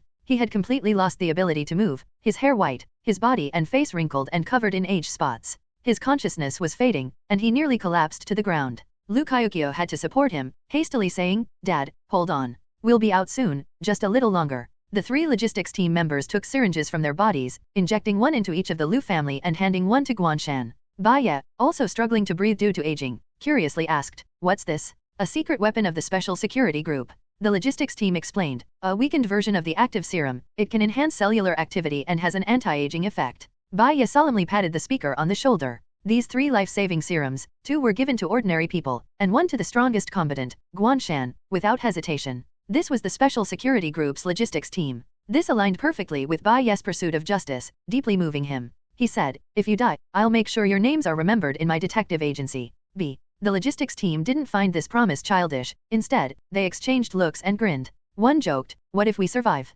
Baya solemnly replied, then you'll have to beg me to include your names in my agency. The logistics team laughed. They didn't expect to be truly begged by an Esper. In fact, they already felt they were doomed. To die with such words from an Esper was a good death. Guan Shan didn't take the weakened version of the active serum. Instead, he checked his health bar. It hadn't decreased. From the beginning, he noticed that although he was standing in the blood, his health bar was unaffected. Lu Kyukyo had visibly aged during their actions, and her health bar was now less than a third. This indicated that the reduction in lifespan corresponded to a decrease in maximum health. But Guan Shan's health bar remained unchanged, and he didn't feel any signs of aging, not even shortness of breath. Realizing this, Guan Shan returned the serum, saying, I don't need it. The logistics team was stunned.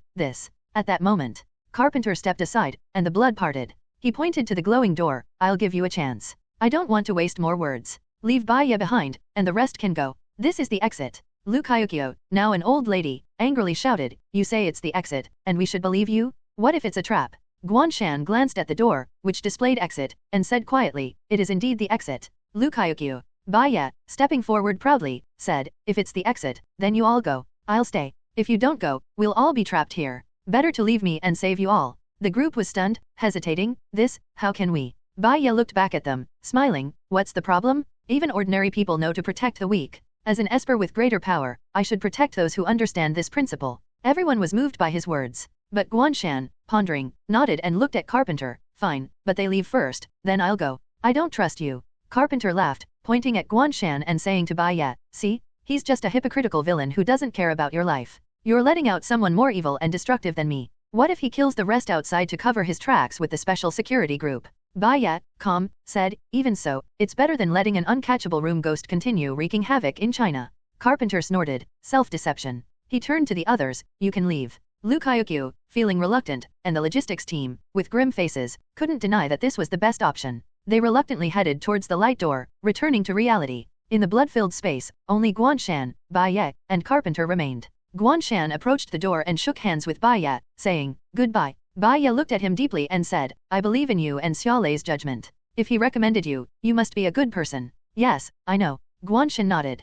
Baiya felt his mission was complete and was about to withdraw his hand, but Guan Shan gripped it tightly, not letting go. Baiya, puzzled, looked up, and suddenly felt himself spun around, being thrown directly into the light door. Holy crap, you. Baiya's figure disappeared, his disbelieving voice fading into the distance. Guan Shan, satisfied, dusted off his hands and waved at the light door. Sorry, although I admire your sense of justice, I can't end the simulation without killing the boss. After Lu Minji and Lu Kyukyo, along with the logistics team, passed through the light door, they stumbled and fell to the ground. Lu Minji immediately lost consciousness. Lu Kyukyo hurriedly checked on him while anxiously looking around, stunned. Where is this? It was clear they were no longer in Lu Minji's study but at a construction site. It was still late at night. The site was pitch dark, quiet, and vast, filled with the pungent smell of dust and cement. Despite their aging from the room's ability, the logistics team reacted quickly. Their equipment, though aged, was specially made and still barely functional. They immediately contacted the special security group and located their position, receiving a shocking result. We're no longer in Hangzhou, we're now on the Liaoning-Shenyang border.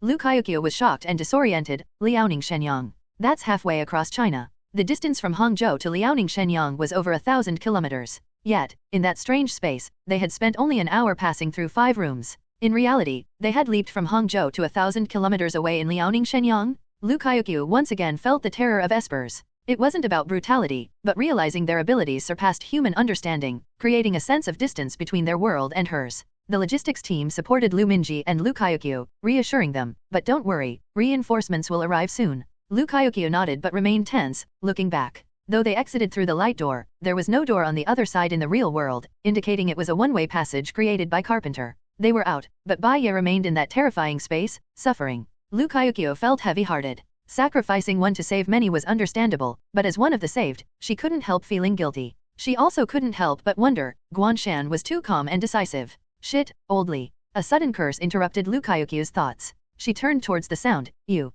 Before she could finish, she was stunned to see the person who had suddenly appeared and fell flat on the ground. It wasn't Guan Shan as expected, but Baiya. What? How was it him? He came out. Then what about Guan Shan? The logistics team was also stunned, and after helping Baiya up, his first reaction was to turn back and curse. Are you even human? I've never had someone steal my chance to enact justice like that. You're something else, RB. Baiya didn't care if anyone could hear him. He was furious and jumped up and down in rage. Damn it. Cough, cough. Baiya seemed to forget he was now an old man. Overexerting himself, he coughed twice and caught his breath. He borrowed a communication device from the logistics team and, with a pained expression, dialed a number. Hey, you still up? A strong female voice answered. De Zhuang, are you kidding? If I were asleep, how could I answer your call? Don't call me by my real name. Baiya cursed. I remember you have a space detonator, right? I have coordinates here. Get someone to save my brother. I remember you're an only child. Cut the crap. He's my brother now. Dash. You dare? I'll kill you. Carpenter watched in disbelief as Guan Shan, with a single move, sent Baiya out of the space, his eyes red with rage, glaring at Guan Shan. Anyone else could leave, but not Baiya. Baya was the only one who might know the whereabouts of the other half of the statue. It wasn't easy for Carpenter to replicate a room and isolate it from reality. He needed precise coordinates and an anchor item. But Baya had installed a micro camera in Luminji's study for real-time monitoring, making Carpenter's task extremely troublesome. He had finally lured Baya into his trap and captured Luminji and the statue. But now, everything was ruined. All because of Guan Shan? Carpenter was furious. He overlapped all the rooms into this one, accelerating the time flow repeatedly, pushing it to the limit. Guan Shan watched as the room submerged in a sea of blood, constantly changing like an abstract painting in a dream. Decorations from the rooms, and the dead people, appeared and disappeared. Everything overlapped chaotically, limbs and eyes grew from the seams, creating a terrifying and twisted scene. This wasn't the usual direct horror but a mental disturbance like a hallucination, making one feel nauseous and heart palpitated if watched for too long. The rolling blood filled the room, growing thicker in color. Guan Shan was submerged in the blood, yet he didn't feel suffocated. Instead, he experienced breathing underwater.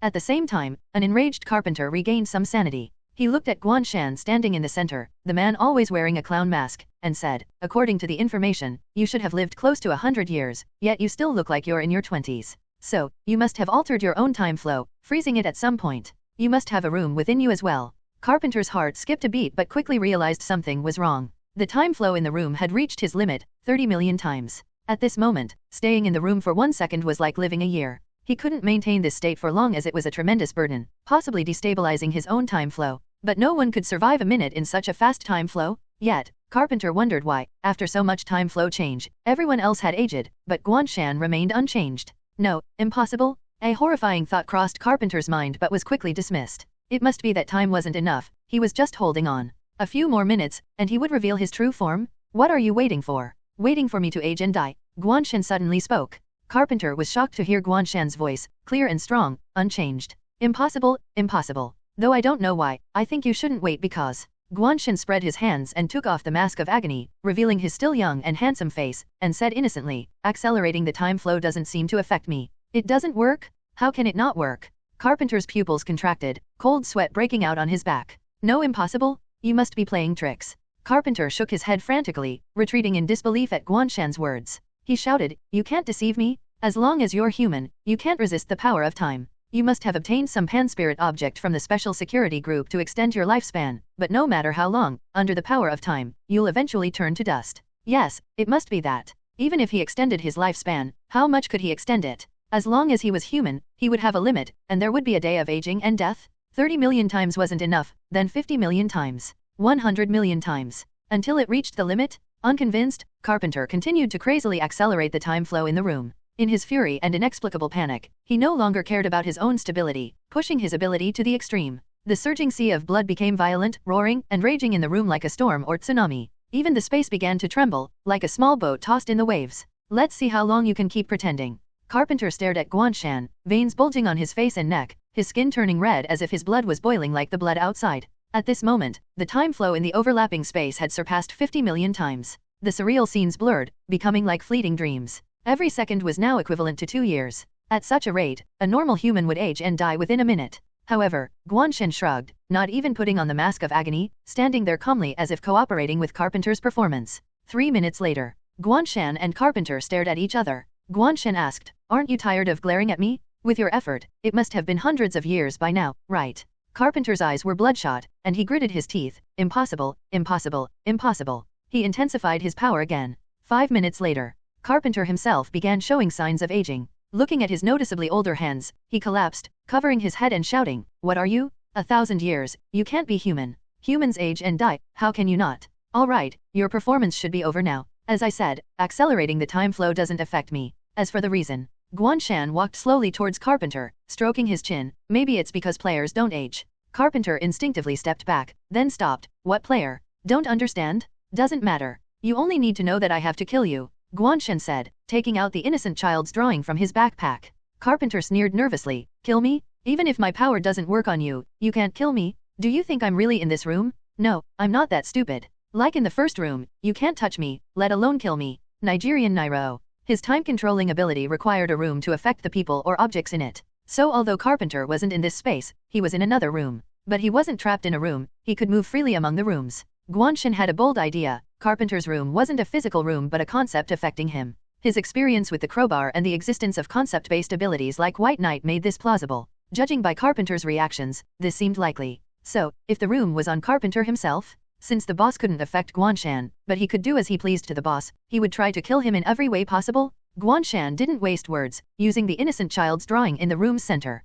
Instantly, the room transformed into a dynamic child's drawing of an underwater world. The blood turned into shaped blue water, and the strange items became various simple fish drawings. The fish, big and small, colorful, swam rapidly, appearing and disappearing. If you're in a three-dimensional space, I'll make it two-dimensional. Guan Shan had used this in the hospital and knew that when this item activated, the world became a simple drawing, losing its original form and, crucially, its depth. People became stick figures, let alone other things. Though Guan Shan didn't know the item's true nature, the simulator's changes always provided feedback, so becoming two-dimensional should be real. In his eyes, Carpenter's eyes widened, retreating. What the hell did you do? It looked like Guan Shan was the villain.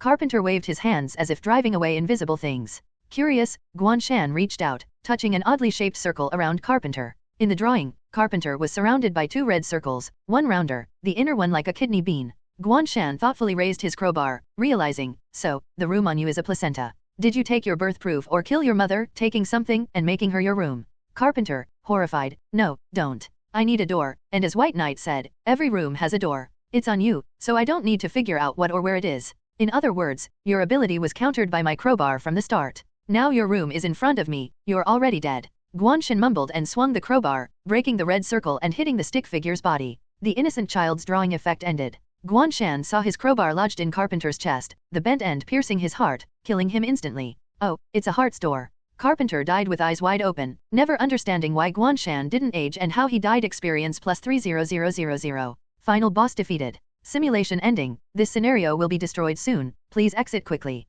Countdown, 00:59. Guan Shan stepped back and pulled the crowbar from Carpenter's body. By this time, Carpenter's corpse had turned into a dry, ancient skeleton, just like the victims he had imprisoned, his mouth open, eyes wide, staring upwards in unwillingness. As Guan Shan opened the heart's door, the initial room on Carpenter lost its sealed state. The time that had been stagnant for 100 years began to flow on Carpenter, pouring out uncontrollably. What truly killed him wasn't Guan Shan, but time itself. The blood that had filled the entire space had solidified and quickly receded like a tide. The light door had long closed, but the illusionary overlapping scenes didn't disappear. Instead, they formed four static abstract paintings like stage scenes. Is this the boss's life? Guan Shan was somewhat surprised. The wall directly in front of him depicted a woman holding a child, the child lying in the woman's cut-open belly, eating her body. It might have been Carpenter's dying will or perhaps the mystical nature of rule-based abilities. In any case, what the simulator captured and displayed before Guan Shan was Carpenter's room life. Though the scene was grotesque, Guan Shan, now a battle-hardened veteran, felt no emotional waves, mainly because the boss was dead. He raised an eyebrow. Looks like I guessed right. This guy, upon awakening his ability, chose a room to stop his own time flow in a way that transcended other rooms. Guan Shan felt sympathy and regret for the innocent woman, who, even before dying, maintained the posture of holding her child, her hand on the child's head, stroking it. He turned his gaze to the other side. The second wall showed the young man starting his evil deeds, imprisoning many people in cages. The third wall depicted the young man realizing he was also trapped in a cage. On the fourth wall, Carpenter was absent, and a half-body Quesadagarba statue was embedded in the center of a pitch-black background. Guan Shan's eyes lit up. This is the Quesadagarba statue he stole. Putting it together, it seems, the boss found he gained immortality but was trapped here. Over time, he couldn't stand it anymore and wanted to escape. But the first step to getting out was to extend his life, otherwise, he would end up like now. Guan Shan, feeling bold, squatted down and gave the already dead boss a slap. Smack. Carpenter's head rolled away, landing to the side. Ha, at this point, I have nothing to fear? Just a mere boss, isn't it just a matter of one crowbar? Guan Shan stood up, swaggering to the wall, and took down the Quesadagarba statue. Examining it, the Quesadagarba statue's effect was the boss's way to extend his life, but it was incomplete and unusable, so he captured Lu Minji and White Knight Obes. Now everything is clear. At this moment, the entire space began to shake. Without the simulator's prompt, Guan Shan knew this space was heading towards destruction. Guan Shan initially looked around at the gradually disappearing illusions but, seeing the countdown nearing its end, realized a serious problem. Damn, the door is gone. How do I get out? Guan Shan looked up at the countdown, 00:21. His expression froze, his whole body stiffened. Damn.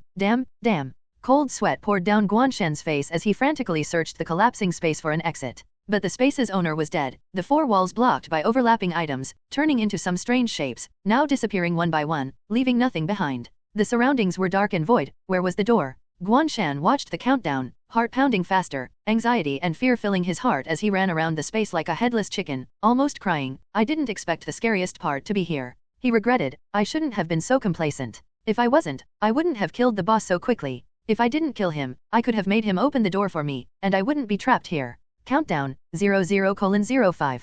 Guan Shan's hands and feet were cold, seeing the dark area collapsing inward from Carpenter's corpse, like a black hole. Countdown, 00:01. Guan Shan, desperate and helpless, curled up in a corner, shouting in despair, can anyone hear me? Xiao transparent, white knight, someone save me, help. Boom. Suddenly, a thunderous white light flashed in the space, splitting the darkness. The white light grew like a crack, breaking the space apart. White Knight's anxious voice came, is this thing really useful? Guan Shan felt dizzy, being thrown into the white light, the space behind collapsing into nothing. He glanced back, seeing a faint giant eye. Guan Shan. Lin Schumann's voice was close, and Lu Kaiokyo's voice was right next to him. Guan Shan felt like he had just ridden a roller coaster, dizzy, almost falling, but someone caught him. Lu Kaiokyo held him, concerned, are you okay? Ha, Wu. What was that eye? Guan Shan gasped, drenched in sweat, feeling his back soaked, swallowing hard. Yes, there's a big problem. Everyone tensed at his words. White Knight hurried over, seeing his state, shocked, and comforted. That room was indeed strong. It's normal you couldn't beat it. I think I heard you calling for help. It must have been a tough fight. Guan Shan was covered in blood and sweat, looking like he had been through a fierce battle. White Knight held Guan Shan's shoulder, sincerely saying, don't worry, no more fighting. I called for help. We'll destroy that damned room and avenge you. He felt heartbroken, seeing such a righteous person tortured like this. The Esper holding the space detonator nodded, he's trapped here now. One more blast will open the space, and he'll be dead. Guan Shan wiped his sweat, regaining his composure, confused. No, what are you talking about? The boss. I mean the room is dead. He raised the Quesadagarba statue. See, I got the Quesadagarba statue. White Knight. Everyone. White Knight's mouth twitched, realizing something, then the blood on you. Oh. Guan Shan looked down, it's the rooms. I stabbed his heart with my crowbar, lots of blood. The blood loss was substantial. You call this a bit substantial? Everyone's expressions were subtle as they looked at Guan Shan, who was covered in blood. The fresh, warm blood was still dripping down. No, it wasn't just dripping. It was as if he had just been pulled out of a pool of blood. The sheer amount was terrifying. Just looking at it, they could imagine the victim's blood gushing out like a fountain, the scene so gruesome that it was unbearable to witness. Otherwise, they wouldn't have been so anxious and worried earlier. It turned out they had imagined the wrong victim. The one who suffered such a gruesome scene wasn't Guan Shan, but the room. Everyone exchanged glances, and the atmosphere became somewhat awkward. White Knight breathed a sigh of relief, then circled around Guan Shan, still worried, are you really okay? Not injured. He looked at Guan Shan's unmasked face in surprise, you didn't age. Guan Shan waved his hand and wobbled as he stood up, thinking for a moment, I have a way to be immune to time-related abilities. Although the countdown crisis and that giant eyeball had scared him, making his legs a bit weak, he had gone through enough simulations to develop a strong mental adjustment ability. I can't say I'm fine, but I'm not injured. Guan Shan had a look of relief, grateful as he looked at White Knight, his eyes sincere. Thank you for saving me earlier. I was so scared, I thought I was going to die in there. White Knight smiled awkwardly, thinking Guan Shan was just comforting him for being useless. You, afraid? I don't believe you. Pretending to be a weak, helpless victim, that room you killed with one crowbar would die with regrets. Whether they believed him or not, Guan Shan indeed had been scared. The simulator's countdown was no joke, and he almost thought he'd be trapped in that darkness forever.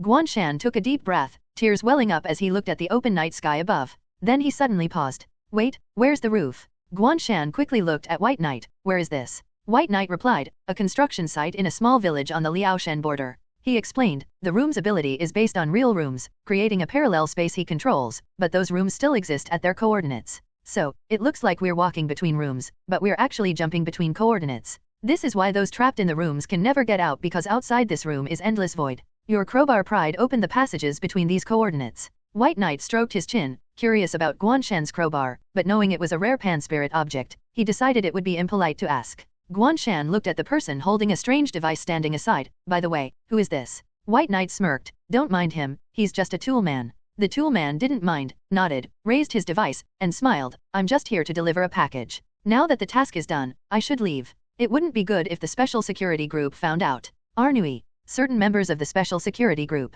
Certain Yuhao Team 3rd Squad members. The tool man slipped away into the night, disappearing silently into the darkness, clearly an experienced escape artist. White Knight coughed twice. That space detonator can force open a sealed space, but it needs coordinates. I left something in that space to locate it. He whispered, but the problem is, this thing isn't registered and is stolen goods. The Suling he mentioned runs an underground black market. The relationship with the special security group is like peddlers and city management. If they find out, it will be confiscated. Guan Shan was speechless. Did you forget I'm also part of the special security group? White Knight gripped his shoulder. Serious, I trust you won't betray your brothers. Guan Shan shook his head. I won't. White Knight smiled, then heard Guan Shan say, but did you forget I brought a formal member of the special security group? White Knight looked around blankly. Huh? Who? There's no one else here. Lin Schumann. She walked up behind White Knight, tapping his shoulder sinisterly. Whoa. White Knight turned and saw a living person, jumping back 3 or 4 steps in fright. Ha ha ha ha. Guan Shan finally couldn't hold back his laughter. Though he had been scared before, it was more amusing to see others scared. After explaining to White Knight and ensuring the space detonator issue wouldn't be reported, about 5 minutes later, a loud noise came from above, and a searchlight shone on them. Guan Shan looked up and was stunned. Helicopter. There were 2 helicopters, one armed and one transport, making people's eyelids twitch. The special security group's display was impressive. The construction site had a flat, open cement area, and the helicopters landed there, lowering rope ladders, and a team of medical personnel and an esper descended. The medical personnel bandaged the group's minor injuries, and the esper introduced himself. Hello, I'm Revoke from the 3rd Squad of the Noon Brigade. Guan Shan twitched. Revoke? Are you Control+C? The young man calling himself Revoke nodded. My ability is to revoke. Since there's no esper who can reverse time, they sent me after hearing the situation. I can revoke the effects of the same ability up to 3 times, beyond that, there's nothing I can do. I see. Guan Shan nodded, thinking no one among them had experienced more than 3-time accelerations, so they should all return to normal. Since Lu Minji was in the most urgent condition due to his age, Revoke first performed his ability on him. White Knight and Revoke boarded the armed helicopter.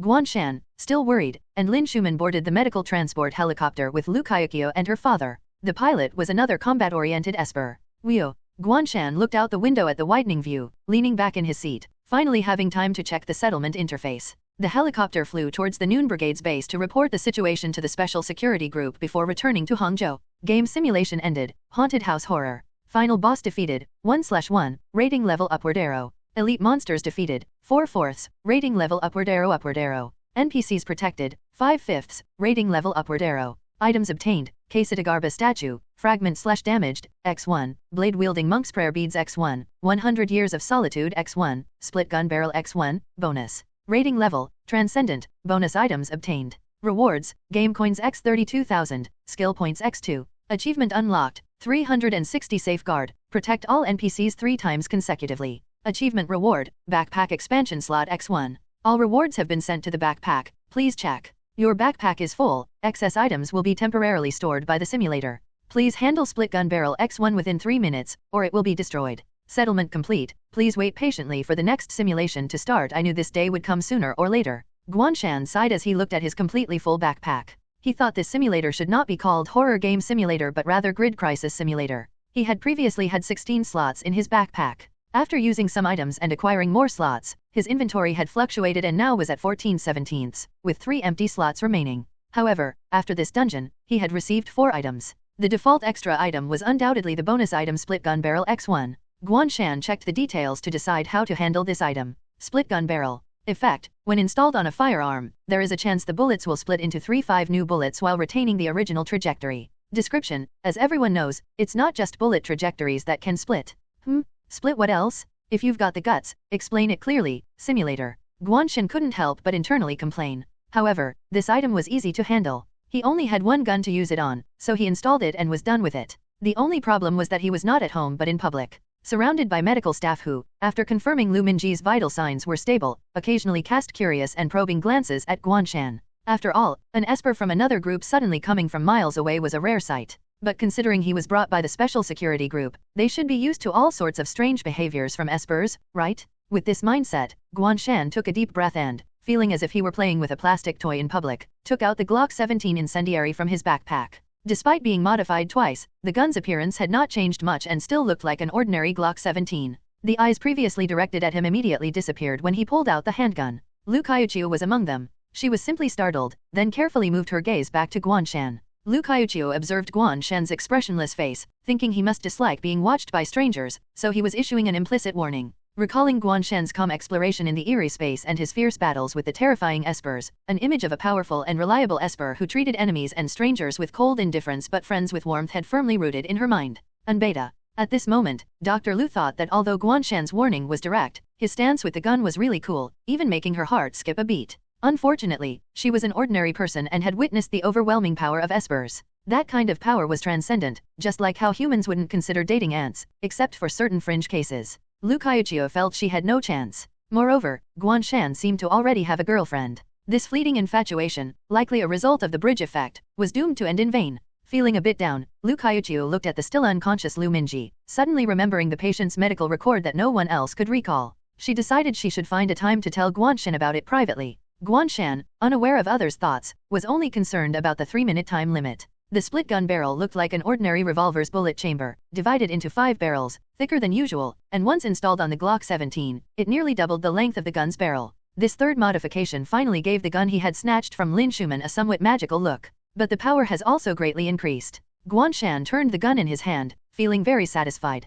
With a base attack power of 200, and at least a 3-fold increase, it's already half the power of the demon blade, finally able to keep up with the increasing dungeon difficulty. He put away the gun and continued examining the boss's only drop item. 100 Years of Solitude. Effect: tearing a page from the book leaves a coordinate at the current location. Up to 2 coordinates can exist at a time, with the oldest disappearing if a third is added. Coordinates can be used for teleportation. Current coordinates, 0/2. Description: a strange old book exuding a lonely aura. Guan Shan curiously examined the book. From the outside, it appeared to be an old Spanish edition of 100 Years of Solitude, published in 1967. It looked well-read, with worn edges but no notes or annotations. What surprised Guan Shan was that, after careful inspection, he confirmed the book's title page seemed to bear the author's signature, Gabriel Garcia Marquez, along with a possible dedication. The owner of this book was undoubtedly the deceased room carpenter, who perhaps sought another homeland as a half-blood from its pages. Considering Carpenter had lived for at least 100 years, owning a signed first edition of 100 Years of Solitude seemed normal.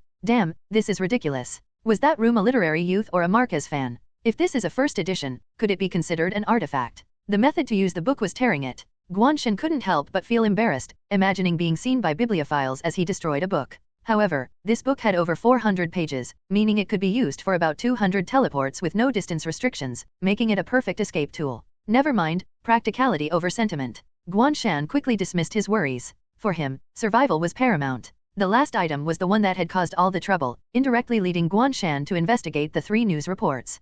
Quesadagarba statue, fragment/damaged. Effect: once fully assembled, it can activate Quesadagarba statue enhancement 1. Description: it is missing half. Someone might know the clues. Guan Shan thought to himself, just give White Knight's ID card already. He's the only one who knows the clues, right? This incident had earned Guan Shan much goodwill from the righteous White Knight. Asking him for clues shouldn't be difficult. Additionally, with game coins aside, he now had 4 skill points to further upgrade his skills. Gravity control at level 5 allows manipulation of up to 1000 kg, a full ton, with a duration of 60 seconds. Absolutely terrifying. Guan Shan was in awe of this max level skill. He had originally obtained this skill from the Death Hive's Ascension Candy, indicating it was a potential innate ability. Typically, espers had to continuously hone and break through to upgrade their abilities, but under the simulator's catalysis, this ability had reached its peak.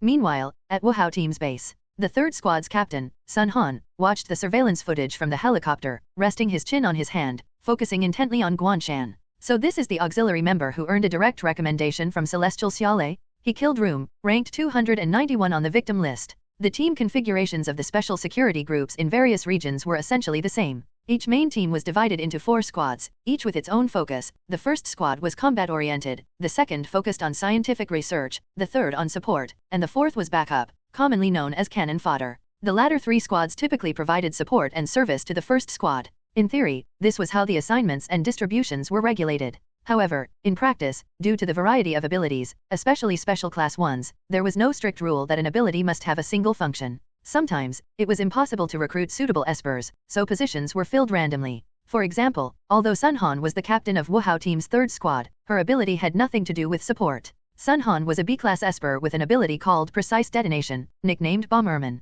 As the name implied, she could plant bombs. She could, by touch, cause a delayed explosion at a specific location, with a maximum power of 2 tons of TNT equivalent. What did this mean? In the infamous Oklahoma City bombing, the terrorists carried about 2 tons of TNT equivalent, causing damage or destruction to 324 buildings across 16 blocks and triggering a seismic wave equivalent to a magnitude 3 earthquake. Comparing this to the destruction caused by Guan Shan and Shadowman in the hospital fight, which collapsed only 1 building, illustrated the significant difference. In short, Sun Han's ability was city-level in scope. Or rather, B-class espers represented city-level threats. Sun Han was one, and so was Xiaolei. The reason Sun Han, despite her powerful ability, wasn't in the first squad was that the greater the power of her planted bombs, the shorter the delay time before detonation. If she set a bomb with a 2-ton TNT equivalent, she would have to detonate it immediately, perishing with her own ability. Therefore, under normal circumstances, Sun Han could only act as an amateur demolitions expert, a support role. Despite this, her status as a B-class Esper was equal to that of the team's instructor in Wuhao team.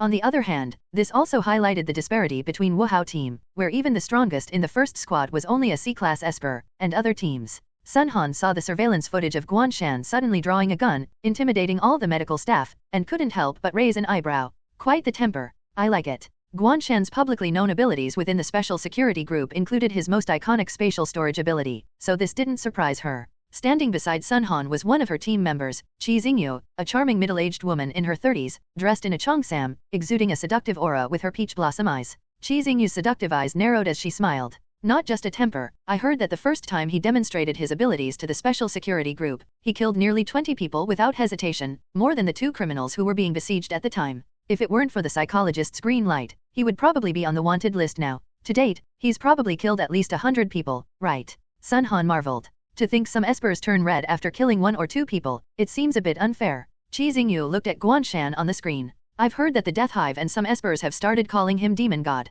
That will likely be his future codename. She licked her red lips and giggled. But he does look quite handsome and polite. I really want to see what he looks like when he's fierce. Death Hive is nearly wiped out by him, of course he's fierce. Sun Han snorted. You want to see it? I do too. She clenched her fist, her eyes sparkling. I want to fight him. Everyone in Wuhao team knew Sun Han was a battle maniac, even though she wasn't very good at it. She had used special drugs to raise her physical strength to D-class, challenging everyone she met. If she couldn't win, she would use her ability to explode, often leaving her opponents disheveled. Alpha yes. Sun Han's opponents didn't dare to fight her seriously, fearing she might miscalculate the blast and accidentally kill them, which left her feeling unfulfilled. Facing such a notoriously fierce opponent, Sun Han felt her fighting spirit ignited. She continued watching, then frowned. What book is he holding? She couldn't read a single word on the cover. It looked like English but not quite, definitely not Chinese characters. Qi Xingyu squinted at it closely but couldn't recognize it either. The 2 of them exchanged glances and silently took out their phones to identify the text. It seems to be the Spanish edition of 100 Years of Solitude.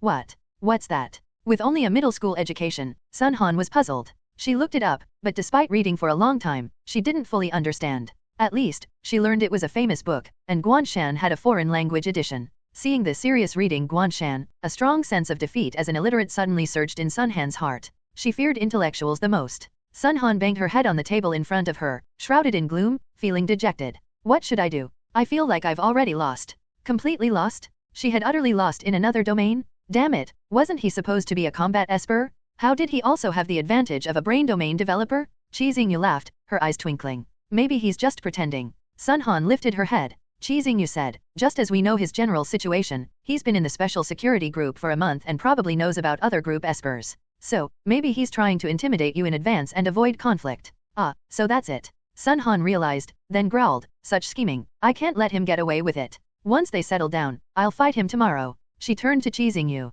You go probe him first, like before, use your charm to stir things up. He'll definitely take the bait. Guan Shan, who was seriously reading, was unaware that he was about to face a honey trap. After upgrading gravity control, he secretly tested it. Guan Shan chose clouds as his test subject. Cumulus clouds have a density of about 0.5 g per cubic meter. Now, Guan Shan could control a range of up to 1,000 meters, able to move 2,000 cubic meters of clouds. In a way, he could even change the weather in a localized area. But it wouldn't be effective over a large area, and if he was on the ground, a significant portion of the clouds would be beyond his 1,000-meter range, making them uncontrollable. At night, few noticed the movement of the clouds. The only one who noticed the anomaly was the helicopter pilot, who found it strange. Suddenly, the sky became clear, the moonlight unimpeded. But he shrugged it off, thinking it was just a change in weather. Guan Shan even secretly gathered the clouds into the shape of a cat, having fun until the skill entered cooldown. With 2 skill points remaining, he divided them as usual, upgrading demonic markings and soul-burning whistle. At this moment, the pilot reminded, please prepare for landing.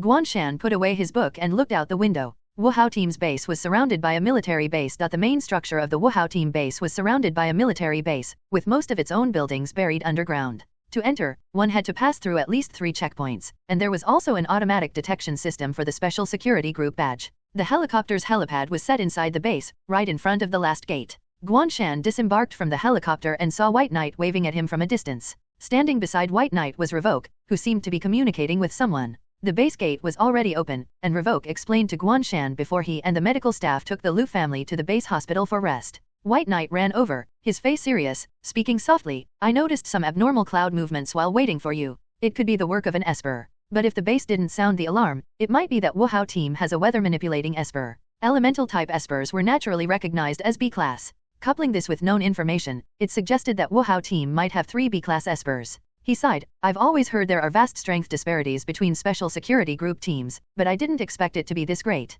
Other than Xiaolei, the highest rank in Yuhao team is Gaoya, only C-class. White Knight suddenly paused, then looked at Guan Shan. Oh wait, it should be you now. Guan Shan awkwardly smiled. He couldn't very well admit that the clouds were his doing, right? As he responded dismissively, Guan Shan's gaze turned curious, examining White Knight. White Knight had reverted to his original appearance, transforming from a middle-aged beggar to, well, a young beggar. Trapped by Carpenter in that space for over a month without food, water, or freedom to wash up, White Knight now had normal features but still looked scruffy with messy hair and stubble. He could easily pass as a street beggar with a sign reading disabled but determined, seeking funds to return home after being exploited by a heartless boss. Guan Shan shook his head, recalling the young swordswoman's strike that decapitated the long-necked monster. He still couldn't achieve that level of skill. No, I think Gaoya is still stronger. He felt slightly guilty, remembering how he had initially thought White Knight was cosplaying and had teased him. You're too modest. Gaoya couldn't handle room. Without a specialized ability, no one could handle him. Otherwise, he wouldn't have made the victim list and roamed free for a century, said an unfamiliar female voice suddenly.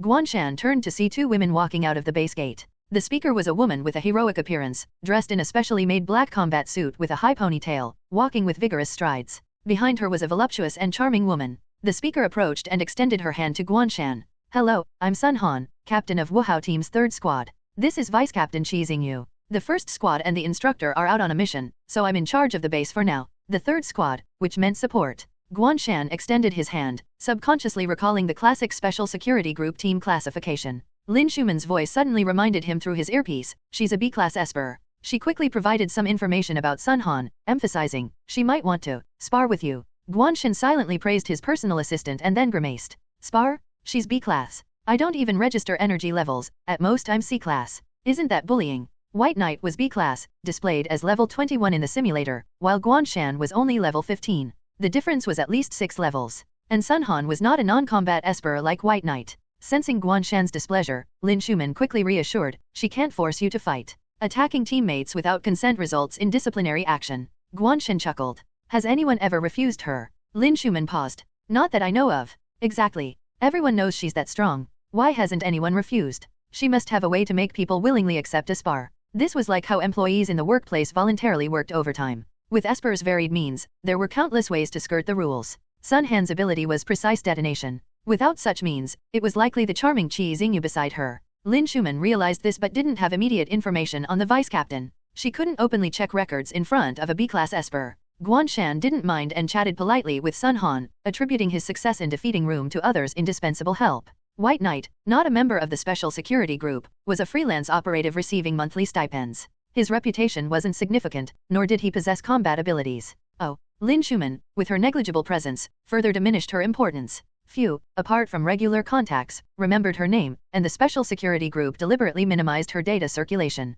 Thus, Sun Han classified them as ordinary Espers, while her interest in Guan Shan, showing unprecedented politeness, grew. You'll stay in the vacant dormitories tonight. Feel free to ask for anything you need. Sun Han led them to the base's dormitory, assigning them individual rooms. After Room's death, the victims' bodies reappeared in the original rooms. The special security group is investigating, archiving the impacts and past victims' information. By regulations, such a widespread case requires complete archiving and confirmation before you can leave. How long will that take? Guan Shan couldn't help but ask. He had work commitments, had to explain to Director Li, and figure out how to explain his sudden trip to Liaoshen to Xiaoshen, a major issue. Sun Han pondered, about half a month. If it's too long, you can request an emergency event override from Xiaolei to return to your special security group area. Guan Shan shook his head. No need. Director Xia is busy with the Death Hive battle. I won't trouble him. Half a month wasn't too long, it was acceptable. After Sun Han left, Guan Shan curiously examined his single dormitory. Despite being called a dormitory, it was no less than a star-rated hotel.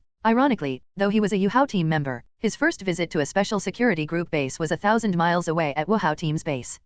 Finally, some rest. Guan Shan explored the room, then headed straight to the bathroom. Although his clothes had miraculously cleaned themselves as his health points rose, he still felt psychologically uncomfortable. After showering, Guan Shan flopped onto the bed, ready to call Xiao Shan, when a knock came at the door. Qi Xingyu's seductive voice called, "Mr. Guan, sorry to bother you. I have some questions. Do you have a moment?" The vice captain who smiled like a fox came to discuss matters at this hour? Alone with a man? Guan Shan paused, then glanced out the window. It had been dark when he arrived, but now it was dawn. "Oh, it's daytime, that's fine then. Wait a moment." Guan Shan quickly changed into the clothes prepared in the room. They were similar in style to Sun Han's black combat suit but tailored for men, loose and breathable with snug cuffs for easy movement. The inside of the clothes bore the Special Security Group's unique emblem, clearly a uniform issued to espers. Since it was Wuhao Team's uniform, it had a horse pattern. If it were Wuhao Team, it would have been a chicken. Guan Shan stretched his sleeves, realizing why none of the first squad members wore uniforms, and in fact, no one in Wuhao Team he had met wore them.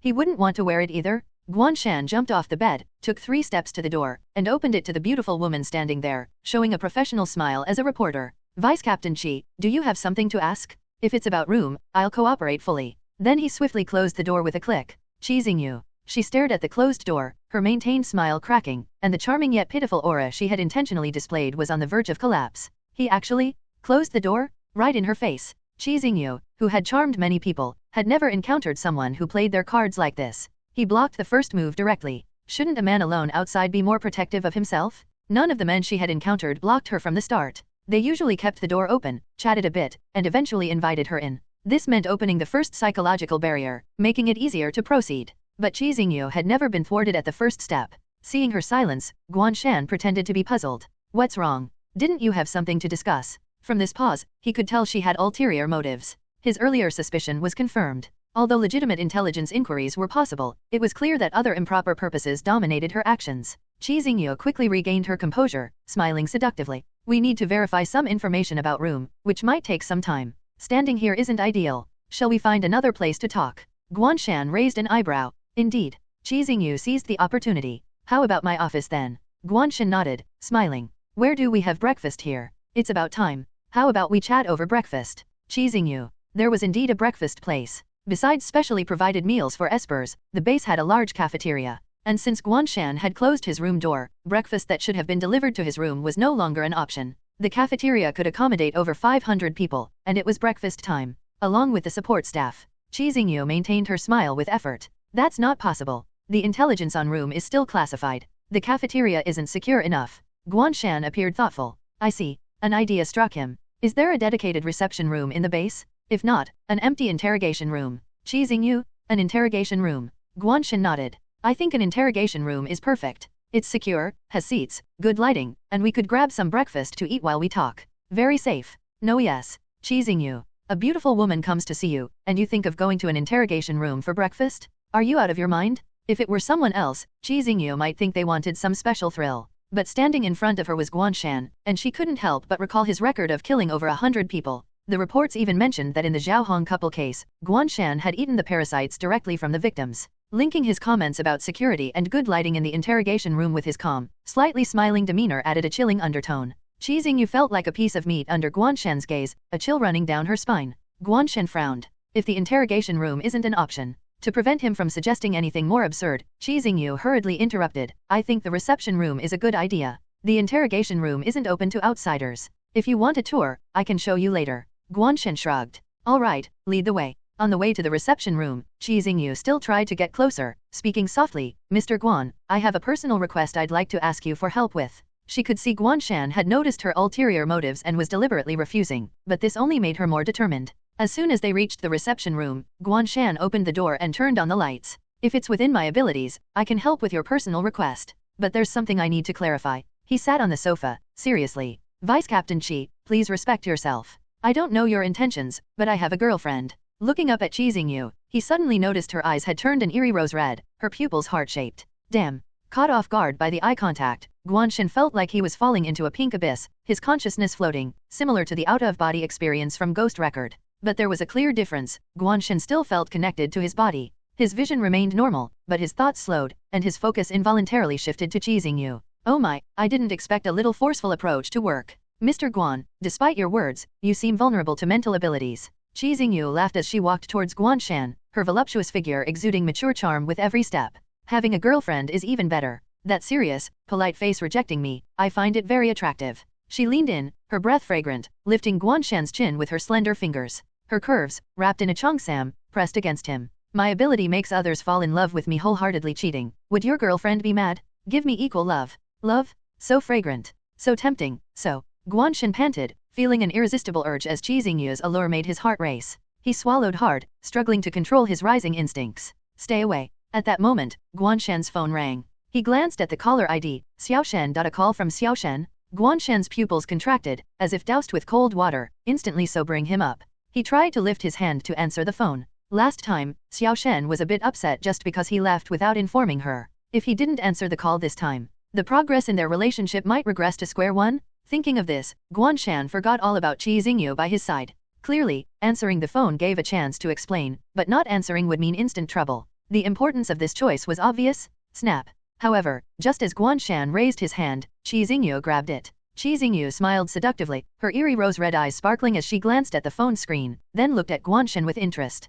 Xiao Shen, is this your girlfriend? Her ability activated again. If there was another man in the room, anyone below C-class would immediately fall for her. Even C-class espers would develop an irresistible fondness and love for her. This was why Qi Xingyu had the codename Succubus. Over the years in Wuhao team, countless men had pursued her, even knowing it was due to her ability. Many were still willing. Qi Xingyu's delicate fingers interlaced with Guan Shan's, gently teasing his palm. She leaned closer, whispering seductively, "You clearly love me more, so why give your attention to another woman? It makes me jealous." She pressed her chest against Guan Shan's arm. "Just look at me, okay? I'll give you everything you want if you do." Her ability granted her extraordinary charm, and her naturally attractive looks and figure enhanced it. Yuhao team had discovered during the Zhaohong couple case that Guan Shan had almost no resistance to mental abilities. Now, Qi Xingyu's mental ability, by sheer luck, hit Guan Shan's weak point. Unaware of this, Qi Xingyu cautiously amplified her power to the maximum. Listening to Qi Xingyu's whispers, Guan Shan hesitated, feeling as if everything was covered by a pink filter, his thoughts swirling in a chaotic vortex.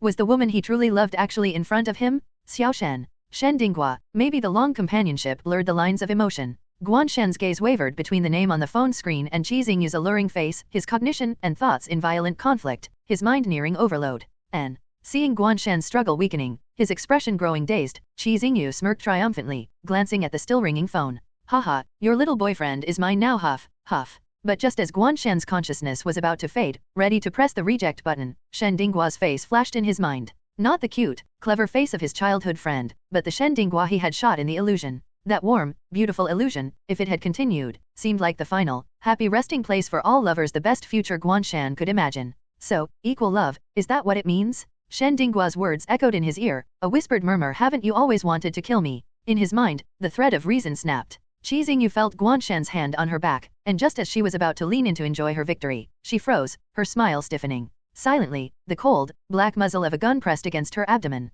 Qi Xingyu glanced down, her pupils shrinking instantly, a sense of danger striking her like lightning, making her hair stand on end. In Guan Shan's hand was the recently modified Glock 17, the muzzle quickly sliding up her abdomen, reaching her chest in a heartbeat, leaving no time to react. What could have been an intimate gesture was executed with lethal efficiency, filled with killing intent. "You, stop, stop. What are you doing?" Qi Xingyu panicked, trying to pull away, but Guan Shan's other hand pressed her neck, forcing her closer. But she was no match for Guan Shan, whose strength had been passively enhanced multiple times, immediately curling up like a shrimp, like a frightened cat. Desperately, she tried to pry Guan Shan's hand away from the trigger, but it was futile, like an ant trying to move a tree. Thinking Guan Shan had snapped out of it and was seeking retribution, Qi Xingyu trembled, nervously laughing. "I know I was wrong, please let me go. This is the base. I haven't harmed you, killing me is against the rules. You'll be deemed an unstable esper and hunted by the special security group.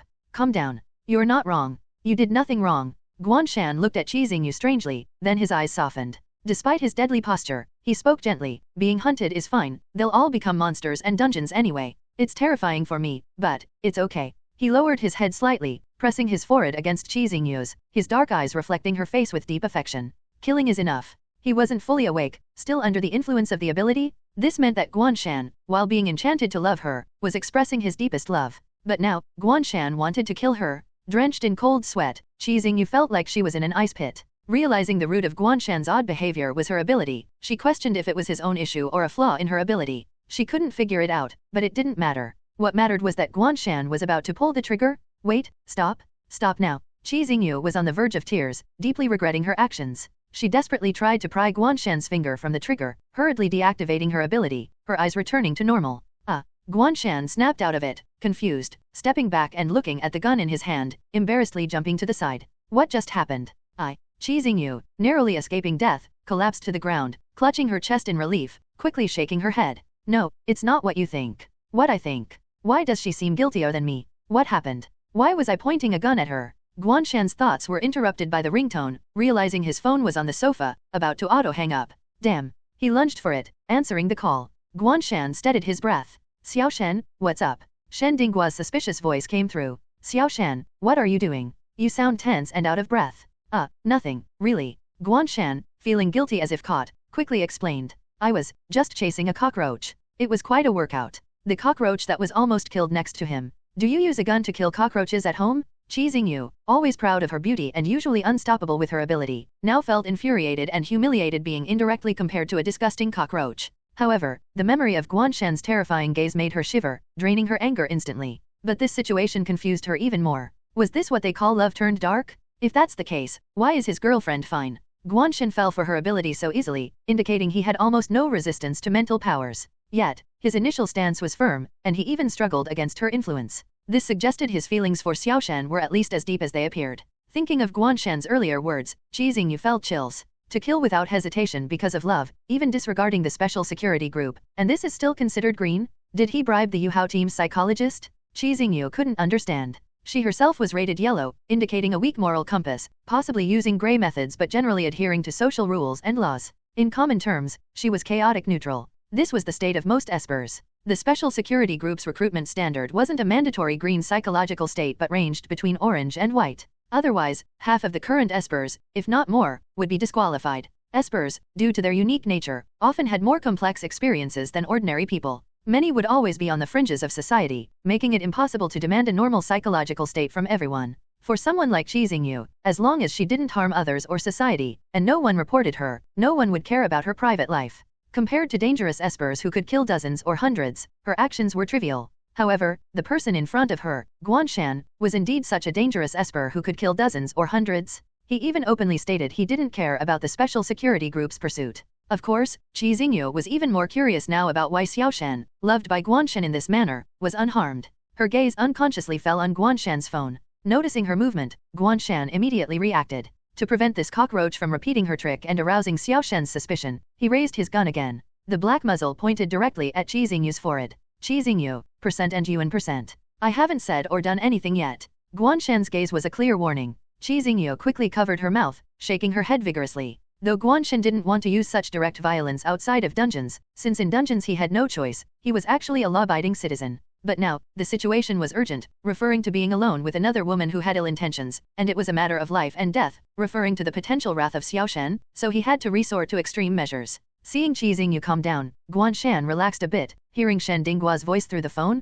Cockroaches? You have cockroaches at home. Guan Shan explained, I'm not at home. Remember that Officer Xia asked me to help with something? He pulled me out late at night to investigate an old case. I'm staying in the police station's spare dormitory, which is a bit shabby. Well, the special security group is also a form of police, and he was indeed helping them, so it's not a lie. Officer Xia, you're taking the fall for now. I see. Shen Dinggua then huffed. Did you kill the cockroach? The most disgusting things in the world are mosquitoes, cockroaches, and rats. How dare it appear in your room? Unforgivable. Guan Shan glanced at Qi Xingyu and shook his head. No, the cockroach got away. Although he didn't know why he had pulled out his gun earlier, it was certain Qi Xingyu had used her ability on him. He was annoyed, but taking action was another matter. At most, Qi Xingyu would face some punishment, not death. It got away. Shen Dinggua blinked. Did Xiao Shen jump in fright?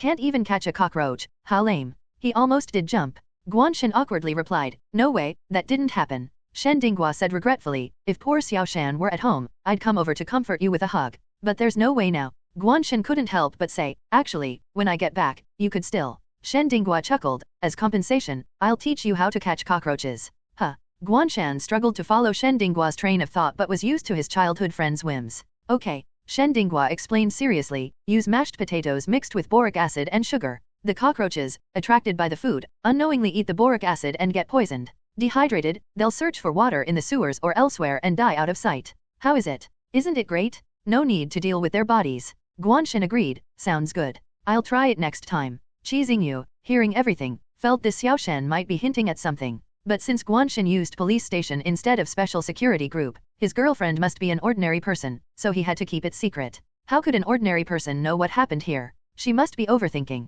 Guan Shan then told Shen Dinghua he was in Liaoshan and couldn't return soon. Shen Dinghua exclaimed, Director Li is on a business trip to Liaoshan. You could contact her, she might help. Guan Shan was surprised. Director Li is here? Why? She went to interview a rural primary school in a poor area. She used to teach there and wants to promote and raise funds for them. Shen Dinghua added, I heard this from colleagues in the office. Got it. That must be Lu Rui, the gossip king, knowing everything. After chatting a bit more, Guan Shan ended the call and sighed in relief. Turning to Qi Xingyu, he holstered his gun and contacted Sun Han. Using abilities on others in the base isn't allowed, right? When Sun Han arrived, she saw a dejected Qi Xingyu and a cross-armed Guan Shan. The scene was so classic that Sun Han instinctively asked, What did you do? Guan Shan snapped, You should ask what she did to me. Realizing Qi Xingyu had failed and caused trouble, Sun Han followed protocol, checking for energy traces on both. As expected, all traces were from Qi Xingyu's ability. Apologies for my lack of supervision. I'll remove her from her position and confine her for a week. Such punishment was neither too harsh nor too light, and Guan Shan would leave for Hangzhou in half a month, so Wuhao team's issues wouldn't concern him then. There wasn't a better solution. Guan Shan nodded, all right. By the way, can I go out during the archiving process? Normally, the answer would be no, but feeling guilty and fearing further escalation, Sun Han nodded, you can, but you'll need to take someone with you. Despite the small incident, Guan Shan eventually settled down peacefully at the Wuhao team's base. The underground base was larger than Guan Shan had imagined, divided into at least a dozen areas. With Sun Han acting as a tour guide, it took him half a day to get familiar with the layout. Initially, Sun Han had assigned Qi Xingyu to be Guan Shan's guide, but after Qi Xingyu messed things up, Sun Han had to take on the task herself. Most of the areas were off-limits to Guan Shan as an outsider. These included special training grounds for combat personnel, important research areas, and equipment display zones. Out of curiosity, Guan Shan asked Lin Schumann, who had been following him, if the Yuhao team's base was similar. The answer was no. Guan Shan took the opportunity to ask about the special security group, filling in his vague understanding of the organization. Through Lin Schumann's explanations, Guan Shan learned that there was a significant disparity in strength among the 6 main teams of the special security group, and their responsibilities varied as well. The Wu, Wei, and Shen teams mainly dealt with incidents involving non-human entities, including pan-spirit objects, pan-spirit ruins, and pan-spirit creatures, ranging from D to a level. These entities represented all supernatural phenomena recognized by normal people. For example, the Quesadagarba statue in Guan Shan's possession was a pan-spirit object. As for the other 2 categories, Guan Shan had yet to encounter them. The incidents caused by these entities often had significant impacts, and most myths, legends, and religious beliefs on Earth were related to them. Each of the 3 teams handling these incidents had at least 1 A-class Esper and 2 B-class Espers. The Yu, Su, and Hai teams handled cases involving ordinary Esper criminals below A-level. Curious, Guan Shan asked, what about A-level and S-level cases? Lin Schumann, enjoying her role as Guan Shan's mentor, explained, there are also 10 independent Tiangan squads, each composed of 1 to 3 A-level and S-level Espers. However, we don't know what tasks they perform, and we rarely hear about their movements. She added, but they must be silently protecting world peace. World peace. The phrase made Guan Shan want to laugh, but recalling his near-death experiences with C-level Espers and their bizarre, deadly abilities, he realized how dangerous A-level and above must be. Suppressing his smile, he felt a newfound respect for these unknown heroes. According to the Special Security Group's benefits, these people could lead comfortable lives without doing anything, yet they chose to fight on the front lines. Regardless of their reasons, they deserved respect. After touring the entire base and providing some speculative information about room, Guan Shan even asked Sun Han for a couple of flower pots. Back at his room, he saw White Knight returning from an interrogation. Good evening, Captain Sunday. White Knight greeted Sun Han warmly, chatting briefly before turning to Guan Shan's door as he opened it. Guan Shan, puzzled, asked warily, what do you want? Why aren't you going to your room? White Knight rubbed his hands. Let's talk in your room. Guan Shan. The last person who wanted to come in was Qi Xingyu, now in confinement. What do you want? Seeing his strange look, White Knight quickly clarified, it's about the other half of the Quesadagarba statue. Oh, Guan Shan understood. That's it. White Knight was exasperated. What else? Guan Shan opened the door and said seriously, I thought you were plotting against me. Plotting against you? I'm still young and don't want to die early.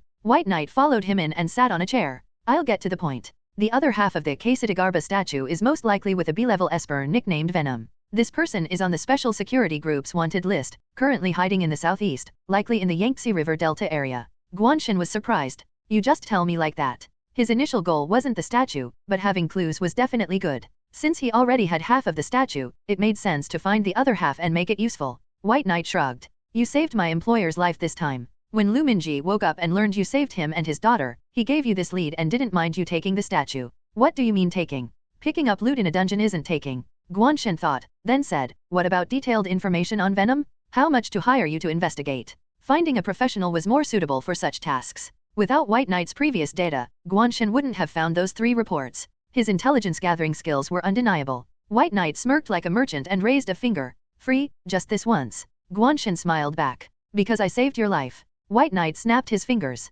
Exactly. Normally, hiring me costs at least $1 million, but helping a brother is free, so I made a profit. Guan Shan joked. Indeed. White Knight stretched. But we still have to wait for these 2 weeks to pass. He complained, the special security group is a hassle. Not joining was the right choice. After sending White Knight away, Guan Shan asked Lin Schumann a crucial question. I saw Human World on the special security group's file seal. Are there other places besides the Human World? Lin Schumann explained, the places where espers exist are divided into the Human World and the Boundary. Boundary. Yes, it's a realm that only S-level espers can access. But I've never seen an S-level esper, so some say it's just a joke by the special security group's founder. Guan Shan pondered. Meanwhile, he placed the 2 flower pots on the table and took out a long-forgotten item from his backpack.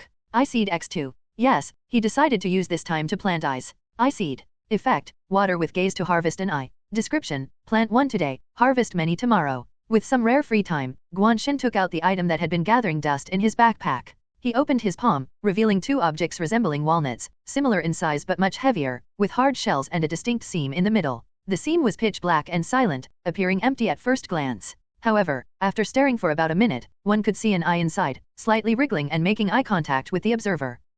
Not scary at all. Thinking this, Guan Shan angrily buried the 2 seeds in the flower pots with soil. Although they required gaze to water them, the seeds seemed to be a type of plant needing soil to grow. He wasn't sure how it worked. After planting, 2 progress bars appeared above the flower pots. As long as Guan Shan stared at the flower pots, the progress bars would move slowly. However, if he looked away, the bars would quickly regress. This was why Guan Shan hadn't planted the seeds earlier. He estimated that he needed to stare at them for at least 3 days to fill the progress bars. With his busy schedule investigating cases, he never had the time to sit and stare at them. But now, trapped in the base with nothing else to do, and with the simulator likely inactive, he didn't believe the simulator could spring a horror game on him in such a safe environment. Having figured out the simulator's patterns, Guan Shan was confident that staying in one place would prevent any sudden attacks. So, for the whole day, Guan Shan sat by the flower pots, posing as the thinker, and stared at them blankly. A female support staff from the Wuhao base visited once to inform him that the Lu family and the 3 support staff members were recovering well and wanted to thank him if he had time. Guan Shan, maintaining his deep pose, replied, got it. The support staff, puzzled, glanced at the flower pots, wondering if staring at them was this esper's quirk. Just then, Guan Shan noticed a significant increase in the progress bars. Seeing the support staff about to leave, Guan Shan quickly stopped her. Wait, I need a favor. The support staff, smiling, said, just let me know what you need. Guan Shan pointed to the flower pots.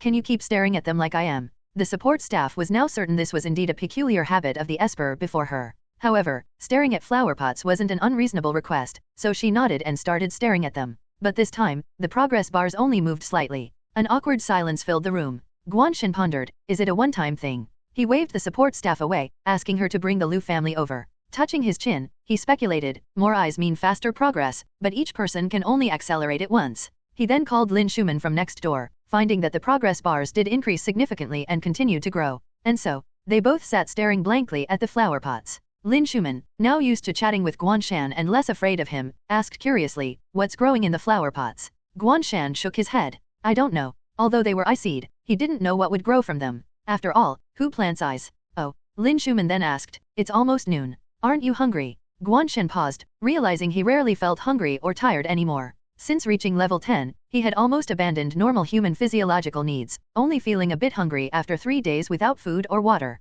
Nigerian Naira. If compared to a cultivation stage, he was in the fasting phase, eating mainly to satisfy cravings. About to say he wasn't hungry, Lin Schumann handed him a chocolate bar. Here, eat this. It's a special security group energy bar. One can last a day, so you can keep staring without leaving. Why are you so adept at pulling out chocolate? But Guan Shan wouldn't refuse a kind gesture. As he unwrapped the bar, Lin Schumann pulled out more chocolate bars, biscuits of various flavors, and even long strip-shaped jelly, looking like a primary schooler on a field trip. That jelly can't have any energy, it's definitely personal stash. Embarrassed, Guan Shan asked, do you always bring so much food on missions? He had noticed earlier that she wore a tight black combat suit under her loose white dress, with a special storage belt around her waist filled with food, like she was carrying C4 explosives. Clearly, the belt wasn't originally for snacks. Realizing she had exposed her habit, Lin Schumann quickly denied, "No, not always, and not this much." She gestured nervously, "Just a bit." Guan Shan's gaze was skeptical. Lin Schumann explained, "I often have to go on long-term surveillance missions. To avoid exposure, I can't move much and act as a human bug, so I need enough food to avoid starving." She scratched her face, embarrassed. "Once, I stayed hidden too long for an important mission, keeping my ability active, but maybe it was too effective. In the end, even my special security group colleagues forgot about me until the mission ended. They didn't notify or retrieve me." Guan Shan asked, "What happened then?" Lin Schumann, more embarrassed, whispered, "I fainted from hunger, my ability weakened, and the support team found me later. Since then, I've always carried extra food, but not usually this much." Before her ability upgrade, she couldn't exceed 50 kilograms in total weight, mostly weapons and essential rations. Now she had more leeway, up to 70 kilograms. Feeling sympathetic, Guan Shan said, "Don't worry, I'll try not to forget you." When the Liu family and support staff arrived, Guan Shan had them stare at the flower pots to assist. Only when their eyes grew sore did he release these free laborers. The next day, hoping to gather more people, Guan Shan opened his door to find Sun Han standing there with a serious expression. "Qi Xingyu is missing," she said slowly. Guan Shan was taken aback. Qi Xingyu had disappeared? He twitched the corner of his mouth. "You don't also suspect me, do you?" Sun Han was also stunned, looking at him suspiciously. Also, Guan Shan. Oops, he had inadvertently associated this with Liu Kyukyo suddenly telling him her father was missing late at night, blurting it out instinctively, which now seemed like a self-confession. He tried to act nonchalantly and continued, "I mean, I've been in my room since yesterday and haven't gone out. Although we had conflicts, it shouldn't be blamed on me. Besides, she attacked me first." "I know." Sun Han shook her head and glanced at the flower pot in front of Guan Shan. Even while talking to her, Guan Shan didn't take his eyes off the flower pot, staring at it continuously. There were only a few espers in the base, and news about the peculiar habit of this foreign esper had reached Sun Han's ears by yesterday. Naturally, she knew that Guan Shan hadn't left his room all day after they parted ways. Although Guan Shan's behavior was strange, there was no evidence. Secondly, after Qi Xingyu's failure, she had carefully reviewed Guan Shan's past records. She found that although he seemed crazy, he had always performed meritoriously on missions and never harmed innocents. He had principles and was straightforward, not the type to plot behind someone's back. More importantly, she had spoken with Xiaolei, who trusted Guan Shan's character deeply and mentioned his numerous brushes with death to save more ordinary people. This had been corroborated in the room incident. Whether it was the support staff from Yu Hao team, the Liu family, or the unaffiliated Esper White Knight, participants from these completely different backgrounds all praised Guan Shan's character in times of crisis, using almost every positive adjective available. So, even though the situation was bizarre, Sun Han didn't take it out on Guan Shan. Instead, she wanted to wait for further investigation. Sun Han said seriously, "I'm not here to accuse you. I need your help. I heard you previously investigated." "Wait." Guan Shan continued to stare at the flower pot. When Sun Han glanced over, the progress bar had suddenly jumped significantly, and the first bar was about to reach its end. "I can help, but can you do me a favor first?" Guan Shan sincerely held up the flower pot. "Look at this flower pot for 5 minutes." Sun Han. Guan Shan's eyes were earnest. "Just 5 minutes. If you think it's a waste of time, you can look while walking.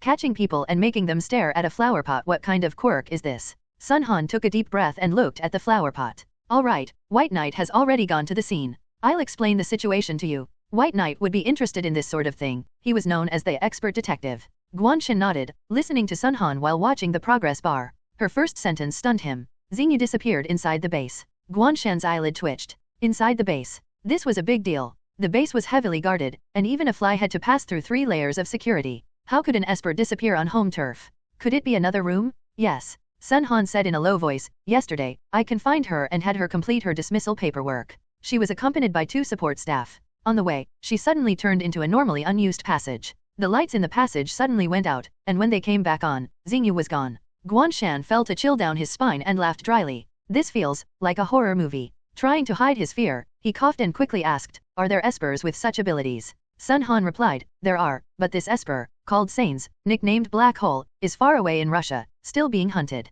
So it's impossible. If it's not an esper, could she have encountered a panspirit object or a panspirit creature?" As Guan Shan pondered, the progress bar on the flower pot finally filled. A plant burst from the soil, growing rapidly into an orchid-like plant, but instead of flowers, it bore various lifelike eyeballs at the tips of its leaves. Blossoming eye cluster. Effect: by touching, you can share the gaze that watered it. Description: all that is seen through my eyes. The mysterious eye seed revealed its true form. It was a surveillance device? And it was lively because all the eyeballs were rolling around energetically, looking very, lively. What is this? Sun Han's pupils contracted, and she instinctively took 2 steps back, looking at Guan Shan warily. She had seen many pan-spirit creatures, but those that looked this sinister were usually highly aggressive. Guan Shan awkwardly smiled, looking at the eyeballs. Just a little toy, no harm. Sun Han glanced skeptically at how he held the flower pot at arm's length, like a ticking time bomb. Why don't I believe you? Noticing Sun Han's distrust, Guan Shan, to prove his innocence, brought the flower pot closer and touched one of the eyes. See, it's just a bit scary looking, but it's quite docile.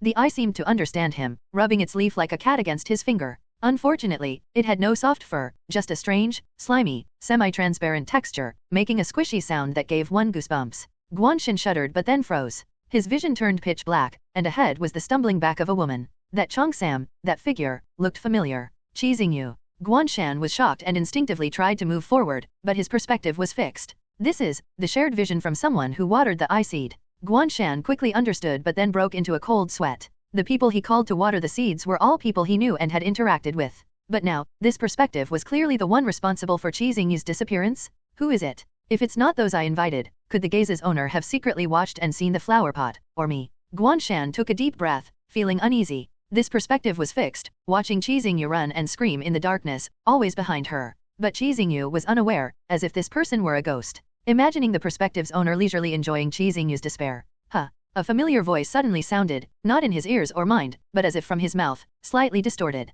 Guan Shan's heart raced, knowing the perspective's owner had discovered him. The voice continued, laughing. Don't peek at times like this. Oh well, it doesn't matter. She'll return to reality soon. Go find her, in the box. In the box? What box? Before Guan Shan could understand, his vision went completely black, as if the owner of the view had closed their eyes. In the blink of an eye, he was back to seeing Sun Han. Sun Han stared at him in shock, as if she had seen something unbelievable. Guan Shan noticed Sun Han was fixated on his eyes. Instinctively, he touched his lower eyelid and asked, "What happened?" Sun Han replied, "Just now, your eyes had an extra pupil." She pointed to one of the eyeballs on the flower in the pot. "And that one lost its pupil. So that's how the transfer of vision works?" Guan Shan broke into a cold sweat, fully understanding why Sun Han looked like she had seen a ghost. If he saw that happen to someone else, he'd probably pass out from fright. Sun Han was already doing well by talking to him normally and not arresting him on the spot. Anyway, just consider it a pan-spirit object that can share vision. Guan Shan explained what he had seen. That person might be the esper responsible for Cheesing Yu's disappearance. It seems she is now trapped in a box. You could start looking in that direction. Sun Han frowned. Although Guan Shan said so, she had never heard of him possessing such a pan-spirit object. From her silence, Guan Shan sensed her doubt. Helplessly, he offered, "I can prove this ability." He attempted to touch the other eyes, finding the vision of the female support staff. Since she was part of the Wuhao team, she couldn't be collaborating with him, making her the most credible. Naturally, at this time, the support staff would be working, not engaged in personal matters. Otherwise, Guan Shan wouldn't dare share another woman's vision. Each time Guan Shan described what the support staff was doing, Sun Han went to verify it. After 3 times, Sun Han believed him. Guan Shan described even the tiniest details vividly, making it impossible for Sun Han not to believe. Over the next few days, Sun Han followed his advice, searching for anything related to a box. However, since Guan Shan himself hadn't been ruled out as a suspect, he had to stay idle in the base. While Sun Han trusted him, Cheesing Yu's admirers did not. They only knew Cheesing Yu had a conflict with Guan Shan before her disappearance. If Guan Shan hadn't stayed behind closed doors, his impressive record deterring them, these die-hard fans of Cheesing Yu might have torn him apart. Especially since one of Cheesing Yu's admirers, a B-level esper from Wuhao team's first squad, had an ambiguous relationship with her. Fortunately, this person was on a mission and wouldn't return soon. As for Guan Shan, he had no personal interest in finding Cheesing Yu, enjoying his leisure time. He stayed in his room, chatting remotely with the Wuhao team trio, learning about their fight with Death Hive. Since Death Hive considered Guan Shan a thorn in their side, he needed to keep an eye on them to avoid any surprises. For the first time, the first squad trio had such direct and close interaction with Guan Shan, appearing very lively. Especially Tang Ji, whose ability was synesthesia. Hearing about Guan Shan's new pan-spirit object, he was excited and wanted to try it out, despite his previous fear of Guan Shan. But learning that only Guan Shan could use it left him disappointed. However, a few days later, Tang Ji came up with another idea. Since Tang Ji could share his synesthesia with others, if his vision was recorded in the blossoming eye cluster, when he used his ability, wouldn't it mean Guan Shan could see the memories of others through his eyes? Tang Ji was so excited that he wanted to fly to Liaoning to experiment with Guan Shan if not for his mission. This showed that the trio's current mission wasn't urgent, allowing them time for jokes. The operation against Death Hive was no longer a solo action by Wuhao team but a large-scale joint effort. Half of the drone bees had reportedly been eliminated by special security group closely tied to Li Li's defection, which was directly due to Guan Shan. The Central Dispatch of Special Security Group had noticed Guan Shan, sparking significant debate. Some saw his potential and unorthodox methods as talent. Others viewed him as ruthless and unpredictable, a potential time bomb. Guan Shan only cared about Death Hive being eradicated. Unfortunately, the remaining half proved harder to flush out, with their base well hidden. Still, it was evident that Death Hive was in a state of collapse, likely not posing a threat anytime soon. The most exciting news was that if Death Hive's base was found, an A-level Esper from the Tiangan squad would join the fight. As one of the victims, Guan Shan found this very reassuring. Being part of an organization felt good. Thinking this, Guan Shan ended his chat and opened his door. He felt it was time to stretch his legs after being cooped up in his room for so long. The moment he stepped out, a thin, transparent fishing line looped around his neck, making him stop.